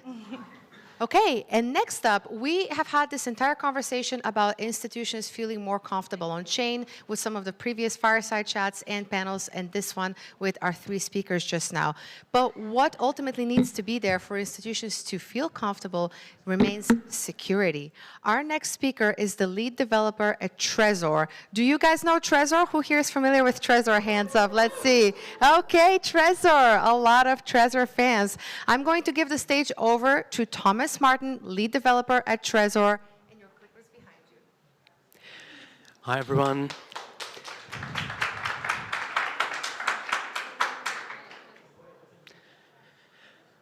Hi, everyone. I'm Thomas from Trezor, and I wanted to talk to you about our vision of the world where AI agents make the majority of transactions on chain.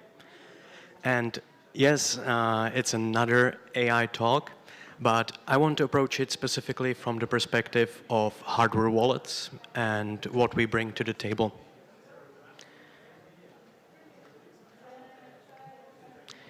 So imagine this, you fire up your AI agent and say, make me $1 million, don't make any mistakes. The agent goes off, makes the perfect strategy, deploys it, and suddenly you found out you got trained. What happened?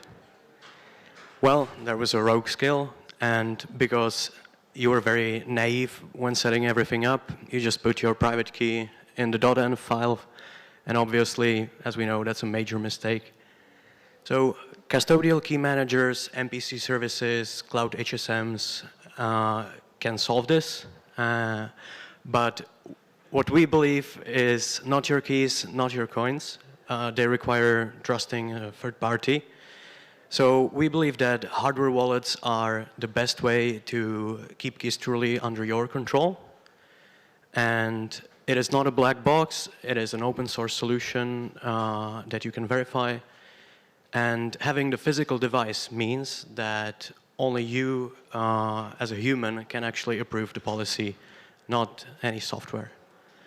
So AI makes security much more difficult. First of all, there's a broad range of new problems that come with AI, such as prompt injection, but it also amplifies existing problems such as phishing, making it more scalable. We also have a new range of supply chain attacks, and even if the agent is actually sort of working as intended, if it has very broad privileges, it can make very expensive mistakes. So we believe that with AI agents, your computer becomes sort of an adversarial environment. So it's very important now more than ever to keep things isolated. So this is where hardware wallets come in. Your private keys always stay in the secure environment. You can verify everything on the trusted display. And you always need physical human confirmation. And there are use cases also beyond crypto, like FIDO2 authentication on websites, PGP and SSH keys, which are kind of niche today. But in a world where AI agents are running wild, I think it's more important than ever. But in this setup, the human is still the bottleneck. Like, do you really want to approve every single transaction on device? Like, yes, that is the most secure, but it doesn't scale. If the AI agent wants to sign 50 transactions, what are you going to do about it? Realistically, you just cannot read all that, and it kind of defeats the whole purpose of AI agents. So clear signing is an absolute necessity, but approving every single thing manually just doesn't scale. So that's why we need to think about hardware wallet UX and the future. So currently, every single transaction requires an on-device approval. It's a simple binary choice, approve and reject. And what we need to shift to is approving policies, not just individual transactions. So this is a nice middle ground that provides both convenience and security. So you only need to approve a specific policy once, and the agent can operate within the boundaries of that policy. So how the setup could look like is that you have some sort of smart account in the middle where the Trezor is the owner of that account and authorizes the policies. And then we have an AI agent that is able to operate with that account. So fortunately, we already have most of the technical stack ready to make this work. But what Trezor is doing now is we are aware that we cannot build everything ourselves, especially with how fast things are moving. So Trezor right now is becoming more open. We are now modularizing our firmware, making it possible for third-party developers to come in and create custom modules. So we know we cannot build everything ourselves, but we can let third-party developers work with us and integrate. The second initiative that is relevant to this is clear signing, ERC 7730, which is coming very soon, we promise. And the third part, very important, is interoperability. Of course, we have WalletConnect, so you can use the WalletConnect agents SDK, the skills. You can also use Trezor Connect SDK for any kind of custom integrations. And also coming very soon is the Trezor Suite MCP server, which will let AI agents work with your Trezor Suite directly. So the theme here is that we are building the hardware wallet side infrastructure, and we are letting the ecosystem build on top of it. So the bridge between cold storage and AI agents is being built right now. The AIPs are landing. WalletConnect is the connectivity layer. And we are committed to making hardware wallets not just compatible with AI agents, but essential to them. So if you're a developer, come connect with us, and thank you.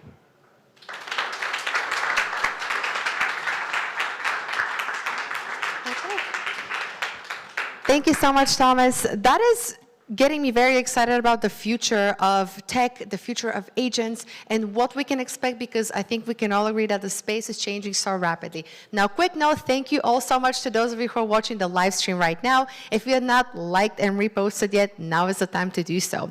Next up, we already heard from him once today, but once was not enough. We're going to give the stage over to the founder of WalletConnect. Please welcome Pedro Gomez. Thanks, Diana. Yeah, you can't only hear me once. Twice is the right amount. And I want to make sure that we're going to hear about something new. You know, we already saw everything that we could possibly think about WalletConnect Pay, like all the announcements and partnerships, but there's something still missing. Like, if you think about it, like a payment solution isn't really complete if you have the proper incentives. And there's been multiple payment solutions out there that have done this, and some of them have not. And that really makes a difference in the adoption, because not only we're talking about the incentives from the consumer perspective, but also it acts as the flywheel effect for these solutions to be accepted.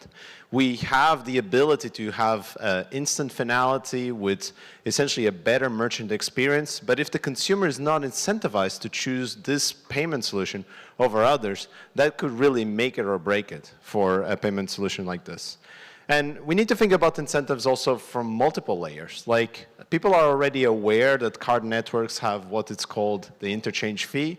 But with WalletConnect, we can think even a little bit further, since we are such a large ecosystem with so many stakeholders. And we need to think about the incentives for everyone that is participating in this. Obviously, let's start with the wallets. WalletConnect, it wouldn't be possible if it wasn't for the 700 wallets that are participating in it. And even prior to WalletConnect Pay, we already distributed rewards that were based not only on the activity, but also on the volumes that were transacting across the whole network. And it was a big component for the certified program that ensured that had the best wallet experience across the top wallets. With WalletConnect Pay, it wouldn't be any different than this, but basically we can learn from the experience of other payment solutions like card networks like MasterCard and Visa, where they have existing schemes that actually allow the merchants to pay a fee and then distribute a part of that fee into the wallets, as these are actually the ones that are onboarding users into this network. It kind of gives you this analogy that if a bank brings a customer to Visa, a wallet brings a customer to WalletConnect, and that's how the merchants actually get more access to more people buying their products and services. So the wallets should be able to get a cut in this. And this is how we actually have built that as a portion of this fee that it's actually embedded into WalletConnect Pay, merchants are getting a 5x discount on top of what they would have paid with the card network, but the wallets are still incentivized that they're earning rewards from participating with more users actually using WalletConnect Pay. On top of that, end users. The end users are not going to use this if they're not aware that there's an actual benefit for this. And many of you are familiar with the concept of cashback, and we like to use this analogy because it's easier and more familiar for us to understand what's actually happening. But you can think of as a percentage of how much you're actually spending, and this will be dependent on the campaign at the time. Right now, if you use WalletConnect Pay, you will earn 2% in WCT. So if you use WalletConnect Pay downstairs to buy your merch and everything, you are actually participating as part of this program. And that means that 2% of what has been spent will be rewarded back to you in WCT.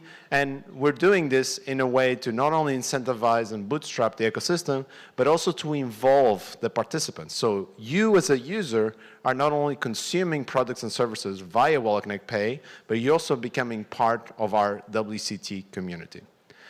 On top of that, WalletConnect network is not just a network of wallets, but it has multiple stablecoins and multiple chains participating. So we're actually engaging with a lot of our friends in different ecosystems to actually top up this cashback. They essentially would allow you to use not only WalletConnect Pay through their chain, but you would be able to earn additional cashback if you use their specific stablecoin or if you use their specific chain.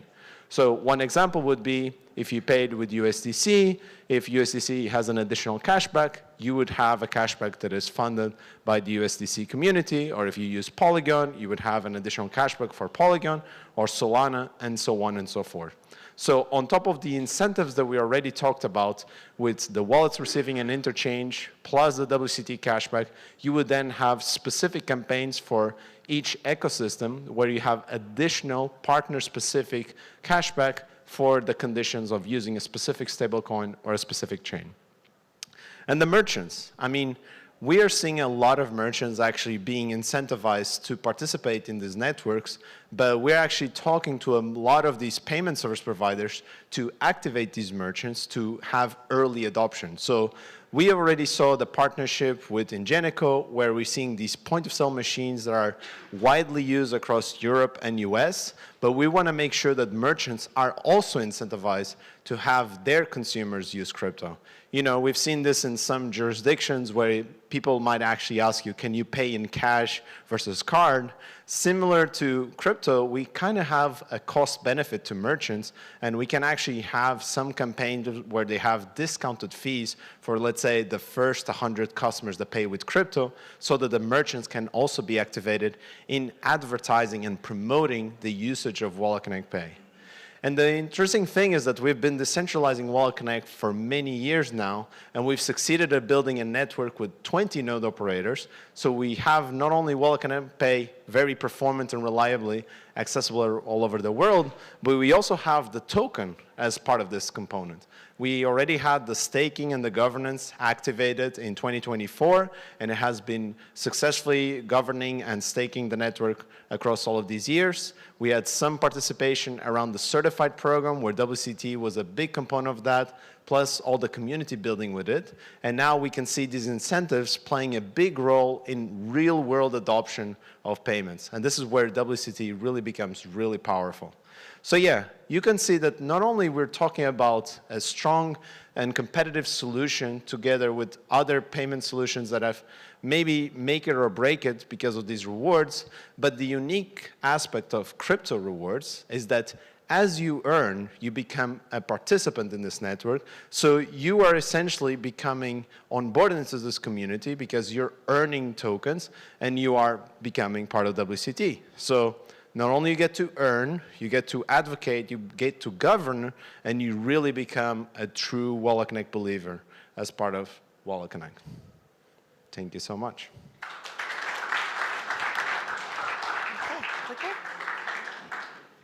Thank you, Pedro. I think that when we look at adoption and when we look at why people want to use crypto payments for the average user, rewards are so, so important. And I'll tell you this, at the Payments Pulse WalletConnect stock show, anytime we talk about how we can get more people to use QR technology versus card, they always say it's incentive.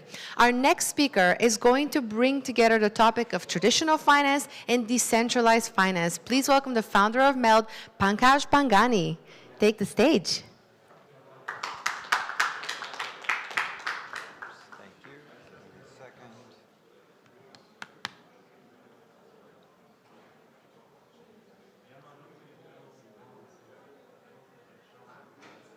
Okay. Thank you for your time, everybody. I'm going to go through this. Meld is a network, but I think the problem we want to talk about is moving fiat into crypto. And so let's start with the solution. I think this is like, I'm going to do a little bit inverse. What do we know to be true? We know to be true that crypto rails are more open, lower transaction cost. We know that they're faster finality. And of course, we know that there's a lot of global liquidity now in blockchains. So once you're on the blockchain, moving money is easy. And if that's the thesis, then of course there's more things you can do. What I would say is bringing physics to money, right? You can start doing things like atomic swaps. You can start doing things like moving money between chains. You can start doing things like global payouts. This is the end state we want to get to. The problem is it's very hard to move money from fiat into crypto. Let's do one thing. Who here has on-ramped from fiat into crypto? Hopefully everybody's raised their hand. Okay. Who here has loved the experience? Yeah, not a single. On-ramping is like literally NPS score of 1. It's like the shittiest experience. And so, how can we make it like less crap and better? And so this is kind of like the journey that we're trying to go around. And so, what we're trying to do is like, who pays for this friction, right? On-ramping is bad. It's very hard to get liquidity into crypto. So there's billions of users who pay for the friction. There's hundreds of millions of merchants that pay for this friction. So then the question is, why is now the right time to solve this problem? There's a couple of things happening in the ecosystem which are powerful. Number one is stablecoin adoption is growing, right? Over $300 billion in stablecoin market cap. Crypto's down a little bit, but it's still a $3 trillion asset. Regulations are coming in, MiCA in Europe, Genius in the US. We'll see what happens with Clarity. And of course, there's like more liquidity coming into the ecosystem. So as you can see, this is just macro. Governments are printing money everywhere in the world. In the last 15 years, money printing as M2 supply has gone, 150x, or excuse me, 150% more. And so when we see that blockchain rails are good, we know that government printing is going to increase, not decrease. Every government, especially us in the US, we fund with deficits. This money has to find itself into blockchain. So this is really the problem we're trying to solve, which is how do we get fiat into blockchain, whether it's stablecoin, whether it's Bitcoin, whether it's a meme coin. It doesn't really matter. And I think if we can do that, then the vision is, can we get $150 trillion of fiat money to crypto? That's kind of the mission we're trying to solve for. So that's really what Meld is. It's like a network. We're not an on-ramp. And we work with multiple different types of payment companies, liquidity providers, on-ramps, off-ramps. And our goal is to try and just move fiat into crypto. So that's kind of where our real focus is. How does it work? It's actually pretty simple. We just drive pay-ins through bank integrations, through on-ramp integrations, through centralized exchanges, through decentralized exchanges. Then we do routing. It's super, super sophisticated based on volumes. So we route users to the right transaction. We swap from fiat into crypto, and then we deposit that into the user's wallet. We have an amazing network of partners who helps us do that, WalletConnect being one of them. Right? So smart routing and ramp intelligence is really what's interesting, because anybody can build an integration. And probably with Claude or ChatGPT, someone could rebuild Meld tomorrow. You would just need a company doing 30 different integrations. The data that we have is a differentiator. The moat is billions of dollars of value flowing through Meld, so we can tell you this transaction is going to be successful, this transaction is not going to be successful. Pretty much all the large wallets in the ecosystem, whether it's a Phantom or a MetaMask or a Uniswap or a Magic, you name it, they're Meld partners and the list is growing. And so you benefit by seeing that transaction routing engine improve your conversion rates to make on-ramping less crappy. We just talked about it. What happens, near instant settlement to go from euro, dollar, rupee, peso, doesn't matter what it is. Of course, some of the benefits, reduce counterparty risk, and so forth. These are the use cases, right? We all know the use cases. These are actually becoming more powerful now. It used to be traders coming in to YOLO into some meme coin, right? Or maybe long-term buy and hold Bitcoin or Ethereum. Now we have global payouts, remittance use cases. We have cross-border FX use cases. We have people managing stablecoin treasuries. We have global payroll. Of course, trading. Look at what's happening in the hyper EVM ecosystem. It's pretty incredible. So all of these are predicated upon getting money into the blockchain. What does a developer experience look like? This is the key thing, right? Because we sell to developers. It's a single API. It's a single API that you embed into your wallet. It can be a fully white label experience. You can own the payment. I like to call it Coinbase in a box, Robinhood in a box. Completely out of PCI scope. It's a single easy onboarding flow. And then, you finally end up with global settlement rails where you can pay in and pay out across any country. That's all I have. Try to keep it short and sweet. Thank you, everybody. Thank you so much. Well, this was the end of the first part of WalletCon's programming. Who here came for the tech? Yes, okay, thank you. To those of you who came from the tech, you are in for a treat. We're going to dive right into our deep tech hour, beginning with Jay Sandiford from WalletConnect.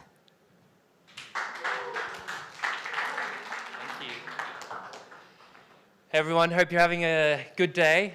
Just want to give a quick shout out to the WalletConnect marketing team. What an excellent day it's been so far.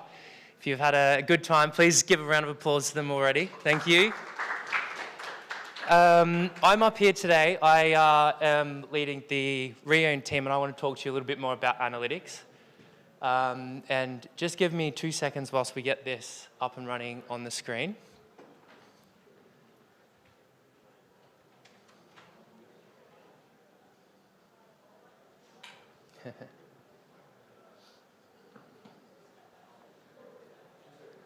No worries.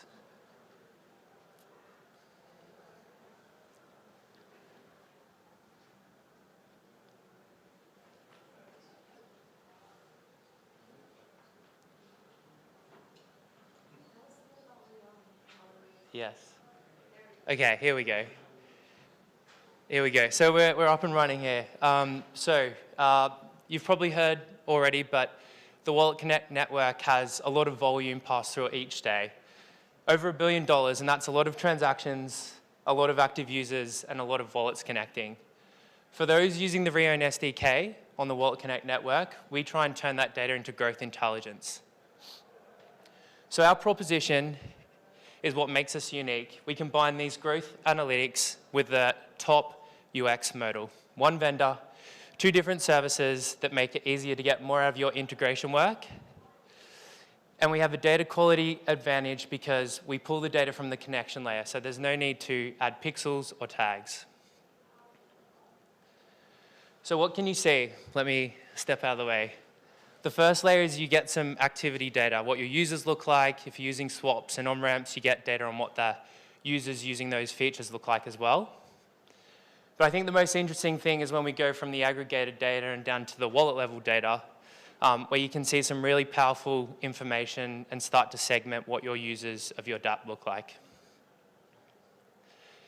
So let's bring this to life a little bit more before I go through a demo. I want to set the scene, so meet VaultMax. Incredible APY on USDC, by the way. And there's 2 people that work there. Sophia, who's the growth lead, she wants to understand with all the money they're spending to drive growth, where are their users actually coming from? Marcus, who's the founder and making a lot of the product decisions, knows that there's a lot of wallets people use to connect, but he has some understanding that not all of them are valuable in terms of their net wealth. So he wants to know what should he actually build next for that top whale or top high net user who's connecting. Same dashboard, different questions answered.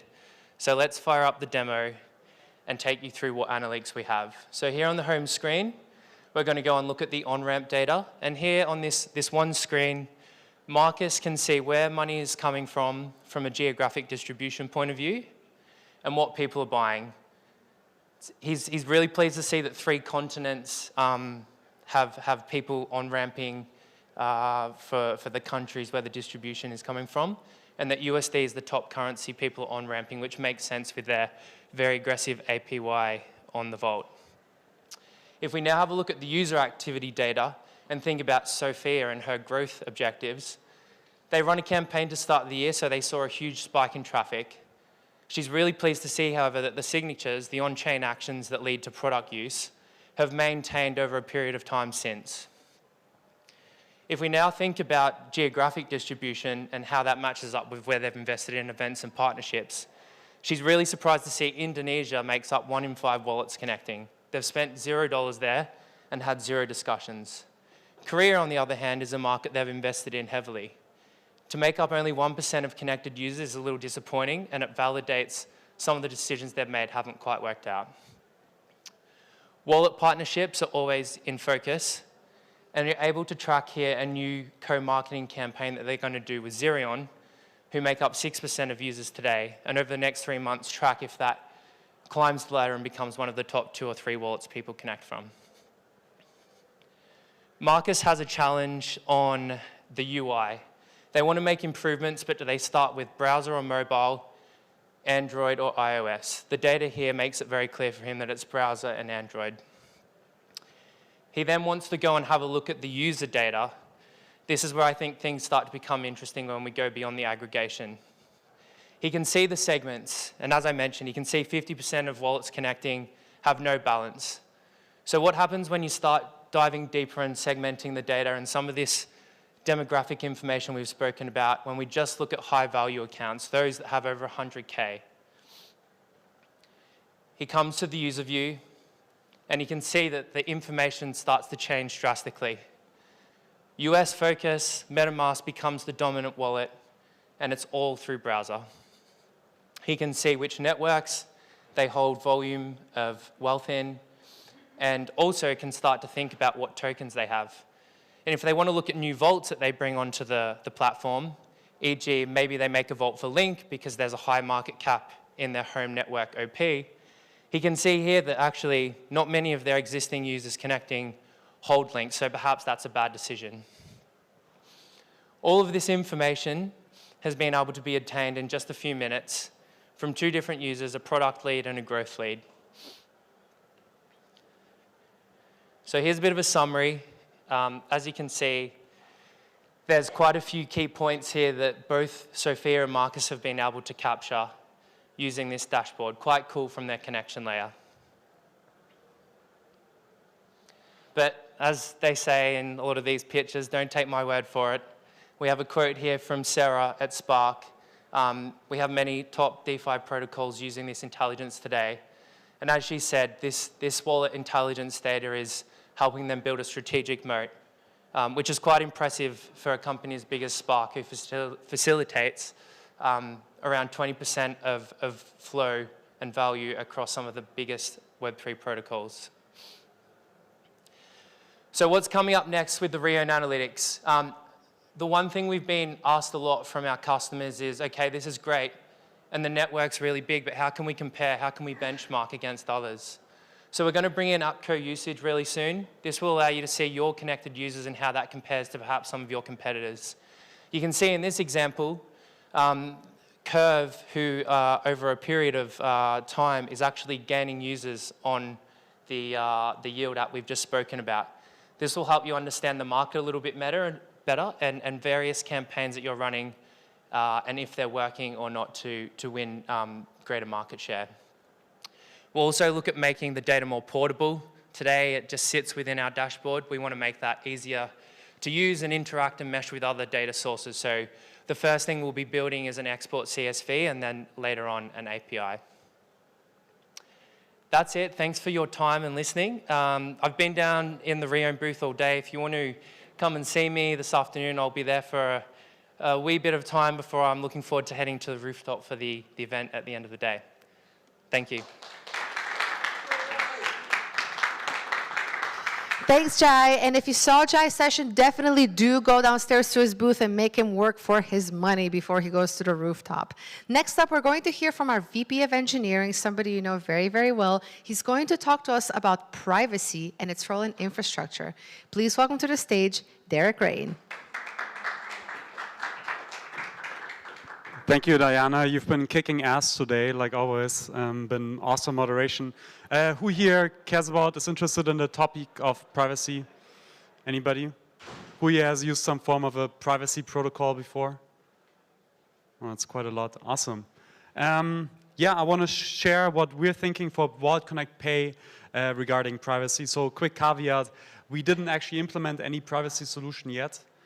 So I'm just sharing how we're thinking about this right now. And ideally, also, we don't end up implementing a privacy solution. Ideally, we can just use something off the shelf and don't have to implement anything ourselves. But privacy is a big term, and our goalpost actually also isn't real privacy. Our goalpost is anonymity. So specifically, what we want to provide to the WalletConnect Pay merchants is that if you go to a coffee shop and you buy something, and that you can't just look up the address that you're sending funds to and through that see the entire revenue of that coffee shop. So that's a feature we want to provide to the merchants. That's goalpost number one. Goalpost number two is for users, we want to provide the feature that you can't see which coffee shop you're going to when you're buying something. You just see there's a transaction to WalletConnect, but you can't identify which coffee shop, so that provides you some anonymity features, not privacy. You still see that you're paying $5 or however much for the coffee. And then lastly, obviously, we want the goalpost for us, we want to be compliant. And as I mentioned, we don't want to implement this ourselves, and we use this evaluation framework to compare existing privacy solutions against whether they're suitable for us. And yeah, most of the privacy solutions out there, which are awesome, for many use cases, don't work for our use cases. So the one big discriminator is the cost. So the example I used was buying a coffee, and let's say the coffee is $5, then privacy shouldn't add more than 1 cent to the total transaction fees in that case. So, and that's quite cheap and rules out many solutions. And it also shouldn't add any latency, so which is a big discriminator because many privacy solutions are based on ZK, and you would have to potentially download the ZK circuit and whatnot, which is 40 megabytes or something. And then also the evaluation of that is quite slow, generating the proof. So that rules out many of the solutions out there. Then we, ideally, WalletConnect, we don't want to have to get any special licenses in order to provide this privacy solution. So we want it to be ideally as trustless as possible. And yeah, lastly, the UX, DX, and shouldn't deteriorate, and the solution should be mature. So this is how we're evaluating solutions that are out there. And many solutions we evaluated that are popular just didn't meet that criteria, for instance, for transaction costs.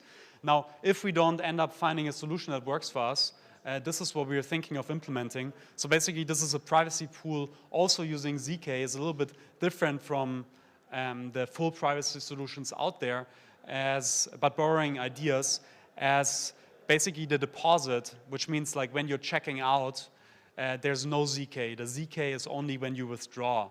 And the property that that provides is that it's cheap. So from removing the ZK from the deposit, this solution requires roughly 600K gas, which on a cheap L2 is roughly 1 cent. So meeting the 1 cent requirement that I mentioned in the beginning. And obviously it's compliant because we at WalletConnect could always see what you're transacting. By the way, also I used to work at Venmo, a quick segue, where it's a popular fintech in the United States, and there everything was public by default in the beginning when we had at Venmo. And then users requested private transactions. Ultimately, Venmo's cash cow was commerce, very similar to with how WalletConnect Pay intends to monetize. And everything in Venmo is private. So Venmo regulators can see the transactions, but nobody else can see when you're buying something at a coffee shop through Venmo. So it's like some precedent. And yeah, here's a deposit protocol. I won't go too much into the detail. The thing I want to call out about the solution is that there's only one more actor that we're introducing, which is a settlement contract, basically the privacy pool, which for us means it would be a solution that's very easy to plug into our existing system because there's only one new actor as opposed to maybe multiple new actors. And then the withdrawal protocol, this is when a merchant would withdraw funds. Let's say they received 100 transactions and they would withdraw those. In this case, the merchant would have to create this ZK proof. That's a bit more expensive, also latency intensive and IO intensive, but it's okay because the withdrawal is maybe less latency sensitive as when you're at the counter checking out. And it's trustless because you need to have the private key in order to be able to generate the proof. And yeah, it covers double spend and other things like that. Quickly on the timeline that we're thinking. So right now we want to qualify and validate the goalpost. Like, is this anonymity, is it the right solution for users, merchants, and so on? And we're also going to qualify both this solution from getting more feedback from privacy experts, as well as understanding more whether existing privacy solutions could cut it. And in Q4, we will then go ahead and implement this, unless we find an external solution, as I mentioned. And yeah, I think a launch would be realistic after audits and everything in 2027. And that's it.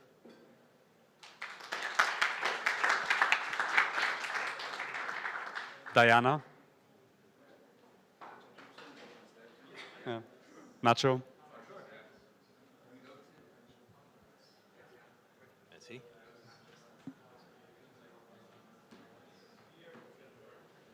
Hello, hello, hello. I'll go home. So I'll fill the void for a second till we put the presentation. For those who see me for the first time here, I'm Nacho. Nice to meet you, Head of Product here at WalletConnect. And it's going to be an interesting thing. First time I'm doing something that they strictly prohibited me from doing it, but I'll do it regardless, which is doing a live demo. So I'm going to do a live demo in a couple of minutes once I have the presentation rolling. I do want to send a quick shout out, hopefully, for the Wallet Experience team looking on the other side. They are the ones who created what I'm going to be presenting. So I'm representing them today, and I'm going to be talking about Tap to Pay. So by now, hopefully, you've been either to a merge store, or you see my talk, or you see Jesse's, or somebody else is talking about WalletConnect Pay and what are we thinking of building. And it's a pretty simple experience. You scan a QR code from a POS device. You get all the information of the payment. Everything's settled there. You can just click, confirm, and then the payment goes through. Everybody is happy. But of course, like we said in the past, there are two main reasons why people decide on a payment method, or at least two main reasons that we see. The first one is the experience of paying. If paying is a pain at the checkout, then you're not going to use that because it takes a lot of time. Then you have an angry person on your back saying, come on, I want my coffee, and now you have an issue. And the second one, it's incentives. We also, or maybe you didn't, saw Pedro's talk a couple of minutes ago talking about incentives, so I'm not going to be focusing on incentives. I'm going to be focusing on the experience of paying. For me, the most important part we have to solve today on WalletConnect Pay, because as I mentioned in previous conversations, the payment experience of traditional payments, it's good. I like going and using my phone and paying at a store. It takes me 5 seconds. It's great. And that's the benchmark that all of the users who are in crypto payments today are going to be using to say, do I use WalletConnect Pay or not? If it's not as good as my tapping card, then what's even the point? But in a way, when we start looking into this, we realize that experience is regional. It changes. Depending on where you go, or depending where you're from, your experience of paying is fundamentally different. I am from Argentina, so you can see Argentina first in the stage. We are used to QR code payments. Wherever you go in Argentina, there's a QR code. Mercado Pago QR code, Naranja QR code, whatever it is, and people are used to. Why? Because in 2013, when the NFC started appearing, we didn't have phones with NFCs. No, we didn't have even the POSs with NFCs, so we needed to adapt ourselves, and now it's like that. And the same happened in India. They have UPI. It's all QR code-based. You have the same in China, QR code-based. Again, very, very big markets that have all of this.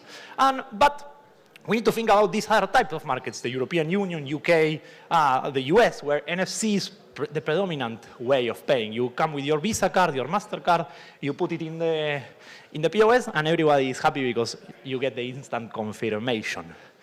So today, what I want us to show is a little bit about Tap to Pay and how we can do Tap to Pay, or at least the first version of Tap to Pay, because this is going to be a very, very long road. And for that, I wanted to show, and I'm going to do this specifically for the live stream, so you're going to see something that maybe we can do it afterwards again.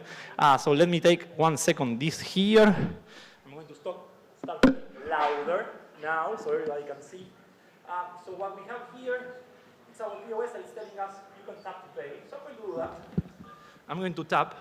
And now you'll see on my screen that appears the options to pay. I'm going to pay. We're going to see a confirmation in a second, and it's not going to be a failed demo. I get to keep my job. That's good, which is good. So if you can see what happens just in a couple of seconds is that as a user, demo time.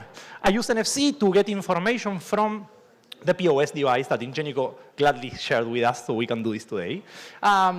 We got some information that allows us to do the payment, but we are not using the traditional way of cards paying with a POS. We are actually using something that is called NDEF, or NFC Data Exchange Format, which is a way of sending messages back and forth between two NFC devices, in this case a POS and a phone. Basically, that NDEF message allows us to send a couple of informations, one being the most important for us, this URL. As you can see, this is our WalletConnect Pay URL with a payment ID, and this is the information that the POS is sending to the wallet. The wallet interprets that, and then it can process all the payment immediately for you, so you don't have to even worry about the QR code. In a way, and I'm not going to bother you a lot with the flow, the merchant enters the pay amount, then you can see the QR code showing, and with the NFC tag, for those who didn't see it via the live stream, I can show it afterwards, don't worry. Then you tap the phone, you get the URL, we fetch from the wallet all the payment information, and then the payment goes through, and just like that, you get some nice receipt in the POS device.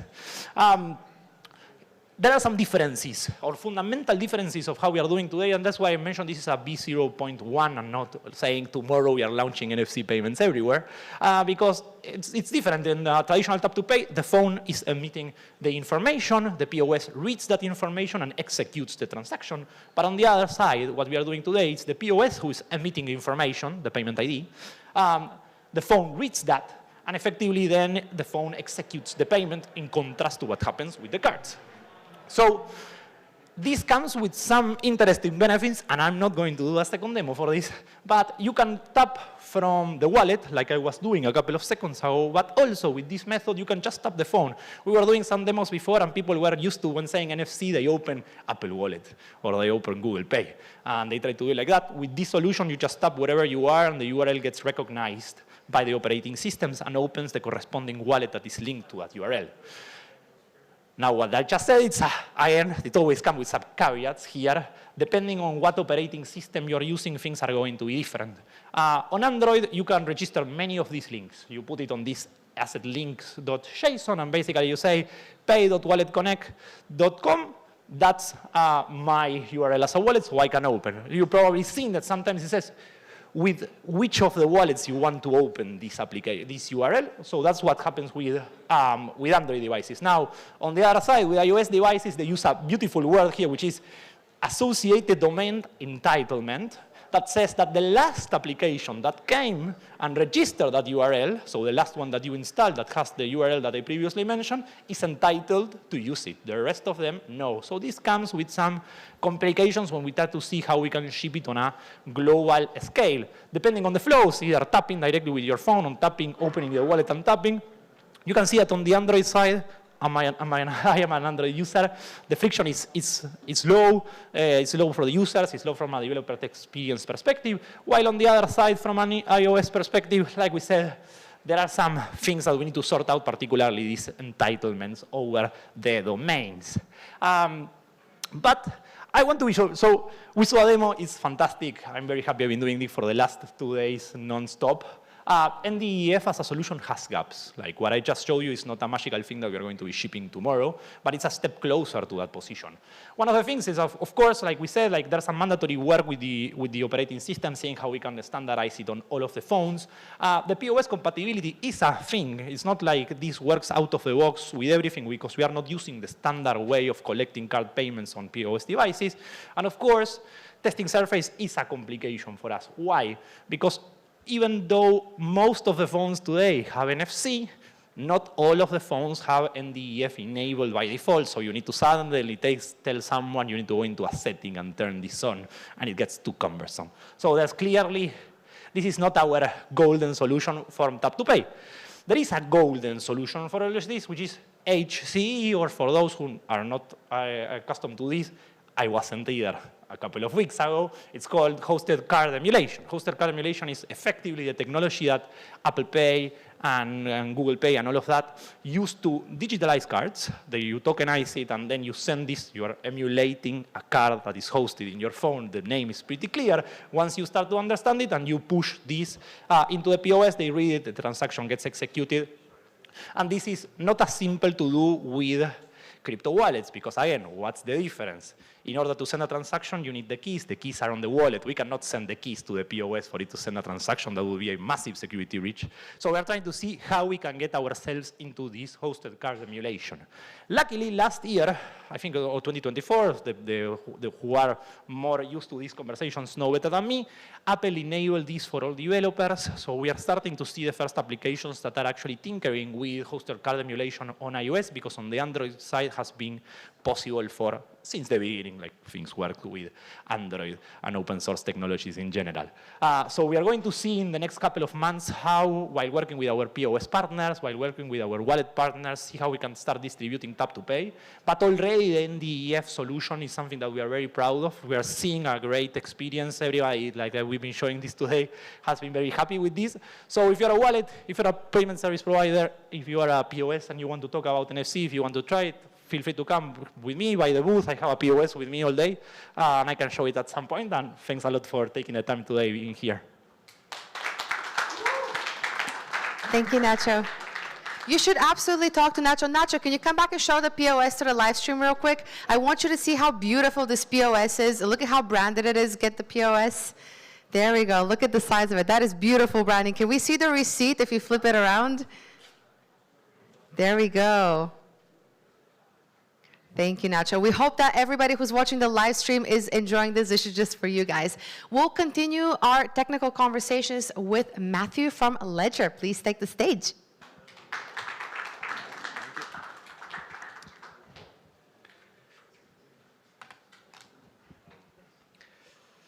Okay. Hello, everyone. So I'm Mathieu. I'm engineering manager at Ledger. And today I will talk about clear signing. And more specifically, how to be clear sign. So if you have a dApp developers, how you can clear sign your dApp in less than 10 minutes. So initially, and Laurent told about it this morning, the process was not that great, meaning that first you need to create the JSON file on your side, then you will submit it. It has to be, we have to make a manual review, code review on it. We have our linters validating it, but it takes time, and in the end, you can only test your JSON files or your metadata in real condition once it has been released on our backend. So this is not really useful, mostly when you need to iterate on what you already have. And now, what I want to present you is now you can create, test, and then submit, so, which is a big change regarding what we had before. First, let's talk about the Ledger tooling.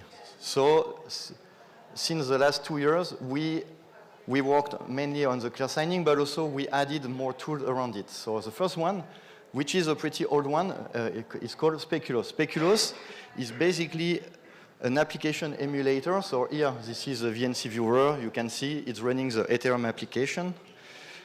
And it can run basically any application. You can interact with a REST API. You have a VNC protocol, which allow you to have the view, but also you can directly click on the different element and it will work. And basically, it's automation that is good.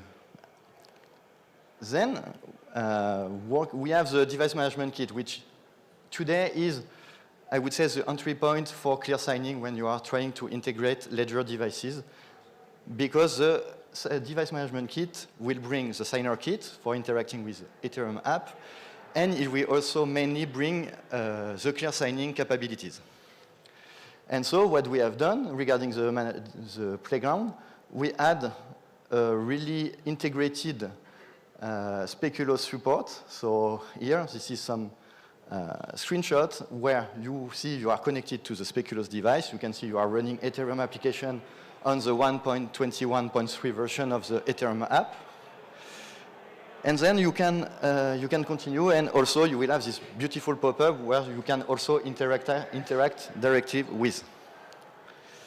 If you want to have access to the playground, you can scan the QR. Then, the main point before was we had to wait the descriptors. So basically, the descriptors are the metadata extract from your JSON file that are crafted for our devices, and then the device management kit will push the metadata to our device before signing the transaction. But basically, we had to get the data in production. So what we've done, we add a new entry point in the playground, which is clear signing tools, and you will have the ERC 7730 tester, which you will just be capable to enable the CAL interceptor. Then you will have this input where you will copy-paste your JSON file, and once you copy-paste, we will have one store descriptors. So that means whenever you will ask for data for these descriptors, we will proxify it, and we will answer the descriptors you put directly inside the device management kit playground. We also add some automation tool, just in order to be sure that the clear signing will keep working, whatever you are changing your JSON file, and at least we can have nightly tests, which are running on every devices, on a lot of smart contracts, and also it has been directly integrated in a current repository and the registry repository. So if you look here, you can see for 1 inch, now we have a test folder directly inside, and you have two types of test file, one for the call data, so basically for the transaction one, that will look like this, and also another one that will be for the type message, for the EIP 712. You can also check some more stuff, as we are using Speculoos on it. We will be able to check that we are displaying some specific text on the device. And you can also have the full flow automated, and you can run it on RCI, on the CI, or locally. So, yes. So here, just making a quick demo. So I'm just enabling Speculoos. So I have Speculoos running locally on my device, on my laptop. And I'm connecting to it. I will try to sign a transaction from the land XYZ, which is not clear signed for the moment, as you can see. So I did the JSON file, then going to the clear signing tools, enable it. I'm copy-pasting the JSON file, which is here. Going back, adding it. Now it's, if I'm come back and I try to sign again the same transaction,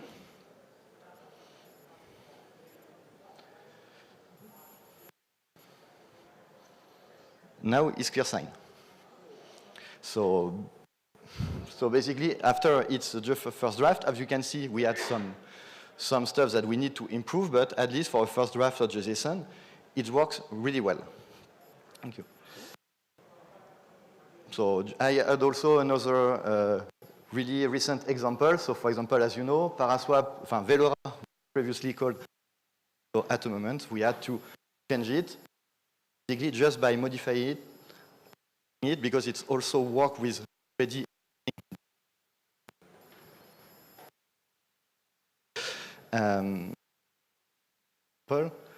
But yes, I said 10 minutes, but I only show the testing part, but generation and validation part. Yes, we have for. First, we made, at Ledger, we made the 730 AI analyzer, which on CI, it gathers multiple data sources, so it will. Yes, so it gathers multiple data sources. It's also run multiple agents, trying to interacting between themselves, challenging also. And as we said earlier this morning, this agent will say, you should display this field, it's a critical, and so on. Also, it's running in RCI on the ERC 7730 registry, and you can have this report. And basically, you can have a really concrete and detailed view for every descriptor that has been put in your JSON file. So basically, what it means that now it will reduce drastically our reviewing time and maybe ended up, no, I'm not saying it will be the case now, but maybe later, it could end up by an automatic review, and just by having this report, which is successful, we could directly merge the descriptors. And for generating it, we made also our AI-based generator and validator. So we can just ask some description. So generate the descriptor for a dApp name on mainnet for this smart contract address. You can also use this agent to set up, because I did not mention it, but for Speculoos, if you want to run it locally, you need to make some setup. So the agent will be capable to do it. You will be able to see a really detailed report that will show the different iterations around the JSON file, because it will generate a first version. We will use our linters and some tools. We will check it. just to be sure that, okay, it works, there is no issue on the JSON file. So, and in the end, you will have also the JSON file. Also, I talked about the clear signing tester. It will run automatically. It will fetch some transaction coming from Etherscan and so on. And it will run automatically, be able to generate the screenshot through the Speculoos tool I showed before. Just some precision. This tool is not released yet. We are really close to finalize it, but we need to make some improvement. Like for now, it's only working with GPT 5.4, and also we should release the final version in the next few weeks, and basically it will be open source. And thank you.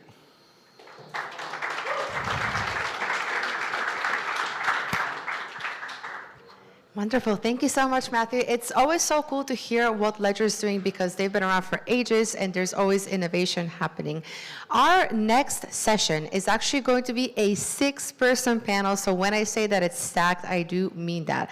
And the panel is going to be about clear signing. Now, does anyone here have strong views on clear signing versus blind signing? Who's a fan of blind signing? Hands up. Not a single hand up. Who here thinks that clear signing is the better alternative? Hands up? Okay, yes, a few of you. A few undecided maybe? Or just too lazy to raise your hands? Our next panel is going to dive into that, and it's going to be moderated by Hester from the Ethereum Foundation. It is featuring Hester Bergholm, Lauren Castillo, Kan Öztugan, Derek Rain, Eric Galansky, and Jan Shetna. So as soon as we get these beautiful chairs up on the stage, we'll get started. If you're watching the live stream, we would love to hear from you, so feel free to repost and comment. For anyone who is here at the event today at WalletCon, do post your photos of the merge, of the sessions that you're attending, and we will share our favorites. So let's let the panel take it away. Big round of applause. Okay, we got this.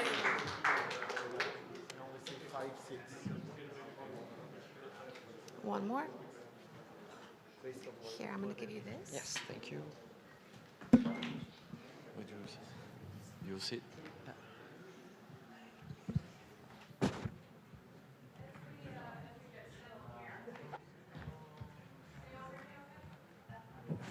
Good? Yeah. So who has ever signed a transaction thinking, I can't read a thing, YOLO, we'll see what happens? All right.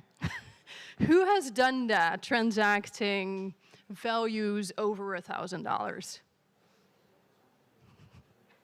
Crossing your fingers, praying, looking to the sky, and then figuring out what happens. So yeah, again, my name is Hester. I work with Ethereum Foundation on $1 trillion security. That's an initiative that wants to make Ethereum secure enough, usable enough, to ultimately be comfortable transacting thousands of dollars for individuals, trillions for institutions. Clearly not the case today, given by this show of hands. I'm going to introduce this panel to talk about how to improve transaction clarity. I do wish that if you come back to your hotel room tonight, if you're waiting for your flight at the end of the week, also go back to the live stream and look at Mathieu's presentation. Again, once more, having the context of transaction clarity and what these gentlemen are working on. Let me start. I'll go left to right and make quick introductions. Laurent, Ledger, do you want to say a quick word to introduce yourself? Yeah, hi, nice to meet you all. So Laurent Castillo from Ledger, so VP of Architecture. And I was, I had the chance to be deeply involved in the writing of 7730. So very happy to be here today and thanking everyone who contributed to 7730. And as I mentioned in my talk, if you saw it a few hours ago, those are the guys that contributed to the 7730. So thanks to all, for sure. Yeah, this is an amazing group, and this isn't everyone contributing. It's a really, really wide working group, improving transaction clarity. Kan? Hi, I'm Kan. I'm working on Sourcify. If you haven't heard about Sourcify, Sourcify is a source code verification tool that is trying to make source code verification open source and open data. We are also part of the Argo Collective, if you haven't heard about it. Argo Collective is the recent largest EF spinout with the Solidity. In case you missed it, Solidity is no longer in the Ethereum Foundation. And as Sourcify, we care about transaction clarity since old days, but verification has been our focus most of the time, but we are really excited to be part of this working group and revive the efforts to solve this very important problem. Derek from WalletConnect. Needs no introduction here. You made it so short, and now I want to go a long one. Eric, I'm the CPO for Zama. We enable financial operations on-chain with confidentiality using FHE. In production, in mainnet, live on FHE, yeah. So that's my new role, but actually also started to get engaged with this through my experience in Fireblocks.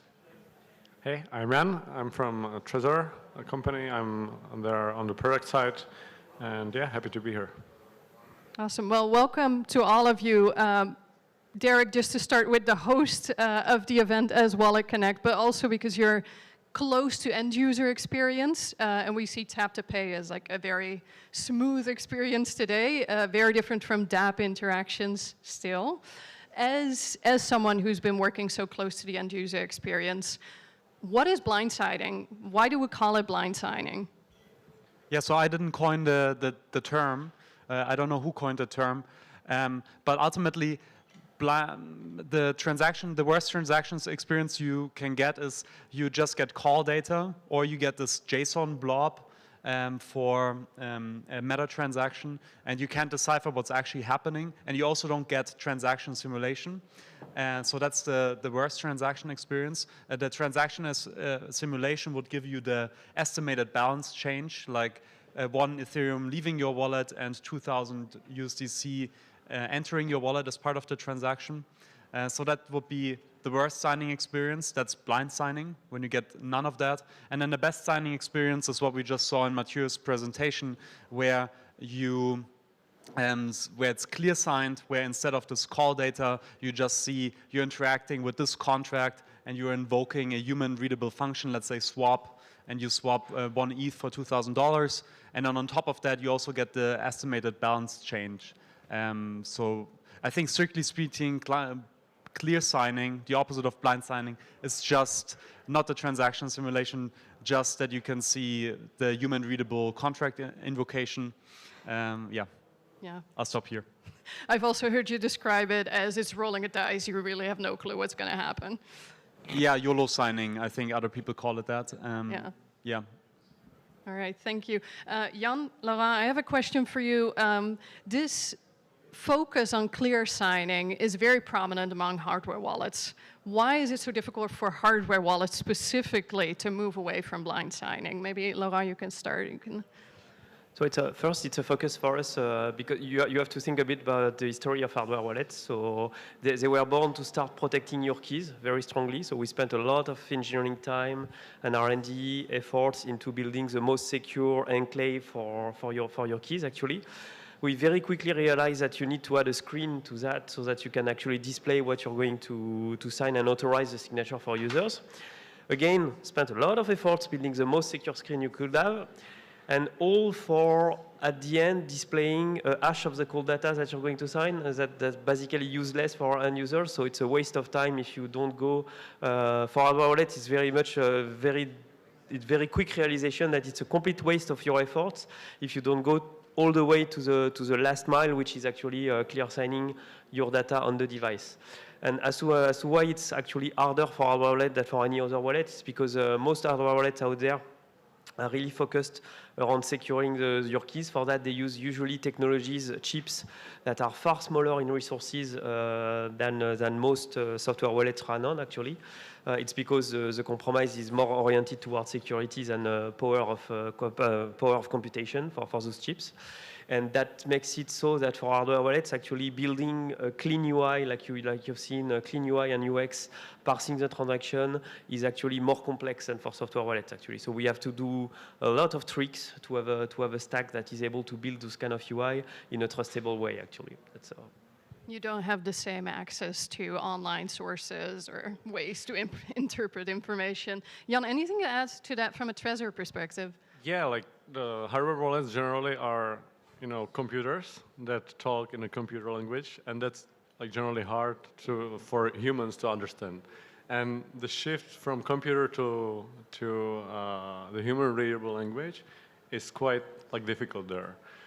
And I just want to say like one note that the clear signing is only part of the wall security that we are trying to make on the hardware wallets. It's not a silver bullet, but like it's a very like needed part of the wall puzzles. Yeah, it almost feels like transactions were never meant for humans. They were meant for agents in the first place. And then as an intermediate step, it turns out we also need to be able to read what's going on. So that's from a hardware wallet perspective. Eric, you joined from a Fireblocks embedded wallet, software wallet point of view.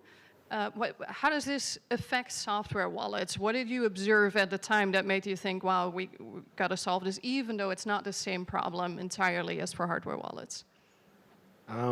So software wallets are a bit more spoiled in that, right? Because we can do simulation, we can do, like, there's a lot of things we can do. We can do security scanning of transactions. So already a lot of transaction, you see a lot of good information. But the entire premise is of doing this in software is you can do a lot more. You should cover everything, right? You should cover all of the different risks. Especially coming from Fireblocks, transaction can be transferring a lot of value. Right, so like any place where a problem comes in is really critical. So it was much more about, we have these pieces, like we have the security review, which can capture some things, and we have the simulation, which can capture some things. It can capture what is happening, right, or more what is supposed to happen on chain as a result. It doesn't capture what you're actually trying to do, and there's a lot of relevant information in there. And so it was really a method of, here's our gap. How do we close this gap in the best way? Because even when you have simulation, there's a lot of information that a user, especially if the user is not like an expert in blockchain security, but the user is a financial operator, there's a lot of information that is not presented with the tools that exist today. And so this is kind of what we were targeting, is how do we like dot all of the I's and cross all of the T's to actually show you always all of the relevant information.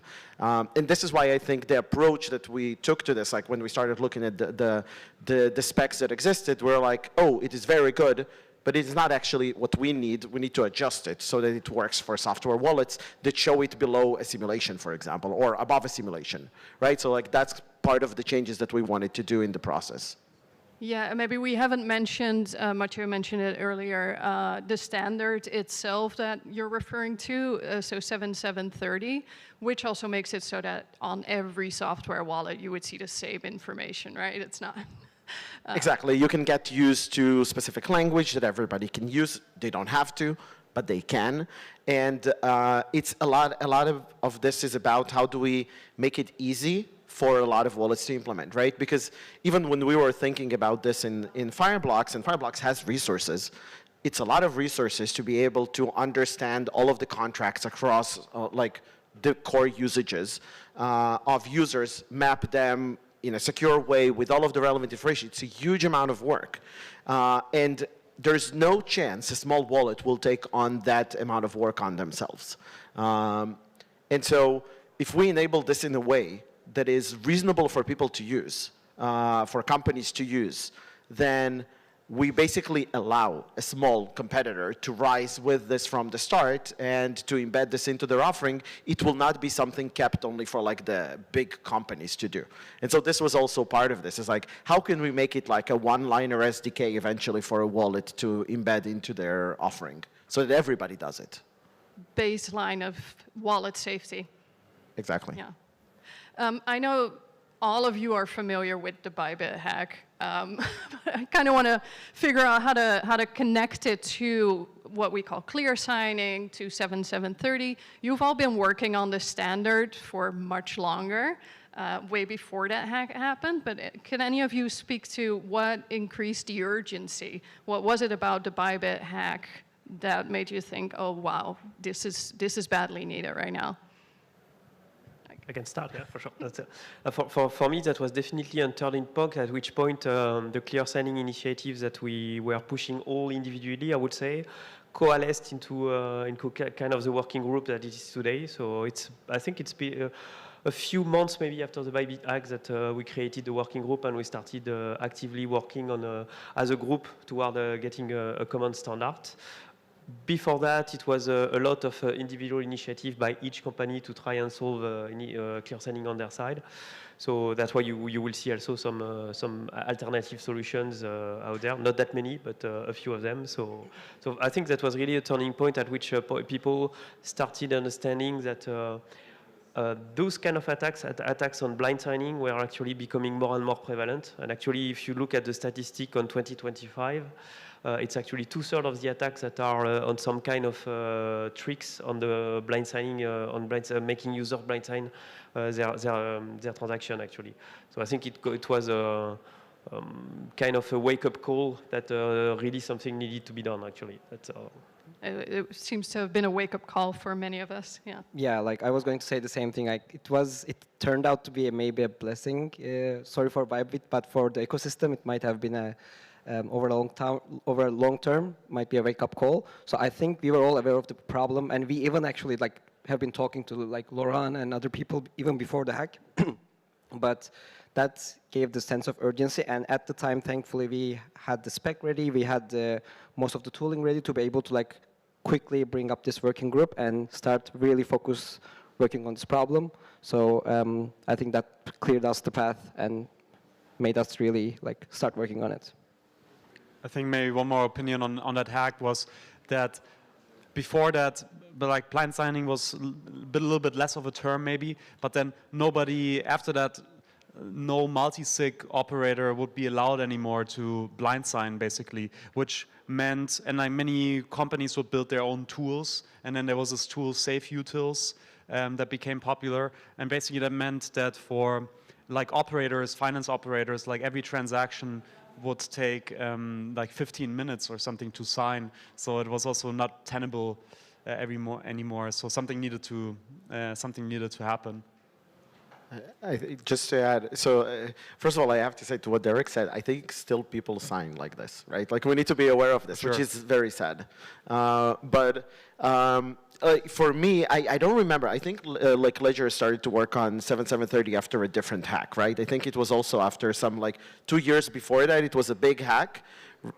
Yeah. 2024 we started, and that was also another hack on blind signing that kind of triggered this kind of discussion for sure. Yeah. Right. So when that started and I was following their work, I was like, okay, probably going to be solved soon, right? It seems like they're doing a lot of serious work. They're on the standard. Probably will have this sorted out, and was focusing on other things. And I think after the Bybit hack, I looked at it and I was like, okay, let's see if we can adopt this. Can we now bring in clear signing from the thing that Ledger developed, in addition to the things we already have, combine it and do something on this? And basically, once I started to do this, I understood it will not work for us. We cannot do this. We cannot do this because it's too ledger dependent. We cannot add ledger as a counterparty risk to every transaction we sign. That's just, in our security model, does not work. And the way the standard is defined doesn't match to the things we need in terms of the UI, so now we need to wrap it with another standard of the things we actually need. And that doesn't work well. And so there was a list of things. I was like, okay, there's a reason that Ledger is still almost, I think, the only one that used it. And so basically I kind of set out to solve that reason. So I started collaborating with Rand, with Derek, to basically okay, I want this to be a thing for everybody, and now, after checking, I know why it cannot be a thing that everybody uses unless if we make some changes. The nice thing is that they were very happy to coordinate and into this, and we had a lot of different people join, but there was a very good collaboration around, we actually want it to be an ecosystem thing, which required changing and also giving up some control on this. I want to come back to that point in a minute, because I think there's a lot more to say beyond the standard, right? That's a document essentially that lives online. There's a lot more work going on. Maybe to help that break down, Khan, specifically, because I know you have a really good way of breaking this down coming from Sourcify and the transaction data or contract data that is available.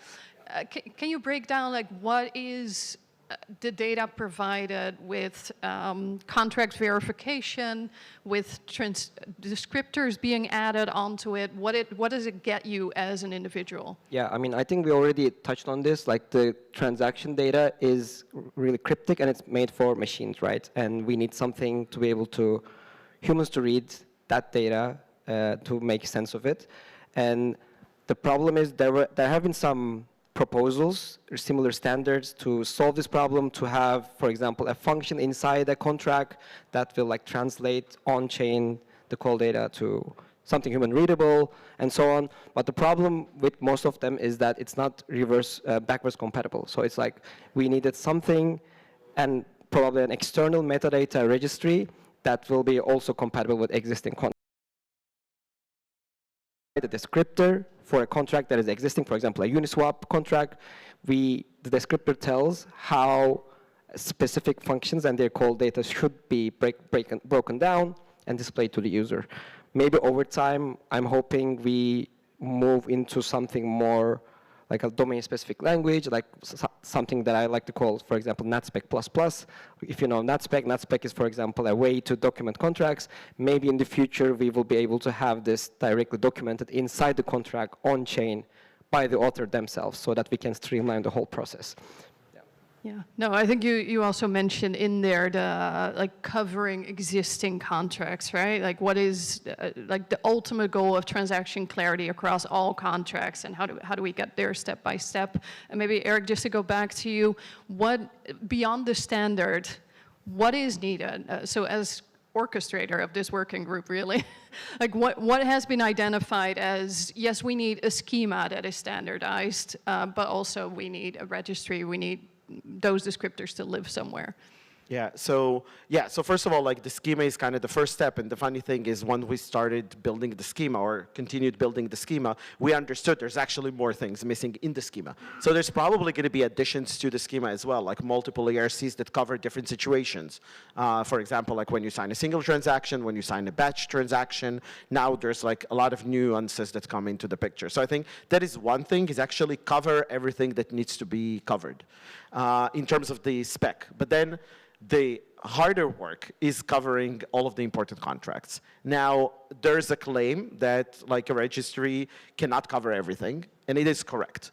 But it can cover 99% of the actual user transactions, right? Because although we want to talk about the million contracts on chain, the ones that are actually being used is like a couple hundreds. Now, obviously, we'll get to a lot more than that, but pretty fast, we can get to a situation where a person can look at what they're signing and understand it, right? Because if you cover 99% of the contracts that people use, suddenly blind signing becomes a very extreme, scary, rare situation, which is what we want to get to. Now, this registry is basically going contract by contract. Either the person who wrote it, which is the best situation, but it can also be somebody else, right? Sometimes the person doesn't care, sometimes they don't want to, that's okay. Other people can do this.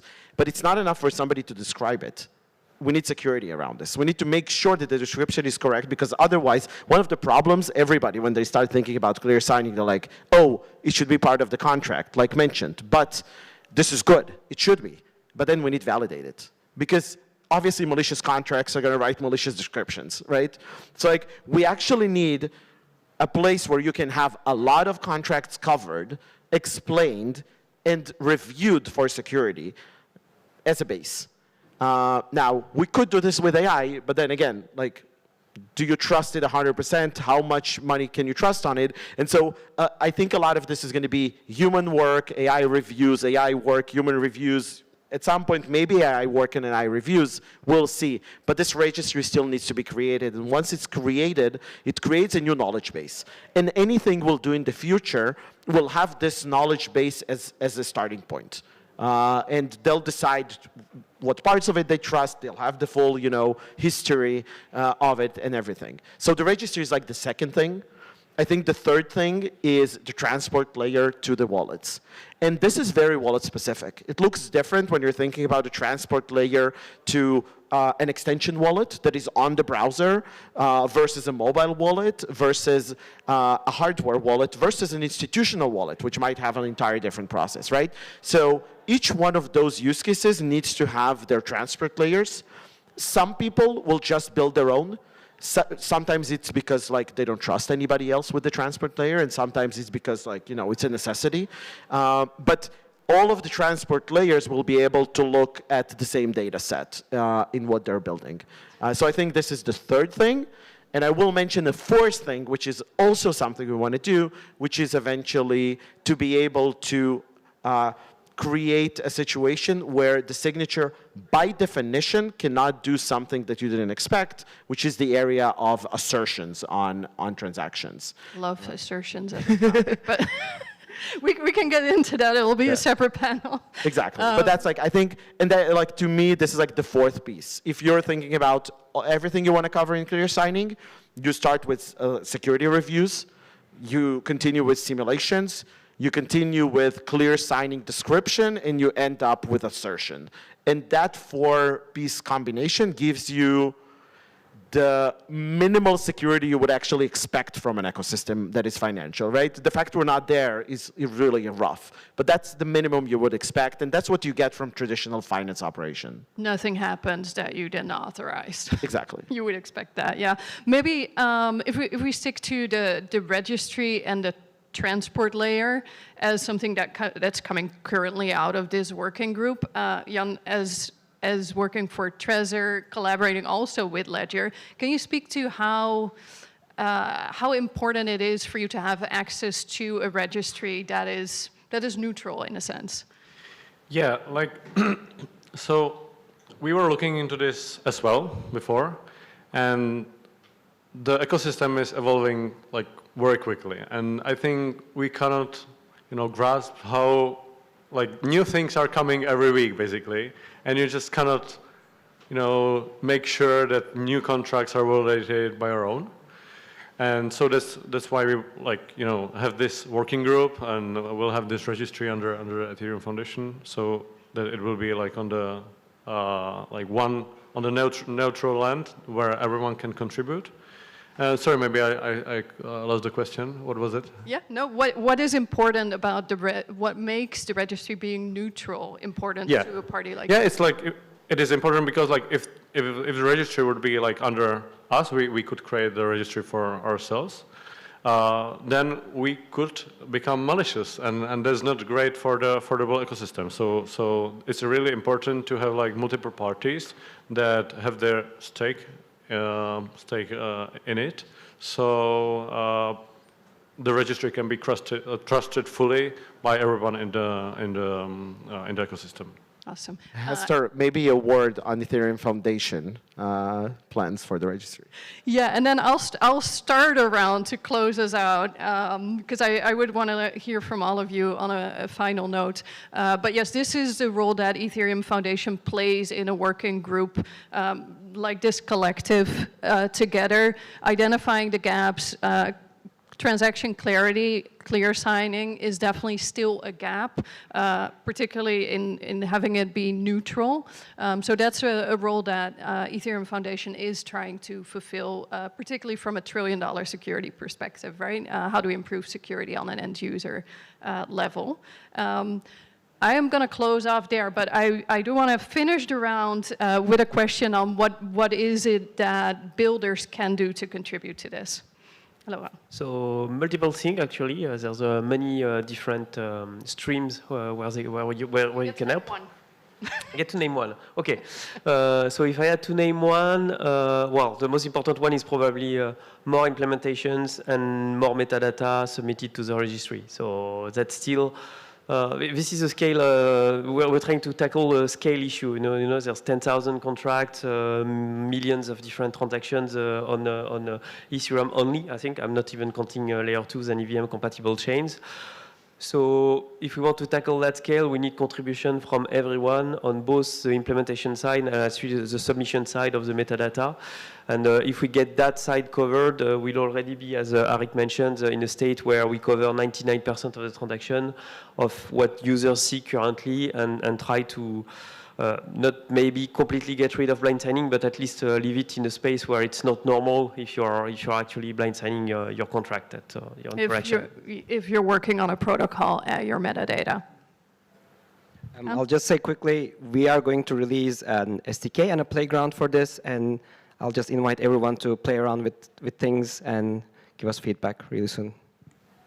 Not an answer to your question, but we talked about the Bybit hack. I think now people are running OpenClaw, Cloud Code, and so on. I think the amount of transactions are probably going to increase a lot, and personal users' funds are at risk just as much. So I think it's really crucial that we get this adopted in the wallet space now. And yeah, the work everyone in the group has been doing, and including you, has been amazing. But to add to this, language is what LLMs work on, right? So it's funny that we're saying it's for people, not for machines, but in reality, LLM is much better suited to handle a clear signing message than it is to handle like the JSON, right? It's even for agents, it's important. But the one thing I wanted to say is I'm actually going to target specifically wallet developers. Put it on your roadmap, right? Like put on your roadmap to handle clear signing. The tooling is being graduated there, like will be there very soon. And basically it's about putting it in a roadmap, preferably Q2, worst case Q3. And for other people, you use a wallet, send the message to their support, I want clear signing, why don't I have clear signing? And then they'll put it on the roadmap. They can still make Q1 happen. 1 day left. All right, put it on your roadmap. Yeah, I agree with Eric. Like everyone should be involved, and we really welcome even like the biggest player or even the smallest player there, because we want to make the whole ecosystem safe for our users, and we want to make this standard behavior not something that like users just go through not knowing what they sign. Awesome. Thank you all so much, and for all the work you're doing, and Diana for not kicking us off the stage. Thank you, Diana. Thank you, Hester. Thank you, everybody. Thank you to our wonderful panel. I think it's always so interesting when you get to see an entire working group, all the people that are actually creating the tech, because it's very easy to use tech, to critique tech, and you never actually see the faces of the builders that are preparing that. We have 2 more sessions left. If you've been watching the live stream so far, we would love to hear how you like it. Repost it, like it, tag your friends. If you've been here live at the event, make sure to post all of your photos of the merch, of the sessions you enjoyed on X, and tag us. We will share our favorites. We have 2 more sessions to go, as I said. The next one is with Michael Llewellyn from Turnkey. He is the head of solutions engineering, and he will talk to us about the infrastructure that makes systems production ready. And in a moment, Michael will take the stage. Please welcome him with a big round of applause. Michael, stage is yours.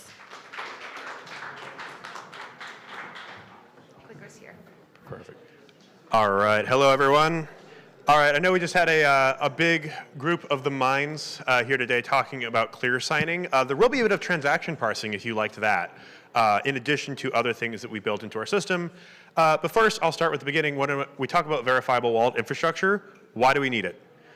We already had lots of conversations about infrastructure attacks. Now, I'm going to lump both blind signing and just general infrastructure attacks that are targeting the key itself in here.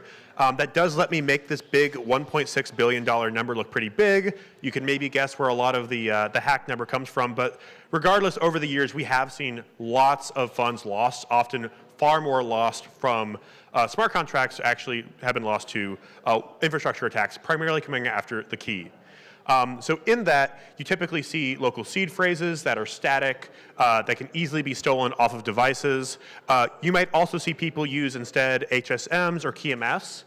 These are ways to protect the private key, but does not protect from the ability for someone to blindly sign something or for the access to that system, such as like getting an API key or something else, to still lead to a full compromise where you're signing a malicious transaction and seeing all the funds lost. Only one transaction, one malicious transaction is really required to steal all the funds in a wallet without the private key ever being exposed.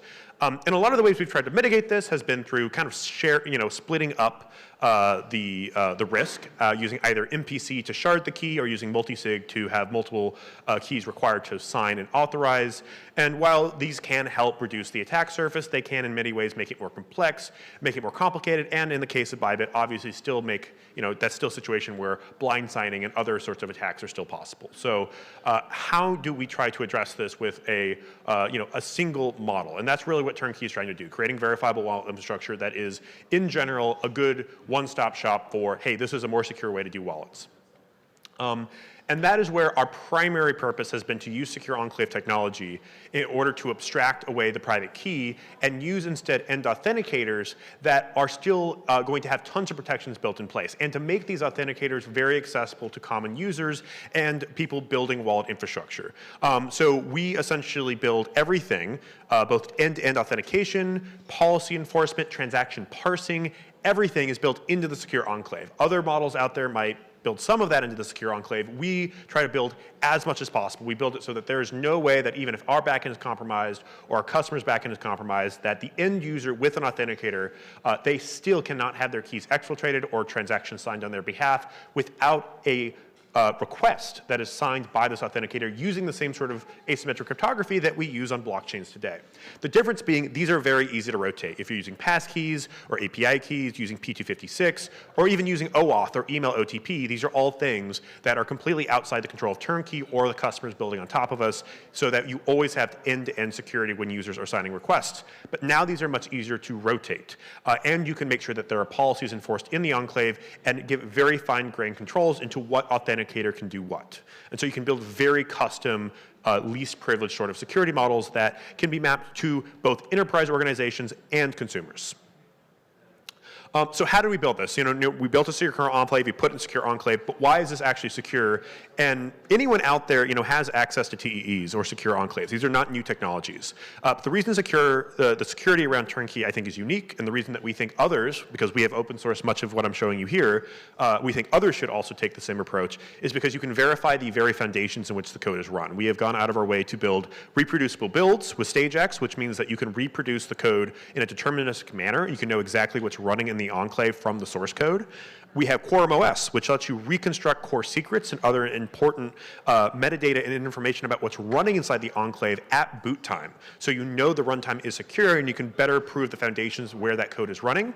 And then making sure that remote attestation is available to your consumers. A lot of people have remote attestation when they're using secure enclaves or have it available, but very few of them actually expose it so that end users can actually perform remote attestation on the activities they're doing through an API. So with Turnkey today, you can get a remote attestation back with an API request and prove, yes, that is the exact version of the code that ran this request that was involving a private key or other sensitive details. So by having all of these, we have a basically very solid foundation upon which we can then build the rest of Turnkey, which is where the more the key management that you might be more familiar with is occurring. So that is where you're going to see keys generated and stored securely inside enclaves.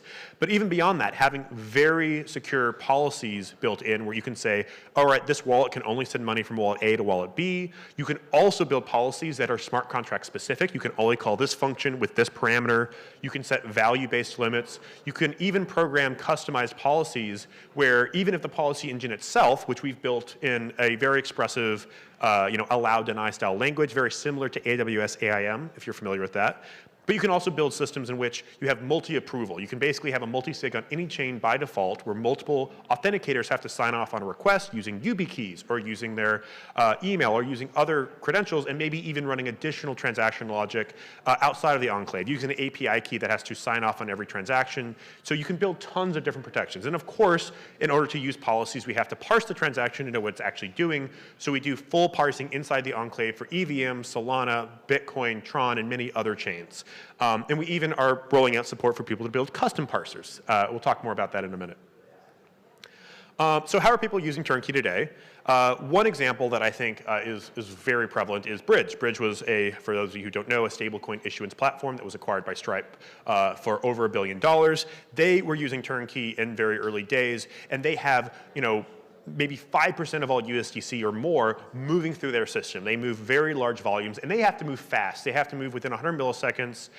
They have to be able to manage large amounts of funds, but they have to move them quickly. So using MPC or using some sort of multi-sig is not going to work. You can't, tell your customers, oh, you're going to have to wait several hours to get your payments through because we have a very complicated internal process for security. It's much better to say, no, you can actually have great security with the policies in place, with these protections, but still have 100 millisecond signing time. So you can get both the speed of a hot wallet and the security of a cold wallet in the same bucket. And then this lets you do tons of automation on top, driven through API keys that all have strict controls on them. So even if an API key is compromised, you do not see actual fund loss. Next, when it comes to consumers, we have Moonshot. We have tons of other customers using this way, but I put Moonshot up here not because I want you to buy their meme coins, but because they were a great example of a customer that had tons of demand, especially back in January where there was a certain president that launched a certain meme coin. And tons of people were signing up to the app. Tons of people who had no idea how crypto worked. And by being able to use email sign-up, email OTP, something very simple that many people are familiar with in other web apps, they were able to get a non-custodial wallet accessible to them that was immediately able to start trading and gave them full access to all the crypto features that were available in Moonshot without they themselves understanding really how that technology worked. And that is obviously what we need for adoption, tons of users getting the full security of cryptocurrency and blockchain technology without needing to understand the underlying mechanics. And Moonshot was a great case study for us to show how that is possible. And then finally, if there's this WalletCon, there are many wallets here. Maybe you already have your own wallet infrastructure. You don't feel the need to use turnkeys. There are still ways we are working with other wallet apps out there, such as WorldCoin. Because we have a very flexible key architecture, we actually can be used for other things, such as encryption. So the kind folks at WorldCoin said, hey, we want to have an independent recovery model for our customers. We want to be able to hold the backup for them so that they don't have to worry about losing it. But obviously, if they held the backup, that would be a problem. They would have full control of the assets. So what they do is they encrypt the wallet bundle to a key that is stored on turnkey and can only be accessed by the user through email, SMS, and other sign-in methods that are familiar to the user. Very much more difficult to lose. It's not like a passphrase they could forget. Most people can keep access to their email or even have multiple methods available to them. So using that method, WorldCoin has set up independent recovery using turnkey as an encryption key storage mechanism, not just wallets for crypto, but also just general key management use cases. And then finally, so you can see the account manager. Finally, when I talk about parsing and other use cases, turnkey is not just being used for key management in general. We're also seeing customers wanting to use the underlying secure enclave technology, and that is where TVC, or Turnkey Verifiable Cloud, comes in. We've had several customers building on us and wanting to essentially leverage the same secure foundations that we've built all of our core infrastructure for signing and doing policies and parsing on. And then you can kind of see how a lot of customers are working with Turnkey. We built it very low level primitives that can be accessed through APIs and SDKs and CLIs that customers that can then build apps on top of. One great example of, let's see here. So Turnkey Verifiable Cloud. What I just said, the reason you would use Turnkey Verifiable Cloud is you have off-chain smart contracts essentially in the sense that they're very verifiable, but you get privacy, you get horizontal scalability, you can prove how the execution is done. Anyone can use remote attestation. They can even use source code to do a reproducible build and prove the code running in the enclave. And you have tons of use cases from here. The most prominent of which we've had is transaction parsing, people wanting to run custom transaction parsing. So Anchorage put out Visual Sign Protocol near the end of last year. This is something that they're using for a lot of their wallets to be able to parse complex transactions, raw metadata, or raw call data, and turn it into something that's human readable. We just had a panel on clear signing. Clear signing is a standard that can also be easily run inside of a turnkey verifiable app. So if you don't want to have to trust, maybe you can't run it on your local hardware, or you don't want to have to worry about a situation where your hardware is compromised, you don't want to have to trust a remote API that's a black box, you can run it in a secure enclave so that when you get the parsing details back, you can verify that you got it from a trusted source, which unlocks tons of use cases for our enterprise customers. So I know that was a lot. It was a quick 10 minutes. Would love to chat with anyone who has questions afterwards, but appreciate your time and hope you all have a good day.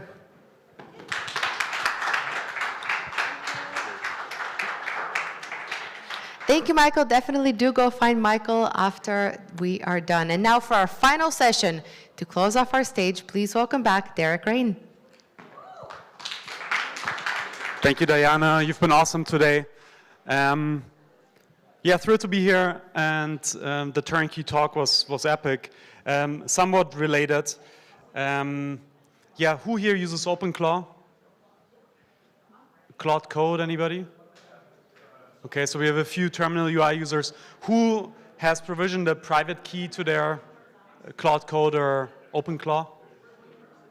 Okay, there's a bunch of you. So yeah, we recently launched the WalletConnect Agent SDK. It kind of addresses some of these problems that arise from the problem that CLIs are the new interfaces for apps in crypto. And arguably, it's a nicer user experience to use a CLI as opposed to using an app. And one big problem there, obviously, is that you shouldn't give your claw, or friends don't let friends give their claws private keys for obvious reasons. And the WalletConnect CLI SDK can help with that. And here's an example. So this is the Nansen CLI using the WalletConnect CLI SDK. And so I'm doing a trade here on Telegram via OpenClaw. And I'm confirming that trade, which you can't see in the screenshot. I'm confirming that trade on my phone. So there's no private key involved here, or there's no private key involved on my machine, at least on OpenClaw. And that's not the only use case. There's a couple of CLIs out there that use this. For instance, in Nansen, there's a trading for human in the loop. In most cases, you use more serious amounts, so you still want to confirm that. But there's also the X402 wallet, where that uses a private key that you store in your claw, and then you use the WalletConnect CLI SDK just to fund that. And it has a feature that Nansen X402 only supports Base and USDC, and if you have funds on another network, then the WalletConnect CLI SDK is smart enough to figure that out and automatically switches. And so you can just fund from your wallet $10, let's say, onto that account. So that's one use case. And then afterwards, obviously, there's no human in the loop anymore when you do queries on Nansen. This is a little bit similar to what Zi-Fi does, and also a little bit similar to how it works on Polymarket. And with Zi-Fi and Polymarket, you get some cool properties because they create dedicated accounts for you, smart contract wallets, and then via WalletConnect, the private key on your phone or on your safe or whichever WalletConnect wallet you use is the owner of that account. And now if you use Polymarket, the benefit of that is that if an attacker gets access of your claw, then they can ape into markets, but they can't steal your funds. So they can, I don't know, do a trade. Is the US going to invade Iran in April? They can ape into that, but they can't steal your money because the only withdraw option is back into your actual wallet. So that's a great property, and now you can trade without a human in the loop. You can let your claw do that for you. And then on another use case that's what Hyperliquid is using, or like the Hyperliquid CLI that's integrated, the WalletConnect Agent SDK, is where it creates a dedicated account and via session keys, but you actually confirm every single trade. So it funds a new account, but you also still need to confirm every single trade. So our Agent SDK is in beta now. So those are some of the CLIs that have integrated this. The Hyperliquid one is not an official Hyperliquid CLI. None of those exists. So there's no official Hyperliquid CLI.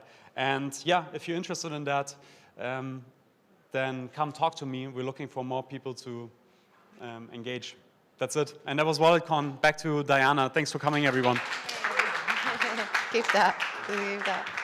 Okay, like Derek said, this was WalletCon. Thank you all to those of you who came here live. Thank you all to those of you who connected to the live stream. Make sure to repost, tag your friends, like, and you can watch it as many times as you would like. See you at the next WalletCon.